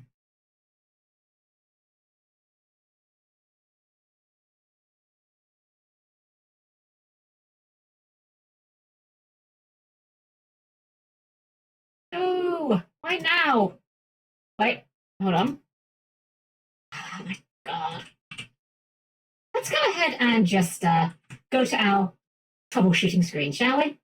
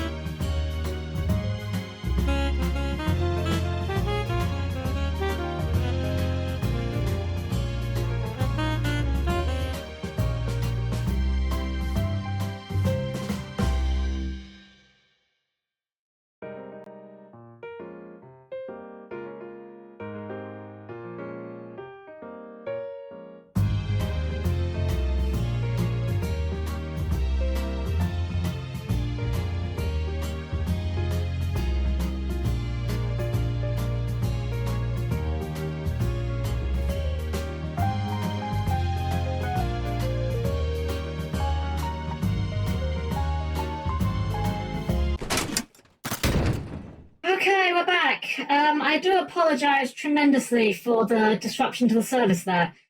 My internet just decided, hey, you know what would be a really fun game? What if we just didn't?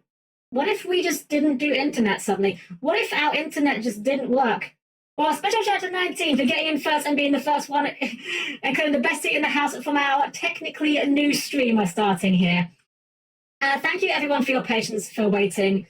I don't know what was wrong with it, frankly.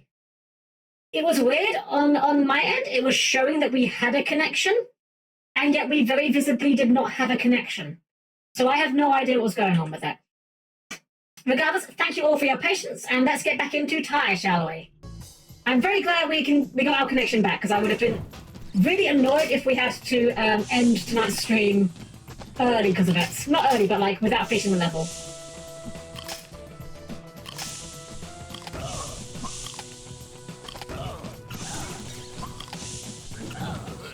I'll go back. Thank you, Everest. Thank you. Thank you all for getting. Thank you for anyone who did wait. If anyone left, obviously, I'm not going to begrudge them that I was gone for ages there. I don't know how long it was, but it felt like forever. I get really annoyed when my internet drops like that just because it's like, oh no, this is literally out of my control. I have no influence on this, and I just have to deal with it because screw you, I guess. We are back. We are so back. Oh, we're back in the toilet, apparently. Whoops. I was not paying attention. That's fine. That is fine. Okay, so I was trying to get myself back in the game, as it were. That nothing really throws me off of my focus like something like that happening to me. Octavius, hello, welcome. Good evening, welcome in. We have just recovered from some technical difficulties. Let's go to the multi-rang, actually. There we go.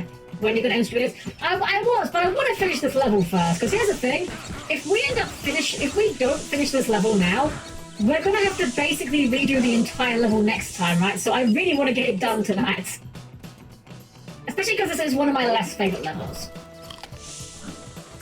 Oh, you know what? Let's get the multi-rang back out, actually, because it's just really good on these guys. Just spam the X button and everything just falls over. There we go.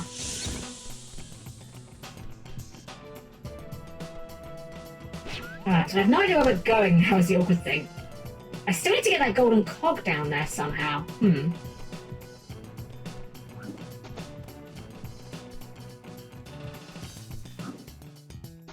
What if we go... Oh, I think I see what... Oh, well, that could also happen, I suppose. I was thinking, what if we get onto the wood structure? Actually, I don't know if we can do that from this angle. I'm just going to go for a nice long glide. Again, this level is a lot of going up and then gliding down again. It's a little bit of a pain in the ass, frankly. Suzuka, hello! Welcome! Good evening. Oops, shoot. Yeah, we're back! We're all back! Internet's back. I don't even know what was wrong with it. It wasn't updating anything. Like, sometimes my internet will go down because my router will decide to update itself at 4 in the morning. But it wasn't even doing that. It showed that I had a connection. It was weird. Okay, is this a good enough jump? Well, let's try it. I'm just going to risk it. This is nowhere near good enough, is it? We've got nowhere near the momentum for this. How the heck do you get that bit? Okay, I want to get this blooming cog now. This has become personal. Wait. Oh, is it this easy? Am I this stupid? You just jump on this. Okay, no, you can't jump onto that part. Okay. I feel better about that, at least. Look out for food come up. Good. Can I hear it? I need to get some food myself. I'm definitely going to get some food when we're done here. I'm getting a little bit hungry myself. Go ahead and just break this invisible box at least. That's something we can do. And you know what? While we're down here, we actually kind of skipped a whole chunk of this level. So let's go and do that real quick. Because, you know, diving into frozen lakes is always a smart idea. Oh, it's a thunder egg. Suddenly, lobster jump scare. This is one of the dumbest ones, like, puzzles in this game. You just hit the lobster and he goes away from you because he doesn't want to be beaten by this maniac wielding boomerangs underwater. He's also apparently got very weird collision protection. Can you go that way, please? Go away. Why is he not moving? Is he stuck? Did we break him? What is going on? Lobster, sir. Okay, I think the lobster's freed himself. But now he's just kind of doing circles. You're not going to do that. Did we break the lobster? That's a brand new sentence right there. Okay, now he's coming after me. Okay, we've reset the lobster. We'll try again. Okay. Oh, I see. He backs away from you. I thought he was just, I thought we were trying to chase him. No, we're backing him into a corner. I see. Yeah, this is a really dumb little puzzle. It barely even counts as a puzzle, to be frank.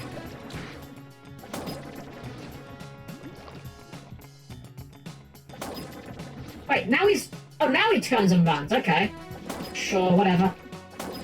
Who would have thought lobsters could be so complicated? And now that he's in here, we'll just go ahead and, we'll just seal him in here forever.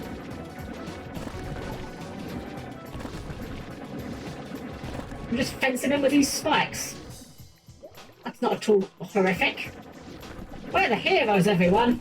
Back, ye beast, back! He doesn't even give us the Thunder Egg. I mean, I guess he could probably still leave. These gaps are, like, super wide. Let's go ahead and refill our air. Which, certainly, I thought these did. Maybe they don't. We'll just surface. Thankfully, the surface will never refreeze on you while you're underneath the water, so that's handy.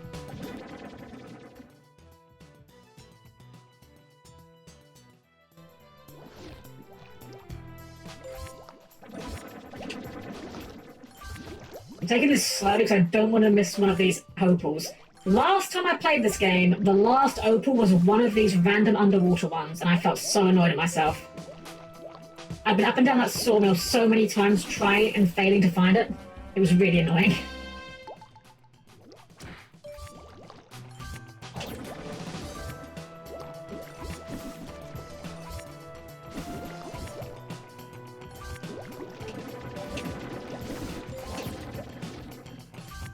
It's kind of a bit weird in a way that this game doesn't actually require you to kill anyone. You can ignore every enemy and still... well, most enemies, and still 100% this game. Almost a nice refreshing change after Spiral, although we still have the collectathon aspect of it, so... I guess it's only a small mercy. Right, tunnel's this way.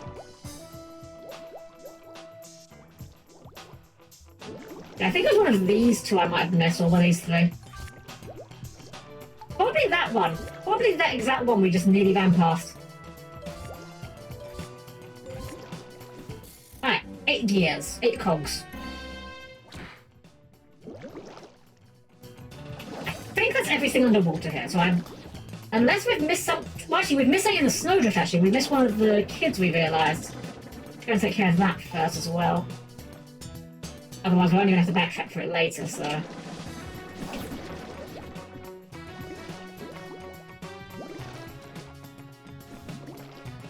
The bit 420?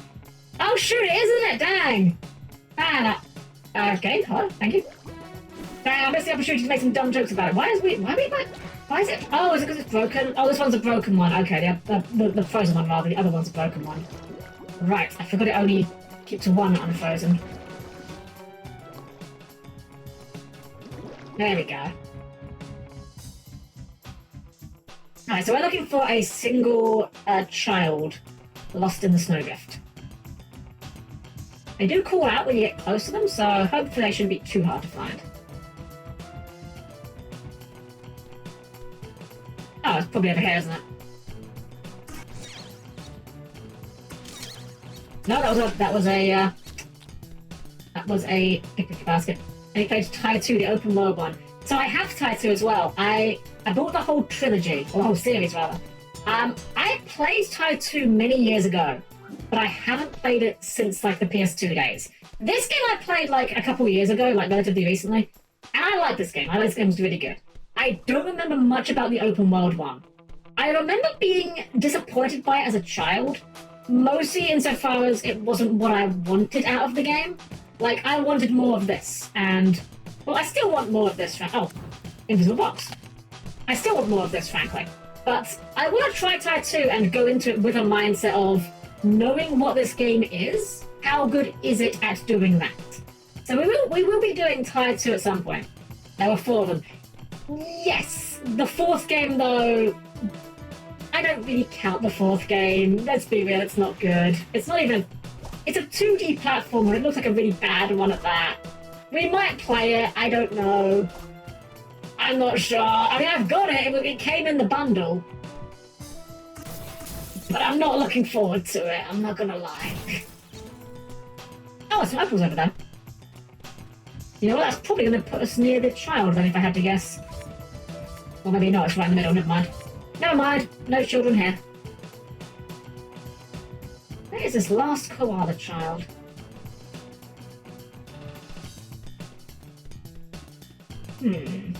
Oh, there's another invisible box over there. Wait, Wills went and killed you guys. No, not right here.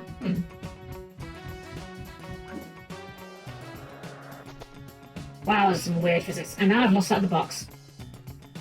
I came over here because I saw a box and now I've lost sight of the box. Well, shoot. Oh well. We'll be back for the boxes anyway. We are gonna go for 100% in this game, which does include all the boxes. That's gonna be a thing. It'll be a bit of pain, but we will muddle through it. I'll work out where this last koala could be. Oh, I heard a noise. Oh, I heard a noise. Maybe I didn't. Maybe it was my imagination. Maybe the real koala child were the friends we made along the way. We are missing one, right? 7 out of 8. Yeah, we are still missing one.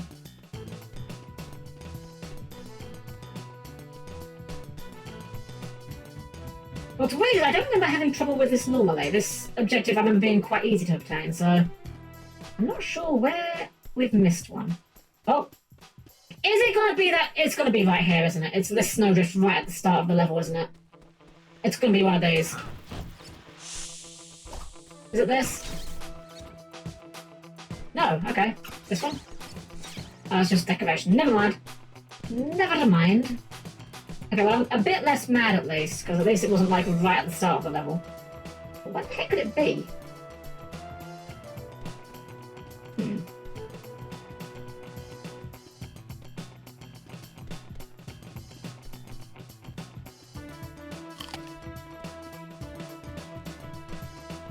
Box. I see you, Box. You can't hide from me. It ranged. But where's the child?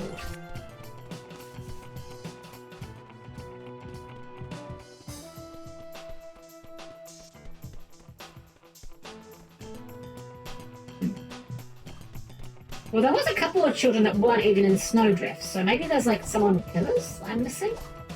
Or one on pillar. That was missing. I was quiet there, so I thought I heard a noise, but I think it was, yeah, the snowboard guys. Where the heck is this last child? Where is this sassy lost child?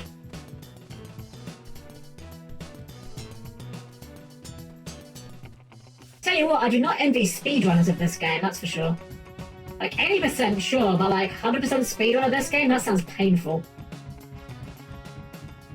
I kind of want to look up if there are like 100% speedruns of this game though.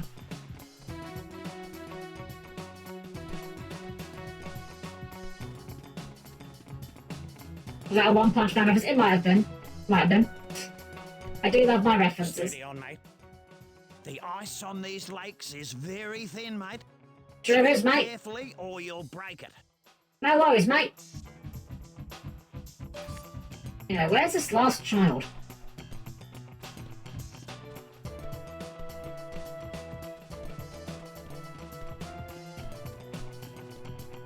I know wherever they are, I'm gonna kick myself when I find them, because I feel like we've searched so many places that the number of places that they could be is like so thin.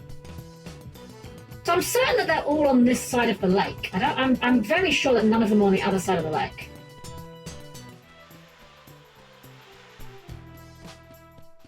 Taking so long with the picnic baskets have respawned.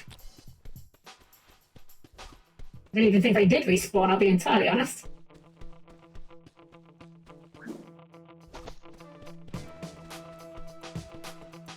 I'm gonna just hug this wall and see if this finds anything.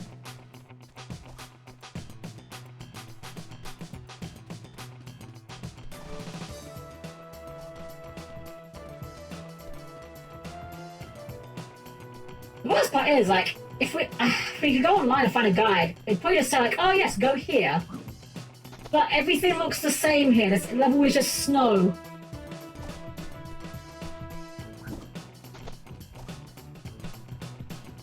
I'm wondering if maybe they are across the lake and I'm just gaslighting myself at this point. They're not on one of these pillars, are they? Because one of them was. We've been to that pillar, I don't even remember anymore. There are 100% ones. World record is 1 hour 44. Jeez! I want to watch that. Like, genuinely, I want to watch that. Like, knowing what, knowing how hard some of these collectibles can be to find, that has to be really impressive to watch. Damn, we have done, like, we have not even finished the game and we're already, like, double over the world record in runtime. Let's freaking go.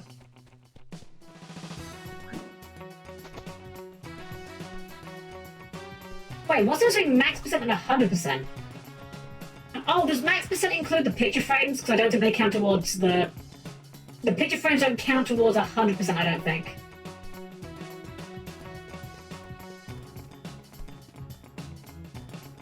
Wait, seriously, where is this child? I'm actually getting mad now.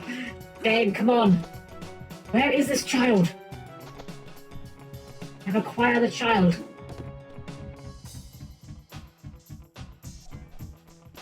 Definitely no drifts up here, is there? No. Oh, it's a magnet. For a moment there, I thought this magnet was a child, and I thought, like, oh, did we free a child but not return them?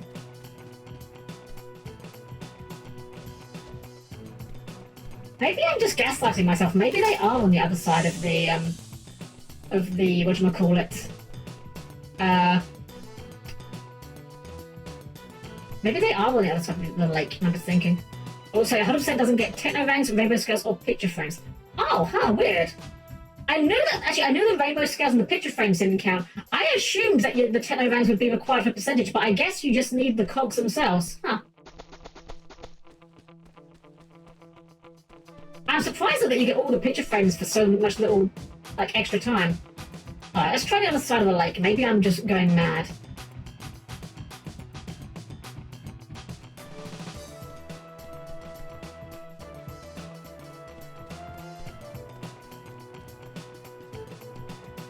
I see you there.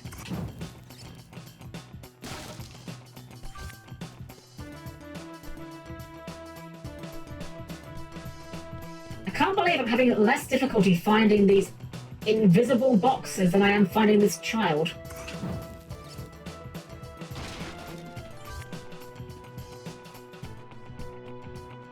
And I'm still not sure how we get up there. I'm certain you can do it. We can get up here easy enough. This one's fine. Oops. Okay, almost fine.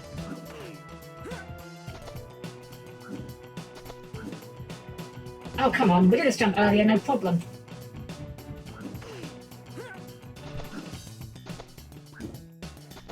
There we go. We can get up here fine, but how do we get over there? Hold on. Let's have a look. See. Okay, there's no snowdrifts over there that I can see. There's a link to the spirit. Oh, thank you, Elvis. I appreciate that. Yeah, I will definitely be checking those out because I want to see someone make this game look like a fool. After how much difficulty this game is giving me with this level in particular. Alright, you know what? We'll come back to the child. Let's just go ahead and keep going up here for now, I guess. I don't know how he gets to the... Actually, he gets that cog. That's what I'm trying to figure out.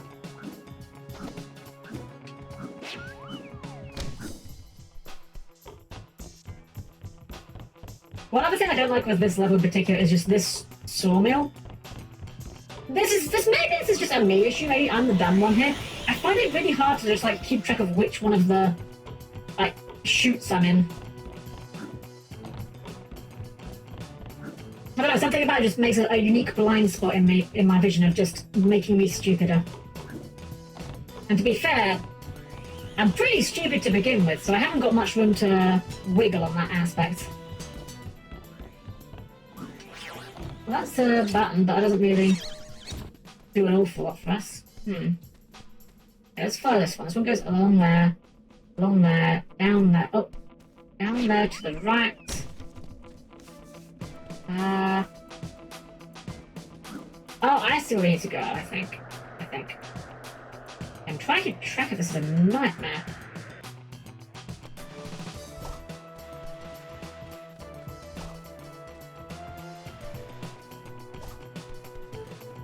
So I think what we need is... I think we go on this one, and then we need to jump to a different one, I think. Whoops.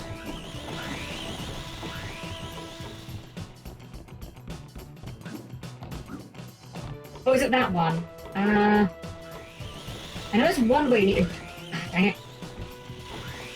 Yeah, these hitboxes are really weird on these things. I've had jumps where I didn't think I made it, where I did, and vice versa. Okay. That one there is the one that we just took, the one that's underneath us. That one is above us. I think we want to be in that one. Like this one here, I think we need to be into that one. Can we jump into that from here? Okay, I don't know if that's the intended route, but that's what we're doing.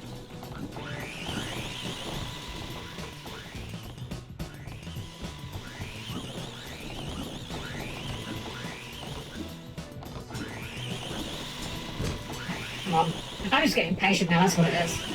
I don't like this level much to begin with, and these saw blades require patience, which has been worn increasingly thin between this level being this level and also the disconnect earlier. Which again, I apologise for that. I know it's nothing that I can really control, but I still feel bad when something outside of my control is giving my guests a bad experience.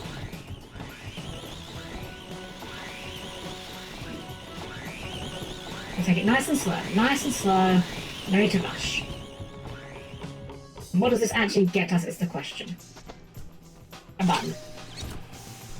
That's all that gets us, there's nothing else up here.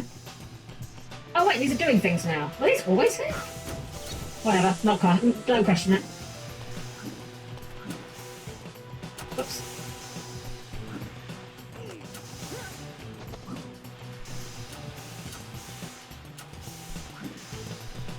Well, there's a thunder egg at least. That's the...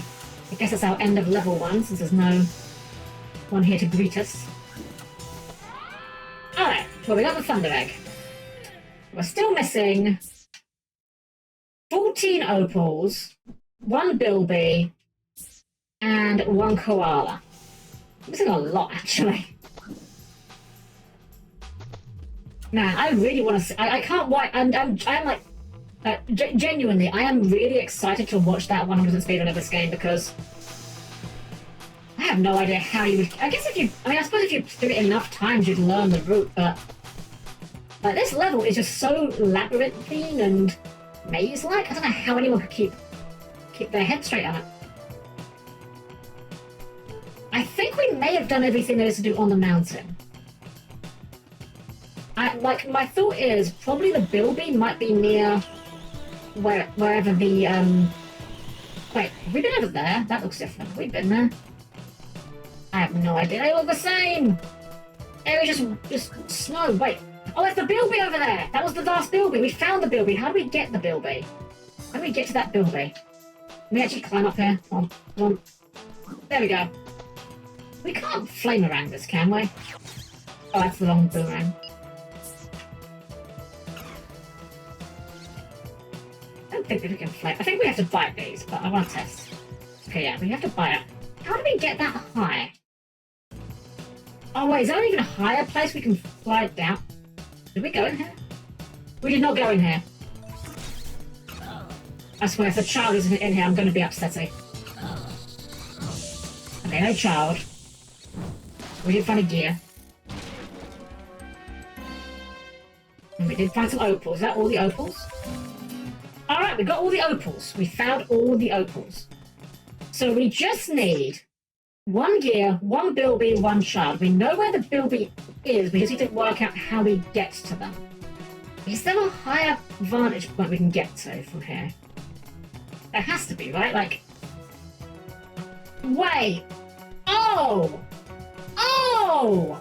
Ice platforms, obviously! How foolish of me! Right. Did anyone see those, genuinely? Like, honestly, did anyone else notice these platforms? I did not even see these in the air until just now. Yeah, that would explain it. That's way easier. Alright, Bilby obtained. Final Thunder Egg obtained. Okay. So we just need to go and catch in our opals. We need to do the last koala and one more gear. We know where that last gear is as well. We've seen that gear on the... It's by the island, right? So we just need to get to that island. How do we get up to there? Maybe if we just glide from like really high up, like one of these?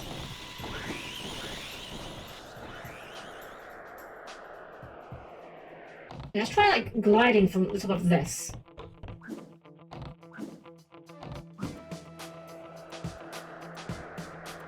It's not going to work, is it? We're not going to make it. We're not even close to making that. Okay, well, that was just rude. That was just completely uncalled for. Well, I guess we're back at the top. What if we like glide from the very top, maybe? Maybe I just don't have enough height.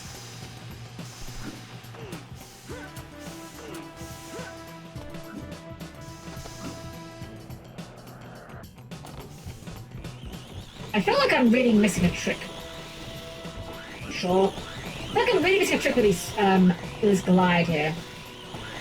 Like, I feel like I'm not going about this in the way that is intended. But I'm kind of fine with that if it gets us to where we want to go. There's no shot we make that from here, is there? Yeah, the horizontal is just not fast enough.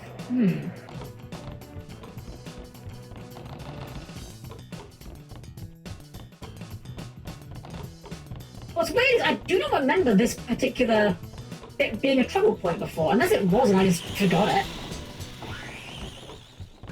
Like, the parts of this level that gave me difficulty that I remember having difficulty with were not these bits.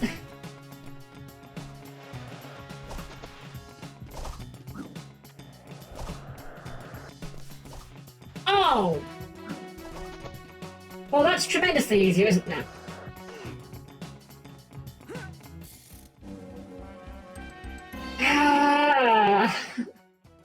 I'm glad that we got it, but I hate how dumb I am. I hate how much effort that required to get. Okay. One more child. Which, surely the children have to be on the same bank. Also, there's a box over there. Let's get the box.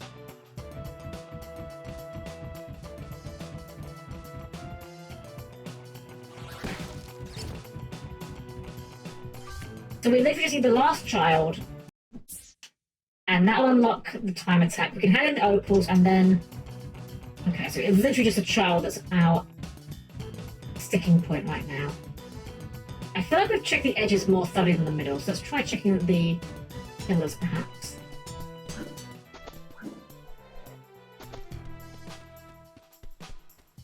Maybe listing out a bit more.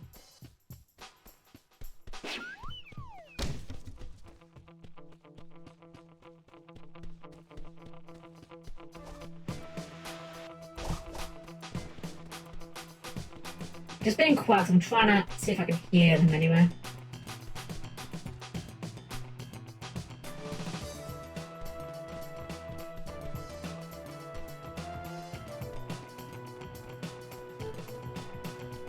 Where the heck is he? We've been at this level for half an hour since we came back, by the way. I think we must have been on this level for about, like, an hour almost, I reckon. Just wandering around trying to find a city koala. No. Oh, it's gonna be there, isn't it? It's literally right here. It's right here. This is literally it, isn't it? Yep. Well, we found it at least. The important thing is we found it. The fact that it was right at the start of the level and I was 10 feet away from it and just ignored it, that's irrelevant. 6, 7, 8, all accounted for. I should hope so. I don't know how you did it. Thanks. No worries, Sheila. By the way, little Poonie found this in the snow. You can have it if you want it. Unreal. Alright. Yeah, I'll say that's unreal. Okay. Where's the time trial clock? Over here. Relax, Ty. It's a track like any other, apart from the slippery ice and the snow and the downhill bit. It's a sprint to the finish, passing through all the checkpoints as you go. But make sure you hit them all, Ty, otherwise you'll get nothing. You'll get nothing. Good day, sir. Alright, let's go.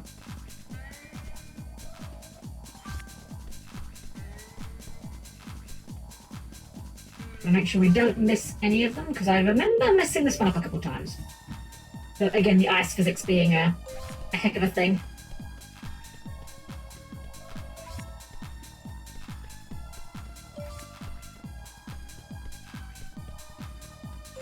I think this race actually takes you all the way to the end of the level as well, based on the time.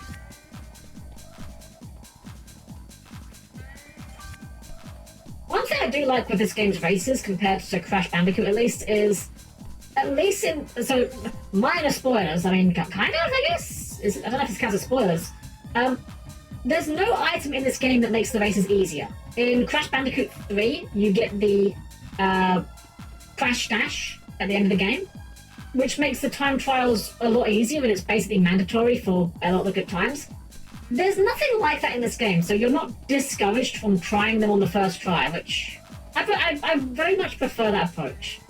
I don't like when games make you have to backtrack just to do things that... Well, actually, that's a very sweeping generalization. I don't like it in platformers when games make you backtrack. I'd rather tackle everything in a level the first try. Especially if it's a game that requires you to, like, say, kill enemies for points or whatever. Or collectibles, rather. Points. Who has points in games anymore? Certainly not me.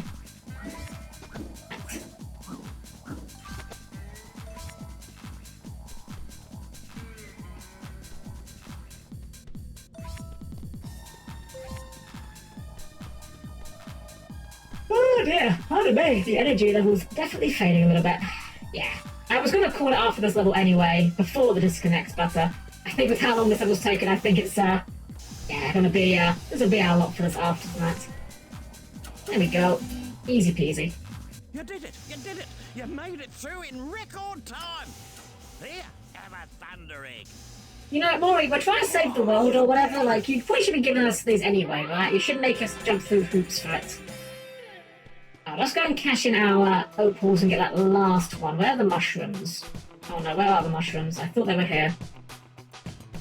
The mushrooms are not on this part of the map. Well, you know, we've gone through this level enough times. What's one more, am I right?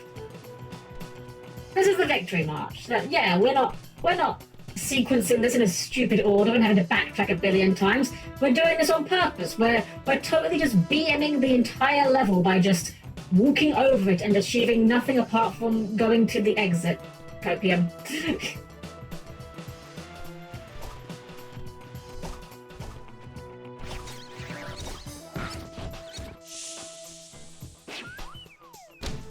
Oh dear, oh me. Oh.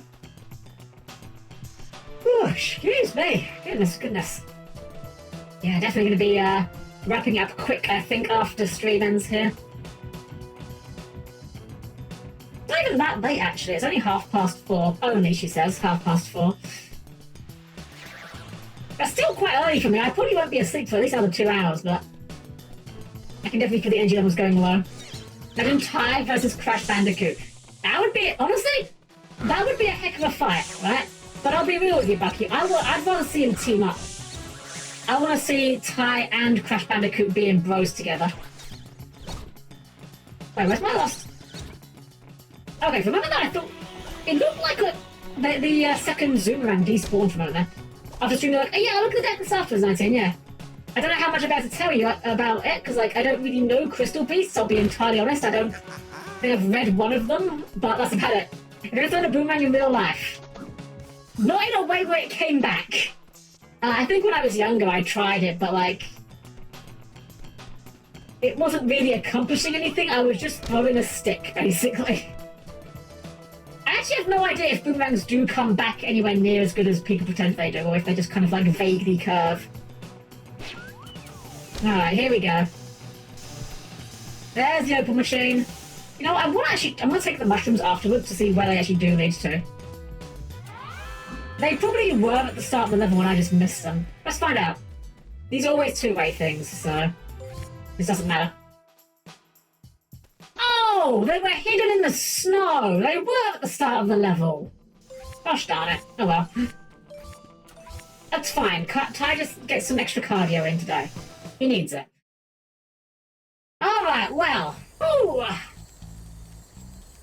Oh, that may have a good stretch. That's a really good stretch. I didn't realize how stiff I was. Oh. Well, guys, that is going to be it for tonight. We're a little over halfway in terms of level. Actually, I think we're pretty much exactly halfway through this game. So maybe next week. Well, actually, I say next week. I'm not sure yet. I need to work out what's going to happen with my schedule next week. We may be running a reduced schedule next week, as I said. So maybe next week, maybe the week after. We'll have to find out. For now, though, guys, how about we go ahead and get ourselves back to our chatting screen and see who's online that we can raid into. So you know the drill by now. Please keep your arms, legs, and various body parts clear of the closing doors, and I'll meet you there in just a moment. Alrighty, everyone. Well, thank you to everyone who stuck with us despite the technical difficulties. Of course, I do not begrudge anyone that left over them. It's unfortunate that it happened, but it is what it is, unfortunately. We're going to have a look and see who's online to raid. As I said, I can't really say much regarding what's going to be going on with the schedule next week yet. I need to basically have a good look, frankly, at what I need to accomplish next week and go from there, frankly. So we'll see. We'll see what we do with that. But now, let's have a look, see who's on the line that we can raid into. Let's see. Quite late, so quite a lot of the people we usually raid into are not about that. Here we go. We'll raid... Actually, let's have a look at what I've been online for. Oh, I haven't been online for that one at all, actually. That's wonderful. We'll raid into another robot. We've raided them before. We're going to raid it into Caladori. So... let's mix up just a little bit. Crikey. Crikey, mates. We've put crikey for the beginning. Here we go. Here's the raid message, of course. If you're subscribed, you can put the emote on. If you're not subscribed, you can just leave the emote off. I'll be in touch with you guys in the week, of course. If you're not in the Discord, of course, I'm sure most of you are by now, but > Discord, of course, is the best way to know when I'll be going live and such. I'll let you guys know what my schedule is going to be like next week. And we'll take it from there. I'm sorry I can't be a bit more hype generating about next week, but I literally don't know yet about what we're going to be doing next week, so we'll have to wait and see. Give some love to Killer when we get there, and as always, guys, have a wonderful rest of your night. It's been an absolute pleasure to serve you all.